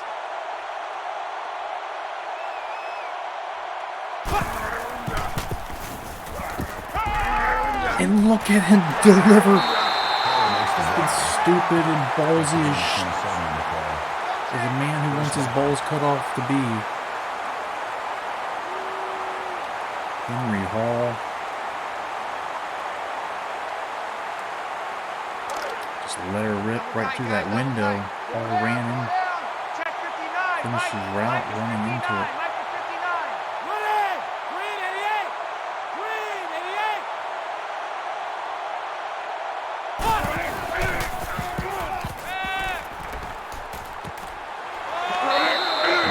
Patiently waiting on it. Stay in there. Stay in cahoots. That'll bring up 2nd and 3. Just kind of sliding with the quarterback as he changes the passing lane. Man left. Four down. Check 59. Mike is 59. Let's go! 98 Weasel! 98! Slaughter's first carry as the starting fullback gets the first. Gain of 4 yards. That makes it 1st and 10. Double tight. Four down. Check 59. Mike is Nice 59. play for Mike the is 59. White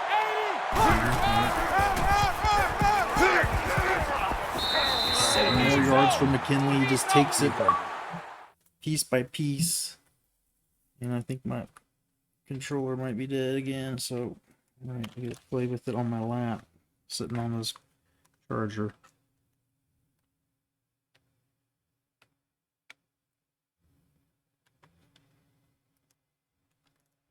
Gain of 6 yards. That'll bring up 2nd and 3. First quarter ends with the game score tied.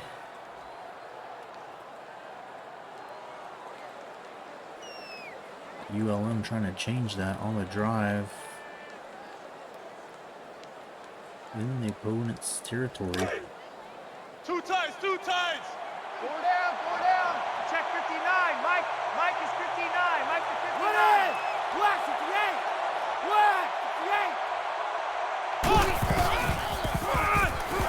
58. Joseph gets in for a carry. Courtney Joseph's first gain of 2 yards. goes for 2. That'll bring up 3rd and 2.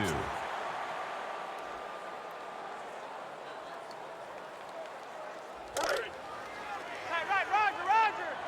Four down. Check 59. Mike is 59. Mike is 59. How does he not get the first?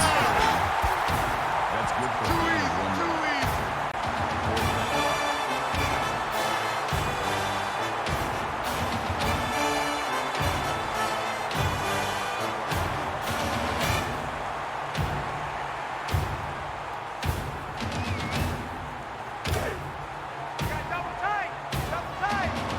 First time they've done it this year. See if Jay got the touch still. That's good for a gain of 2 yards. Slimmer Trimmer Joe Cox. So beefy going across the line of scrimmage.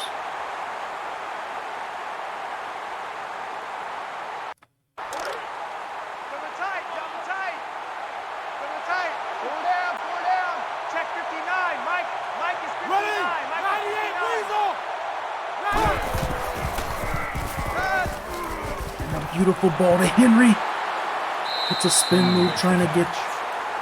That's good for a gain of 26 yards. That makes it 1st and goal.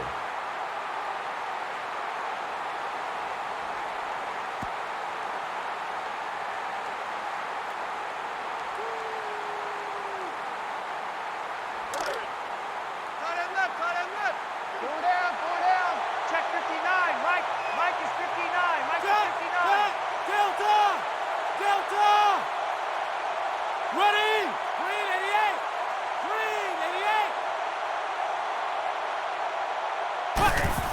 Run. Joseph in for another run, gets 4. That's a gain of 4 on the play. That brings up 2nd and goal.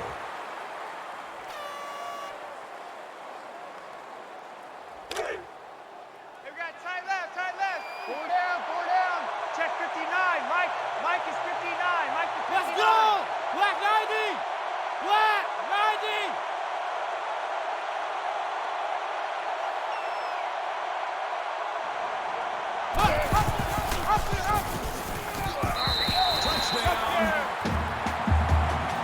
Cox.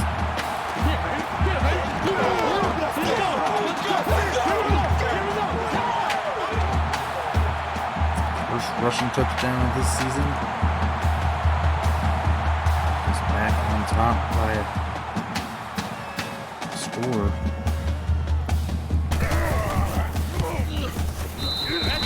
Is good. Good work, boys. Let's go.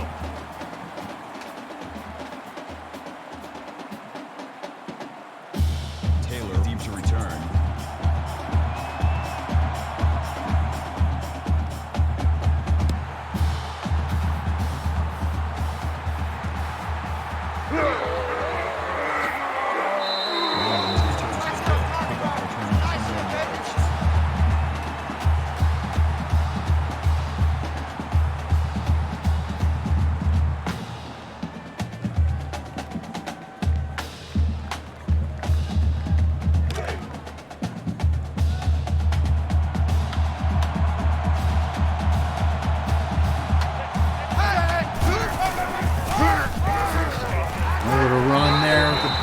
Blitz coming. That was a loss of 1 yard on the play. That'll bring up 2nd and 11. Walker, the safety, coming in.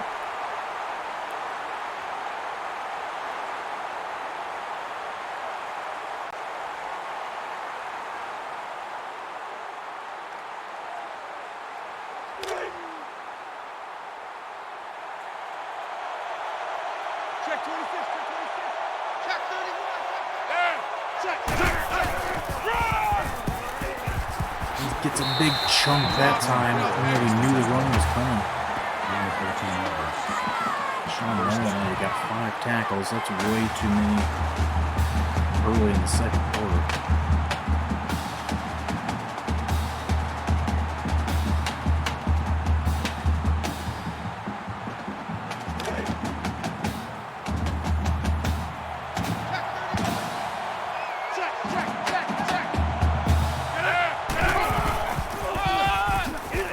Just melted me. I tried to tackle him and nothing. That's a gain of 3 on the play. That'll make it 2nd and 7. T-Bone had him, but enough to knock him off balance, I guess.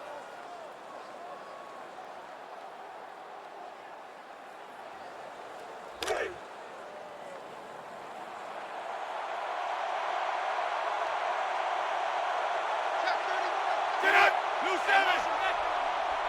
Motion! Damn it.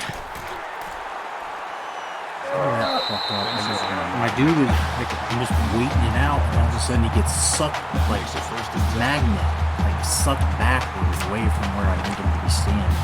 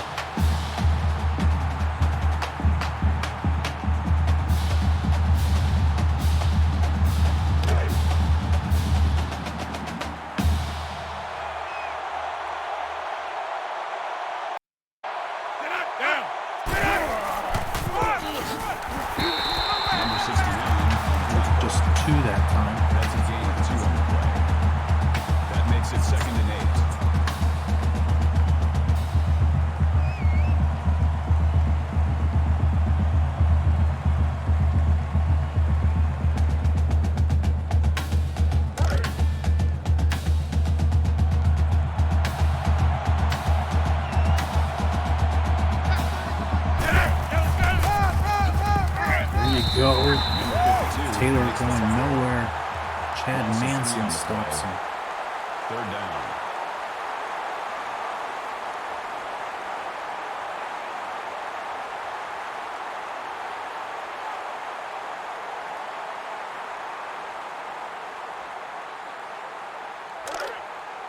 Hey, we got tight right. Hey, check. Hey, I got number 80. New 7. Motion. On 3. Motion.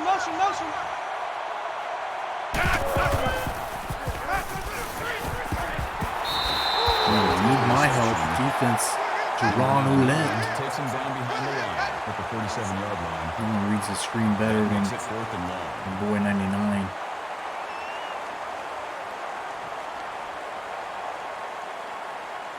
And that's going to bring up a punt situation here. Hopefully gives us a chance to score before the half and then get the ball back. At that point, should be coasting.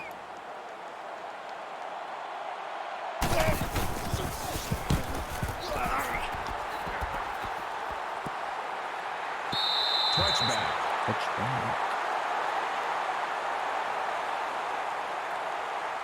So here we go again, Joe Cox and the boys.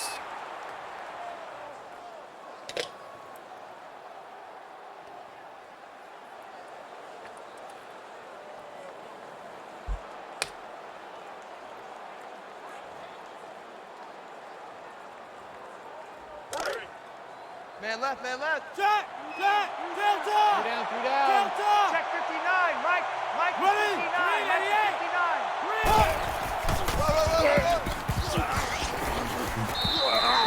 59. Finds 5. Which every time he touches it, getting 5 yards. That brings or up more. 2nd and 5.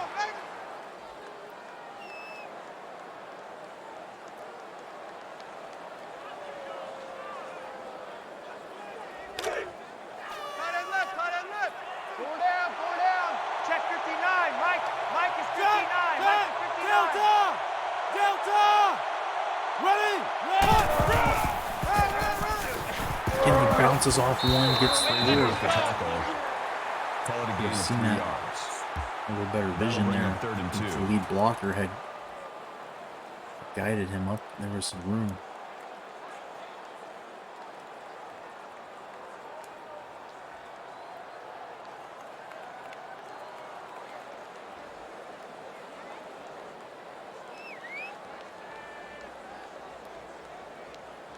Just 2 to go for the first. Double tight. Running off a little time Check here as 59. well. Mike. Easy. And right behind our boy, Joey Bass. Joey Bass. Let's go. Plenty of room. Oh, he goes back behind the line, though. Gain of 2 on the play. That makes it 4th and inches. Why?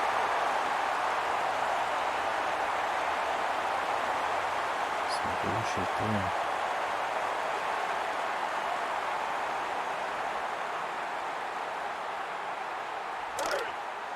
Double tight, guys. Double tight. 4 down. Check 59. Mike is 59. Let's go. Run. No problem. Got this one. Gain of 5 on the play. First down.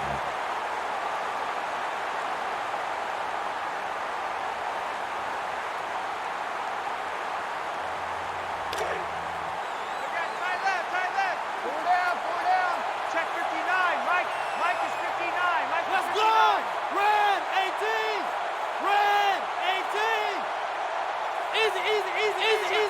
Easy. Kill. Eagle. Hey, turn it up. Easy. Kill. Nowhere to go. Call it a loss of Play 10 I call yards. was shit, so I That'll audible. make it 2nd and 1. And it didn't.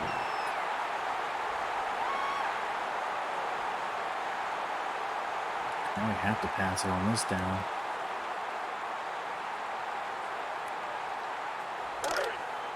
Man left. 4 down. Check 59. Mike is 59. Mike is 59. 180.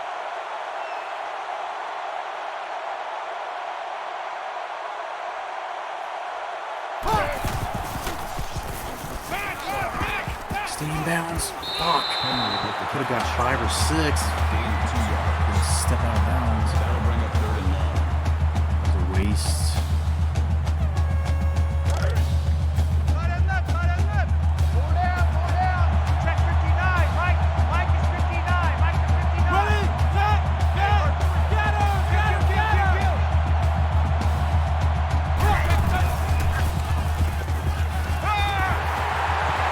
And with room to run. Henry makes the grab. Gain of 3 and 4 on the play. First down.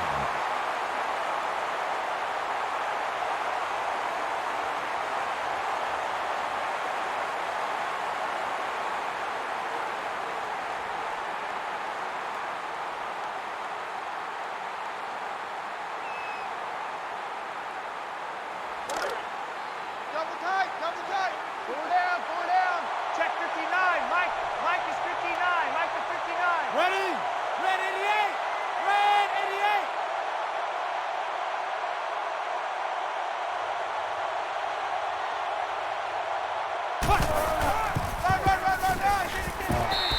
Broke that out a little bit more. Call it a gain Ran of that a 2 little more yards. wide. That makes it 2nd and 8. Kinley just doesn't have much speed, so we don't take it to the edge.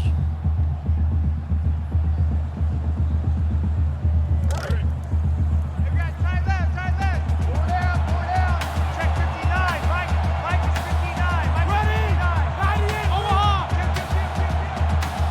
Ship. Watch the ship. Easy. Over. Easy. Over. Rivero, so clutch, coming across the middle. That's good for a gain of 15 yards. That makes it 1st and 10. Underestimate the size and strength of Rivero. He's a big boy. Some good blocks for us too in our running game.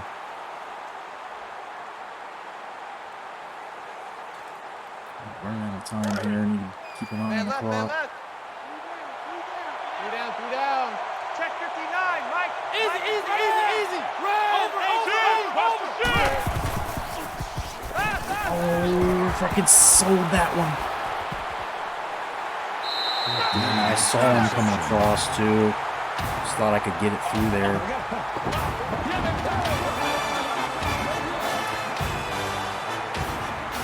Just camping on it.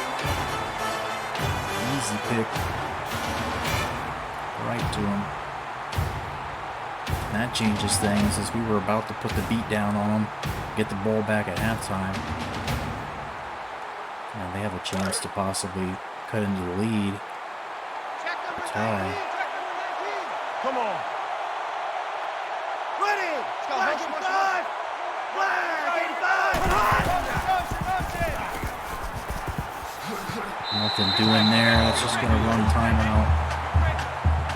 Waste the timeout.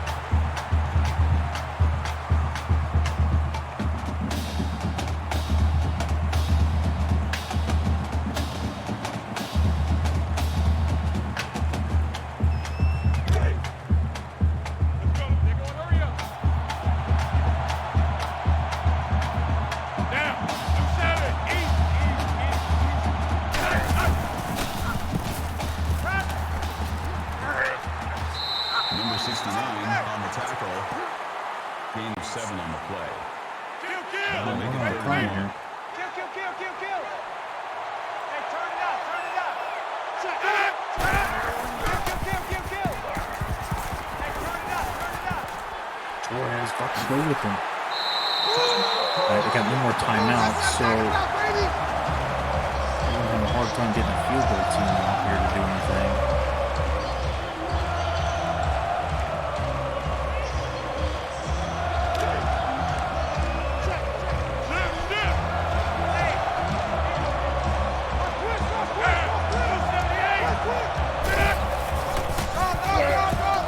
Run it. Gain of 7 yards. That'll bring up 2nd and 3. Did they have one last timeout? Just didn't realize it.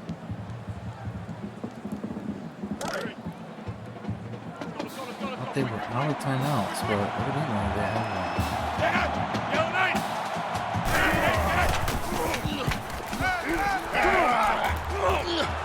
Oh, are you kidding? How is that possible? I come through there thinking I was going to pick it. I thought I was getting a pick. And somehow it gets through. Are you serious?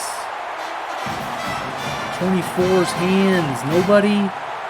My hands? Nobody?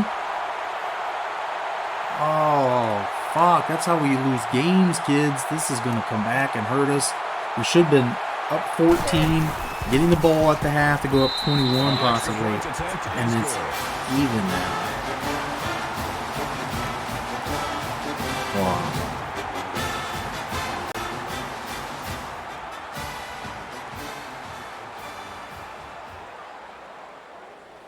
Oh, Illinois, scrappy you are.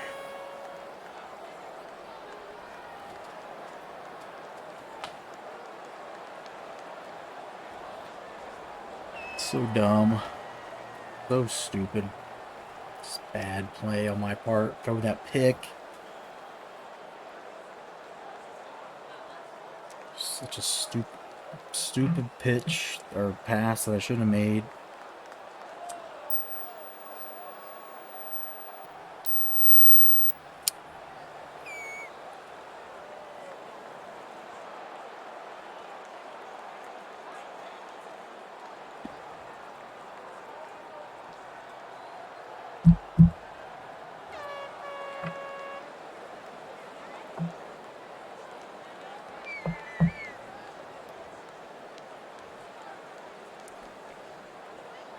Trying to let my computer or controller charge too, so I can play with it without being sitting on my lap. Fucking using a controller or a joystick or something. So we get the ball. Still plenty of times. All the opportunity to make right the wrongs. Or make more wrongs, I guess, but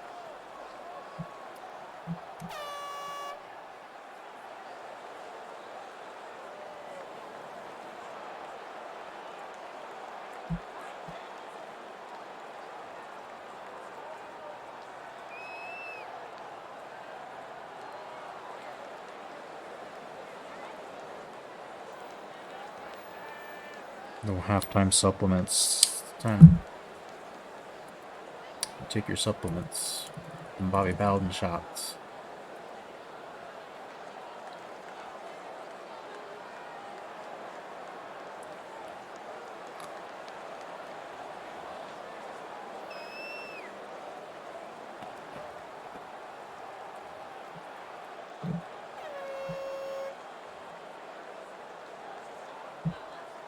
We do whatever the hell they were doing to make Chris Winkie actually a halfway decent player.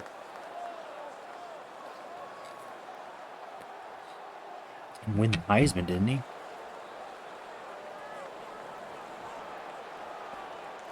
The Fighting Illini are lined up for the kickoff. Here we go. Bradford deep to return. Conclusion of our first game of the new season. And there's Bradford. Brendan Bradford getting a little room to run. Bradford with the return. Brandon Bradford, BB. BB. Let's try to get some points quick here. I don't know. I'm just really secure right now. Game's tied.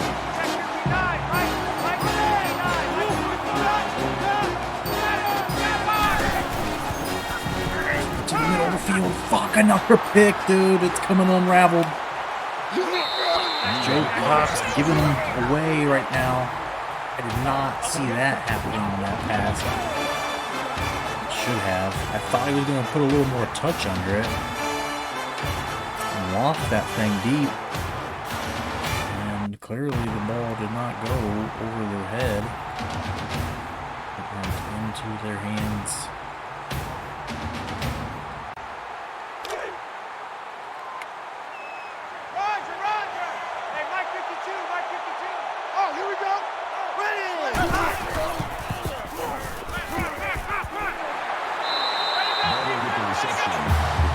Stop this offense last few possessions of theirs, and now I think they sensed that running the ball on us wasn't the right move. They pair us up like they did on that cheap score to end the first half.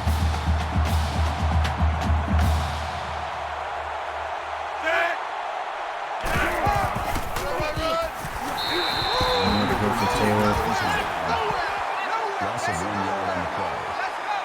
That'll bring up second and Darryl with a wrap up, sure tackle.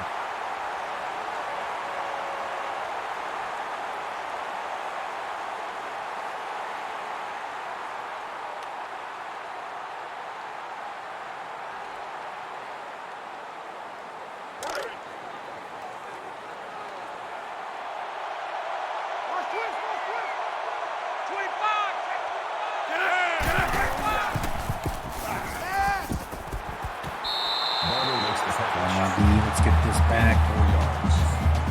That makes it 3rd and 7.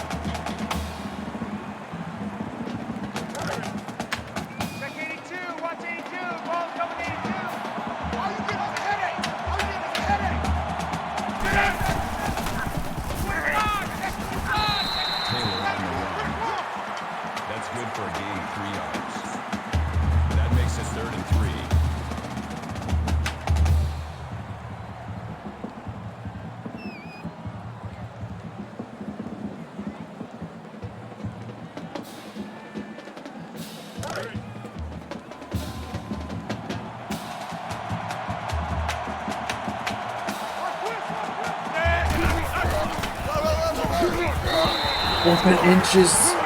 Will they go for it? I thought he had it for sure, and then the defensive lineman comes up out of nowhere. They're going to go for the field goal. It's a long one in the rain here.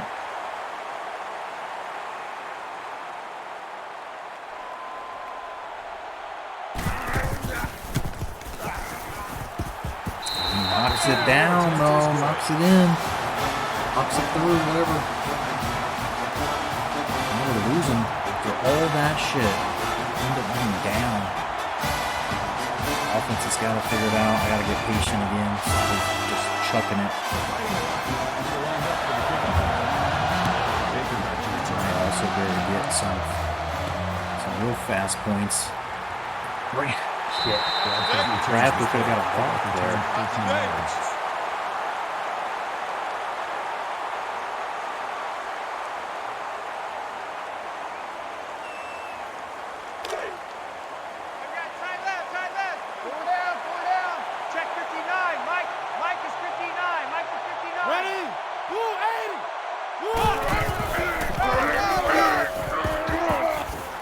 Kinley breaks one, gets 8, 9.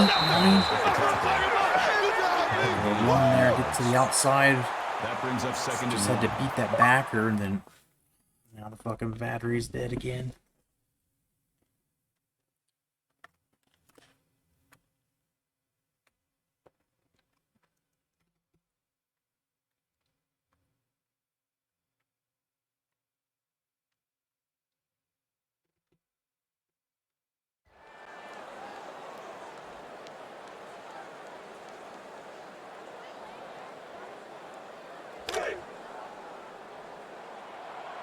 Man left, man left. Four down, four down. Check 83, ball's going to 83. Let's go! Red, check 59, Mike. Mike is 59.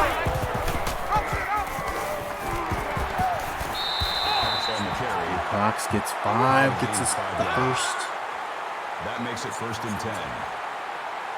Slow motion, but this drive starting to get a little traction, hopefully.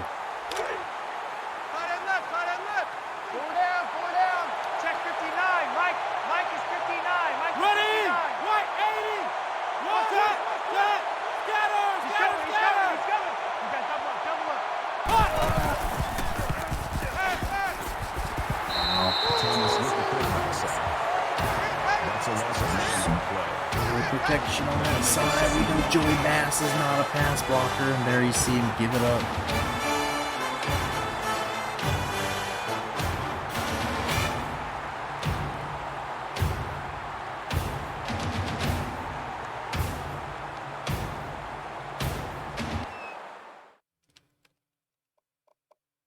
Just realized something.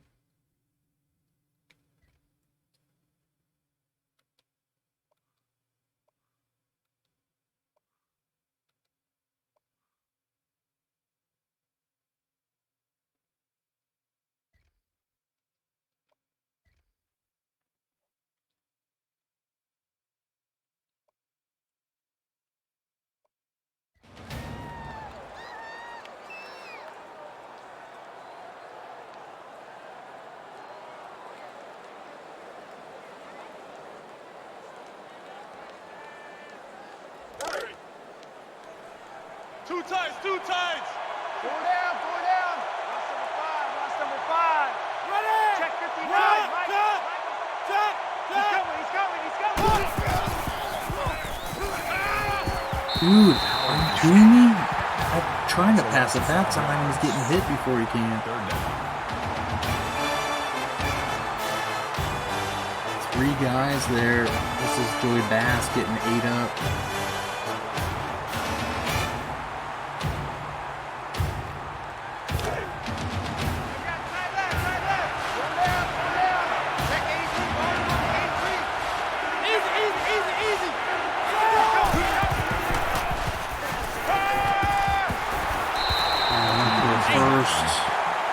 Go for it here.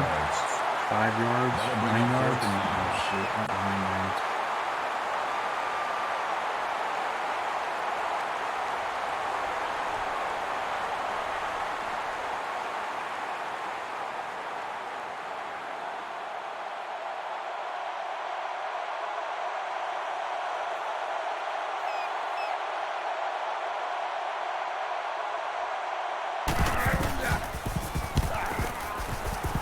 much for kicking it towards out of bounds.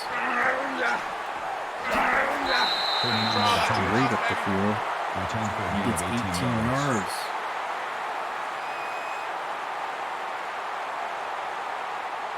Not a very good net. Yeah. 20-yard net.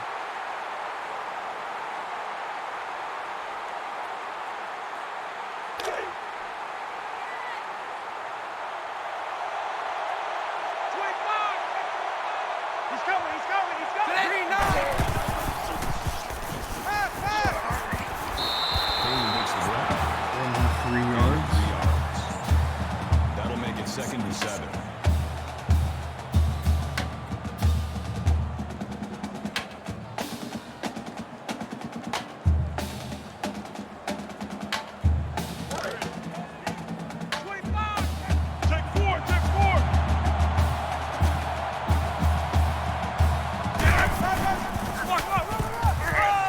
Somebody get him. First down.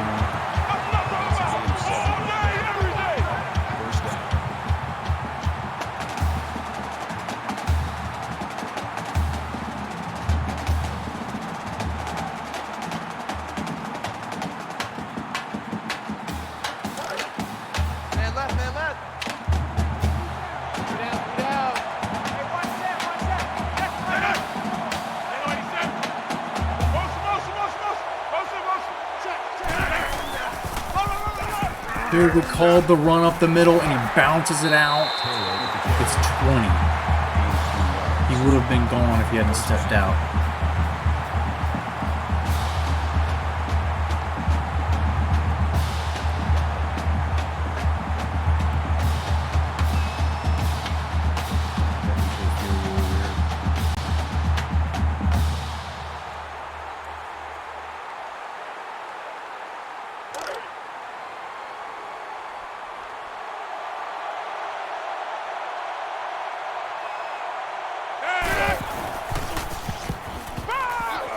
There we go. QB sack. Jones just keeping contained. That'll bring up second and 15.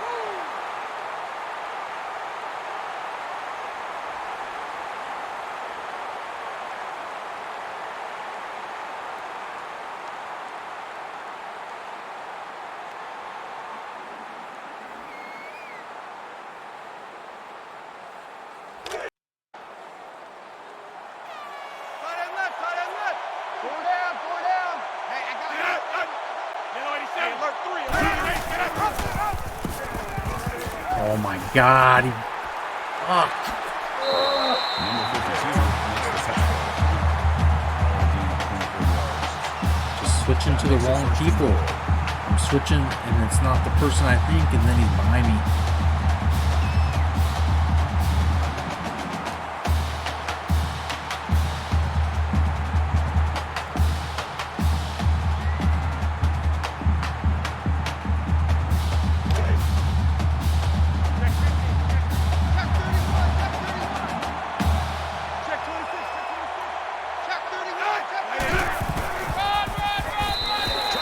Easy touchdown. They're up by 2 scores.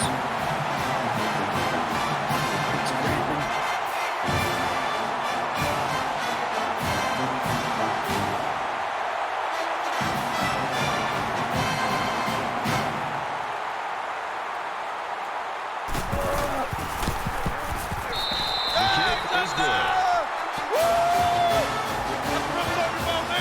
Oh. Fucking killing ourselves. Baker back needs to return.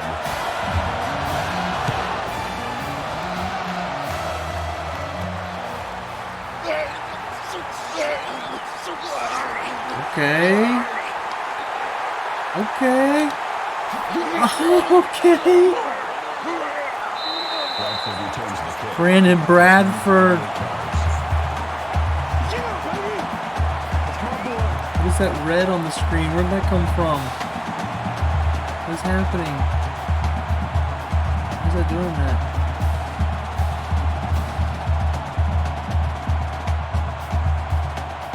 What is that red on the screen? I don't know if it's on this stream or just here.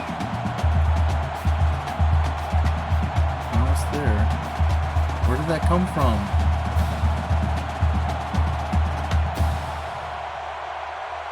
What is that red screen? What is this?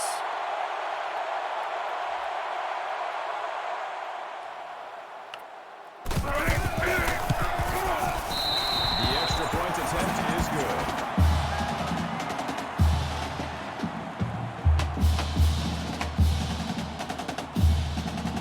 Why did that happen?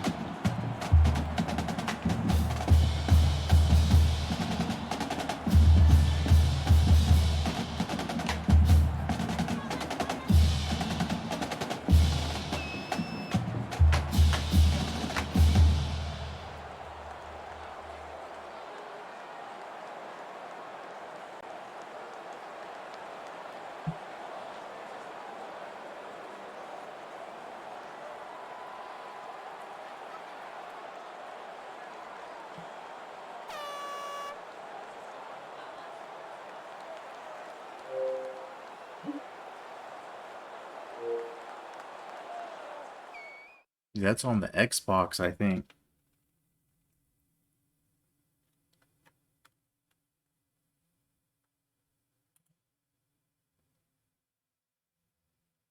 Because it got dimmer when I did this. Oh, God. Well, we got a kick return for a touchdown, but the fucking Xbox is on its last legs.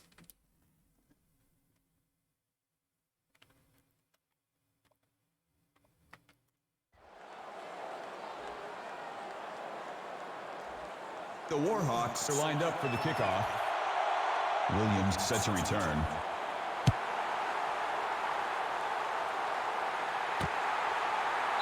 The kickoff is down for a touchback.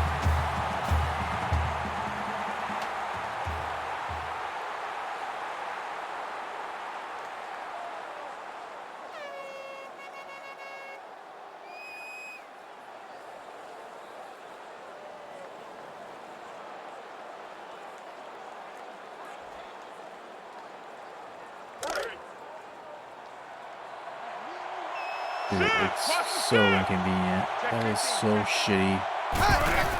Guess I'm in the market for a new Xbox. Williams makes the reception. Torres on the tackle at the 33-yard line. That makes it 2nd and 2.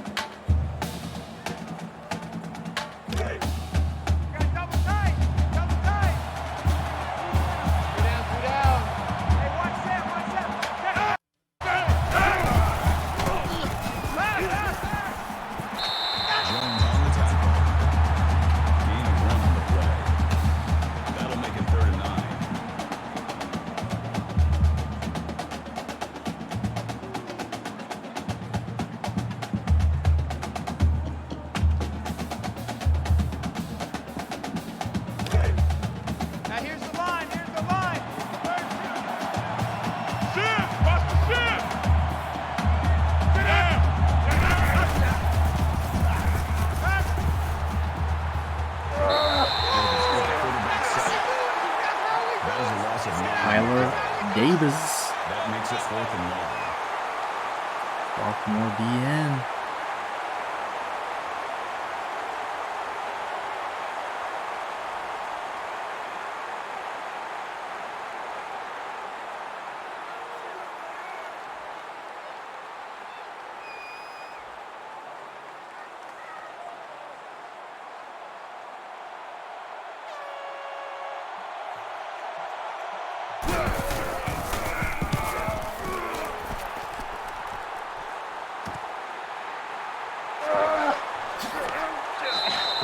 Yards for Baker, we'll take that. Gotta get a score here. Not believe this fucking red box that's all of a sudden showed up.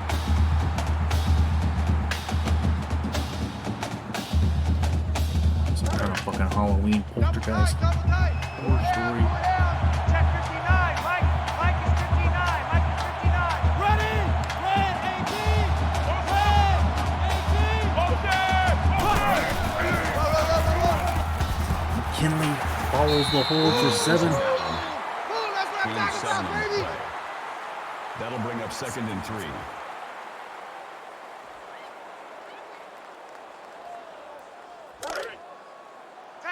Tight right. Four down. Check 59. Mike is 59. Mike is 59. Let's go! Blast it to the end.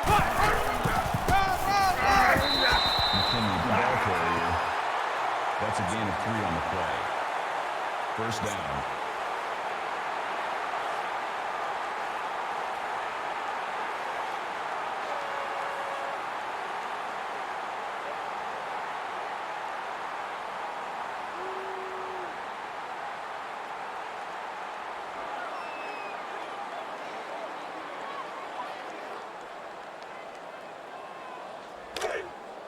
Double tight, guys. Double tight. Four down. Check 59. Mike is 59. Mike is 59. Set. Round 50. Joseph will be put back. Might have been a little more there. 2 yards. That makes it 2nd and 8. Just try to keep giving McKinley some breather.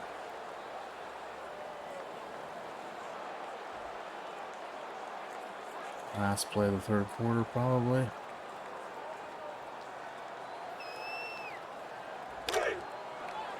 Tight left. Four down.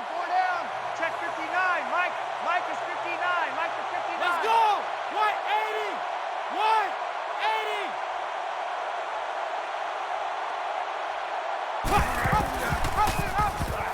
Oh, Joe. Nowhere. Carry. Loss of 4 yards on the play. That brings up 3rd and 12.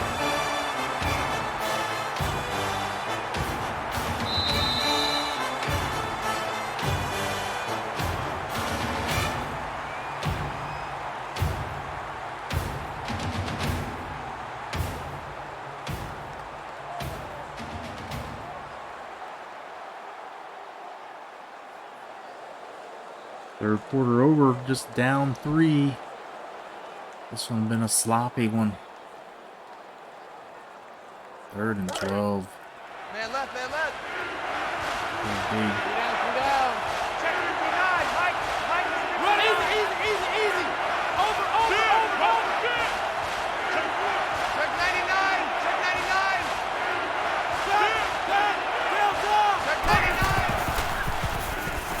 Ferris immediately saw it. Whips back for it. Called a gain of 22 yards. 1st down.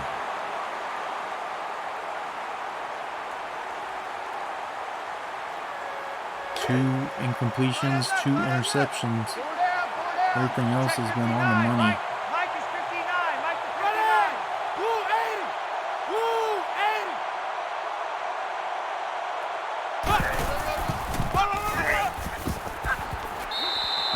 Get out of his own way. McKinley gets 2. That makes it 2nd and 8.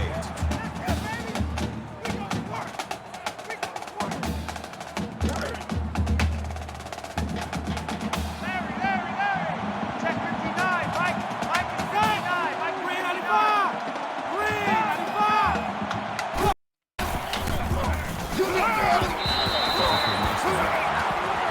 Chavez with the tackle at the 22-yard line. That'll make it 3rd and 1.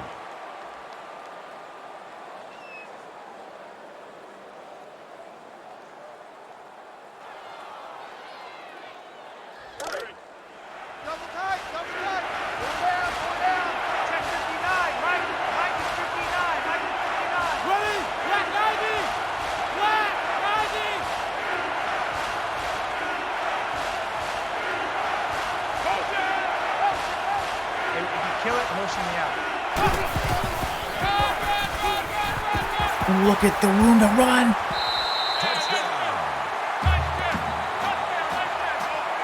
They can't hold me, coach. All we had to do was score another touchdown. The red thing went off.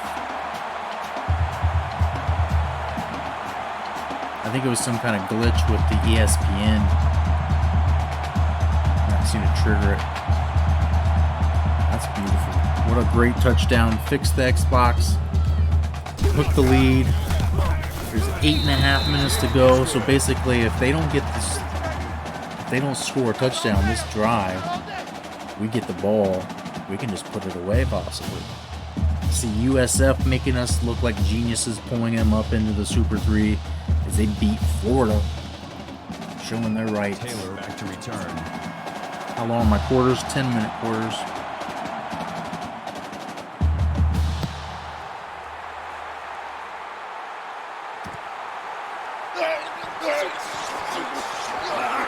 Go. Special teams stopping them. Turn 17 yards. 45 plays apiece, pretty even. Score's pretty even too, so makes sense. Checks out.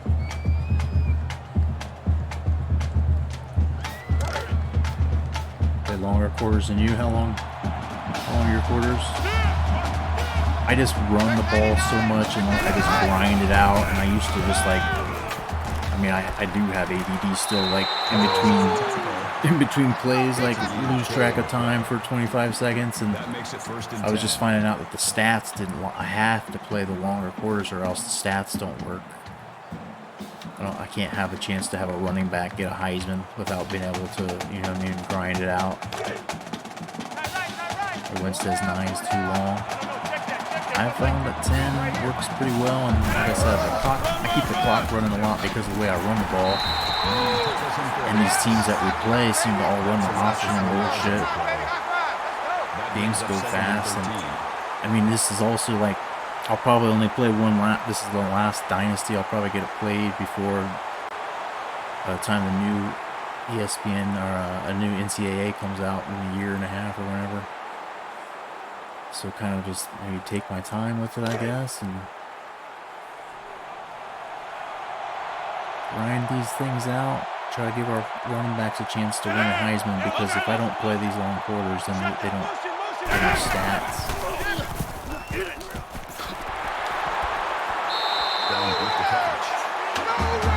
It really gives me a chance to get exploited by the computer if I just want to come out and cheese and try to throw tight end seams every time. Like, the game's so long, I'll eventually get beat by 50. Keeps me honest. Beat the single game scoring record, nice. Yeah, you see I play a lot more slow-paced grinder style.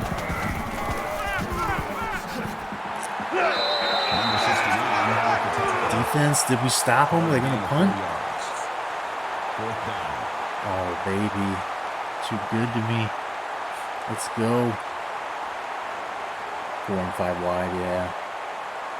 I mean, you can go, I mean, I've seen people, you know, Stoner Gamer, if you watch him, I mean, you can sling it and score pretty much every play. They seem to have these more ball control. Offense, walk the ball down the field, turn it over a couple times, and have to play some defense. And even with the long-ass quarters, you see we're still 28-24. It's like we're more true to IRL. Kellen Chavez with 7 tackles. He's going to need to get some big ones here. If we score another touchdown, this is probably curtains. Especially if we take 4 or 5 minutes off the clock. 2 times, 2 times. 4 down, 4 down. Check 59. Mike is 59. Ready? 59. Green 88. Green 88. Easy, easy, easy, easy. Let's go. Omaha. Woo 80. Omaha. Woo 80. Motion. Take 5. That's good for a gain of 5 Piece yards. by piece. That brings up 2nd and 5.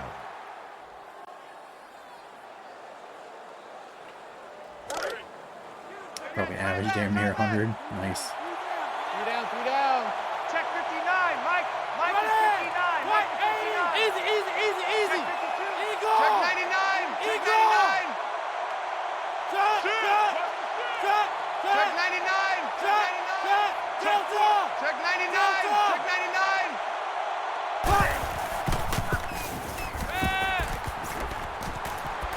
Then he gets 4 and a headache. That's a gain of 4 on the play.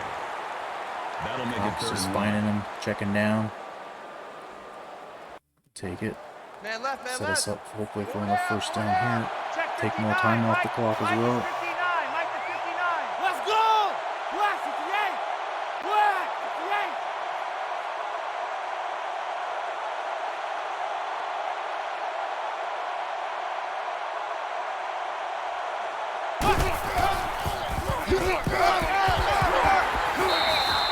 With the carry. If I had to describe my teams, it would be speed kills. We definitely like to get the speed on defense, on cornerbacks, especially wide receiver or 2 that can burn. But if the game lets me, what I like to do is get run block, offensive linemen that maybe not so great at passing. They're always the 3-star dudes that are like gems or 71s that end up being 75s, but then grinders here and just keep running the ball. That's a gain of 5 on the play. Burning clock, That brings up 2nd and talking 5. to you, having fun, been able to take my mind off the game a little bit. If I play absent-minded with passing the ball and shit, I make interceptions real fast. Even when I'm not. Like tonight, I've already threw 2. Ready? Blue 45. Blue 45. Easy, easy, easy, easy. Richmond. Richmond. Let's go. Joseph gets almost the first 30 inches. Gain of 5 on the play. That'll bring Look up to 3rd score and as quick as inches. possible. I don't like to score whenever the opportunity's there, and so you know, the closer we get to the end zone, the more opportunity. And we're just walking the dog, as we used to call it. My coach would call it walking the dog. We're gonna keep running it until they show us they can stop it. 50.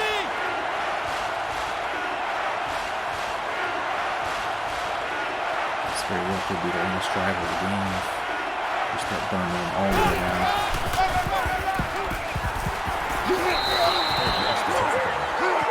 Gain of 10 on the play. It's been there all day. Nate McKinley over 118.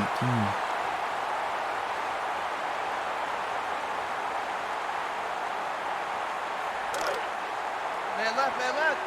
4 down, 4 down. Check 59. Mike. Mike is 59. Mike to 59. Ready? Woo, 80. Woo, 80.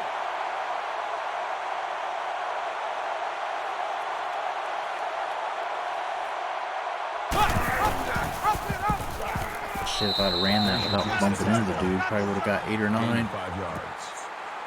That'll make it And 2nd in and reverse, 4. the more room to throw 60, 70, 80-yard bombs, the better. Nice. Yeah, I don't know. There's something about this game, like just, it's like playing Farming Simulator, where all I did was just mow grass. Like, being able to run the ball in here and just watch clock melt, make the 4th quarter disappear, even though we're only going to win by maybe 10 or 11. Hopefully. It's just satisfying. McKinley carries the ball. You know, okay, 3rd and 1, just more time, slow down. 3rd down.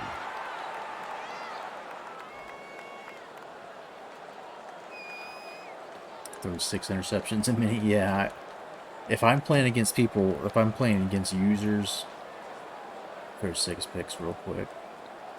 Sometimes still win too.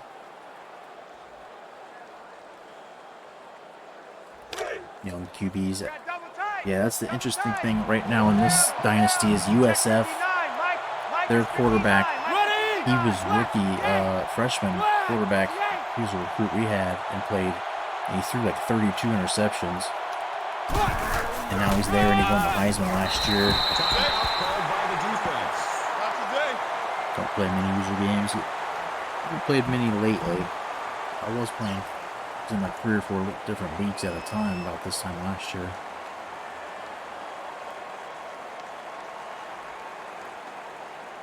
I think Illinois is just, I mean, the games finally realized that our offense is supposed to be much better than their defense, and our offensive line is pretty nasty, especially on the run block side. Everybody's a 90+ rating.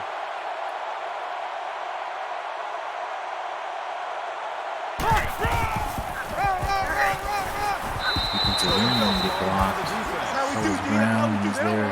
They don't want none of this. They're gonna try to make me pass it.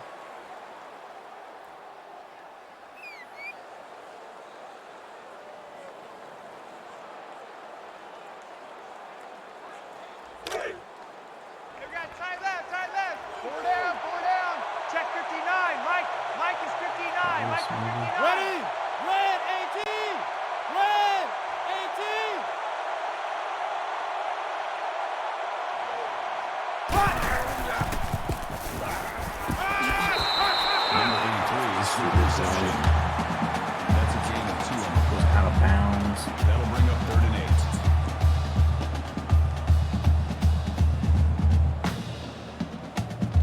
8. Got the field goal. At least make it an even touchdown. Man left, man left. Four down. Check 83, ball going to 83. Get Baker. Check 59. Let's go! Mike is 59. Mike is 59. Rivera with the clutch catch, and that's the burn their last time out. Illinois running out of hope. How filthy Rivero is. He's been doing the work. And now a minute 47. First down. We probably could kneel it and run it out.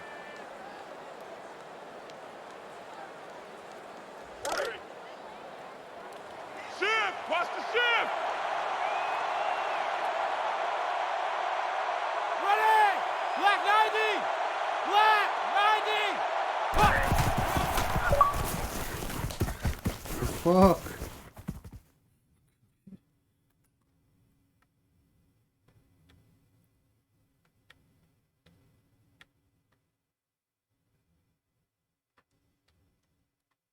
You let this controller charge for a good 2 days, 3 days. Just let it get juiced up again. Got the carry.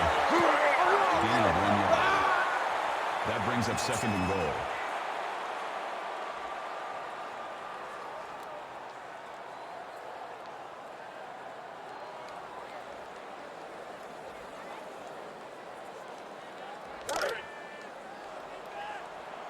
Finish this thing off, burn off the last few seconds. Set! Green 95! Green 95!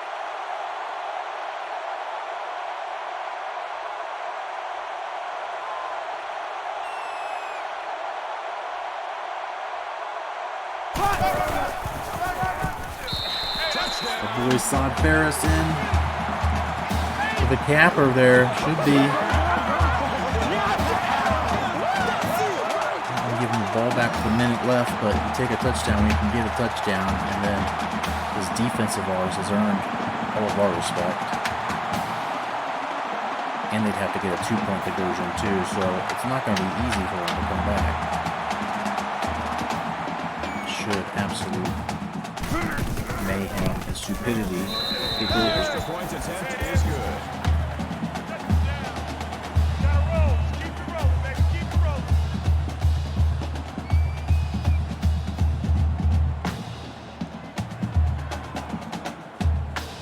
The Warhawks are lined up for the kickoff. Williams set to return.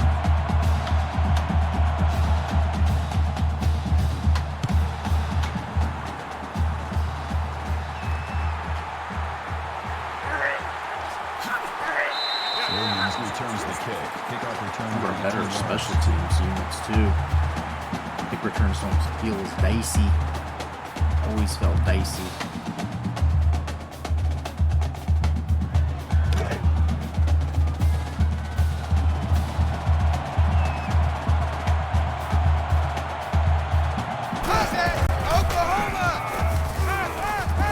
pick by Jones. Call it a gain of 3 yards. That'll make it 2nd and 7. Kill. Benson strikes the ball. That makes it 3rd and 7.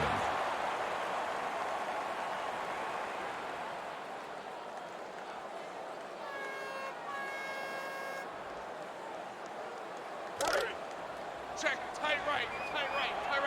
Solo out there, check the outs out there. Coming. Check 82, watch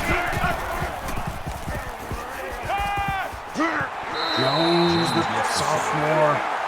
That's a We loss got of 3 7. sacks this game. That'll make it 4th and 14. At least 3 sacks.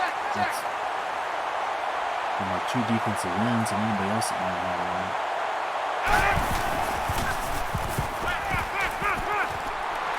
Gets the first. The reception.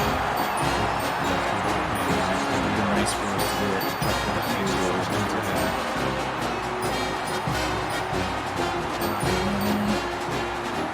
Back just lead up a little.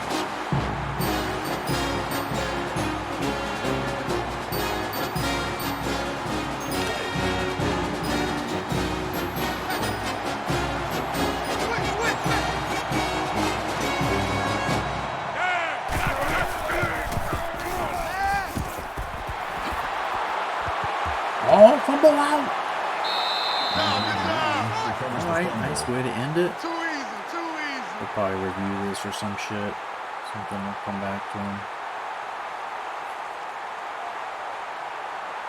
I can't tell. It looked like it might have been down before it came out.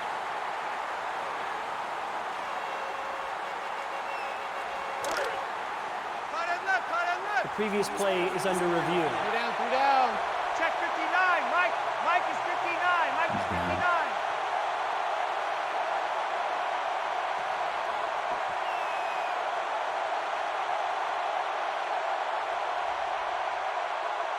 After review of the play, the ruling on the field is reversed. Just found out I can't use the playoff tool for my Team Builder Dynasty.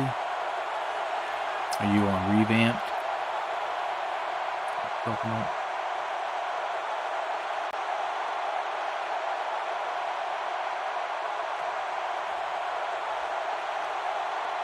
Hey, alert 3. Switch. So you just Thomas spikes the ball. spike it. That makes it 2nd and 10. Running out of chances here. Let's just keep from giving up the last second score like we did at the end of the first half. Benson is in at quarterback. Hey, alert 3. Switch. Ready.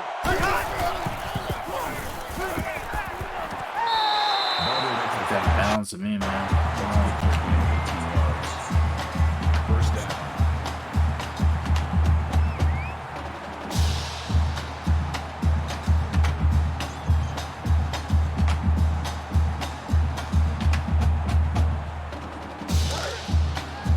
Hey, alert 3. Check. Hard to mod, non-PC. Oh shit, why my boy not picking that off? Yeah, I'd like to do revamp, but being on an Xbox, the mod is a little bit That trickier, makes I it guess, 2nd and and 10. cost some money and everything else, and just know that the new one's gonna be here. I could play it on an emulator on my PS or on my gaming PC, but it's like I'm in it. I'm deep into this dynasty in this alternate world where not everybody's got fancy. Basically, just like old days. They almost got one at the end. They tried. Motherfuckers tried, but Ouellette picks it off. Not gonna have a repeat of the first half. That's the And a touchdown that would have been meaningless. The Warhawks, But 35, Nate and the McKinley, Fighting Illini, player of the game, 24. Thank you for and attending Illinois today's gave it ball their best game. shot, Please but drive home safely. this ULM team might be something special.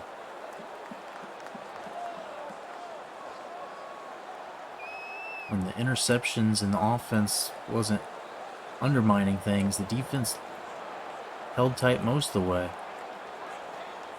And of course, our boy Brandon Bradford. BB. GG. The spin move just made the dude fall. He just melted.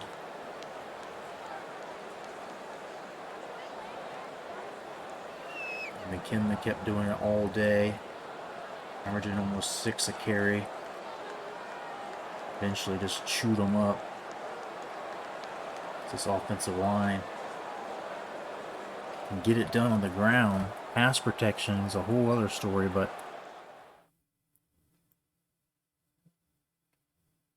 there you have it. Let's check out these stats real quick.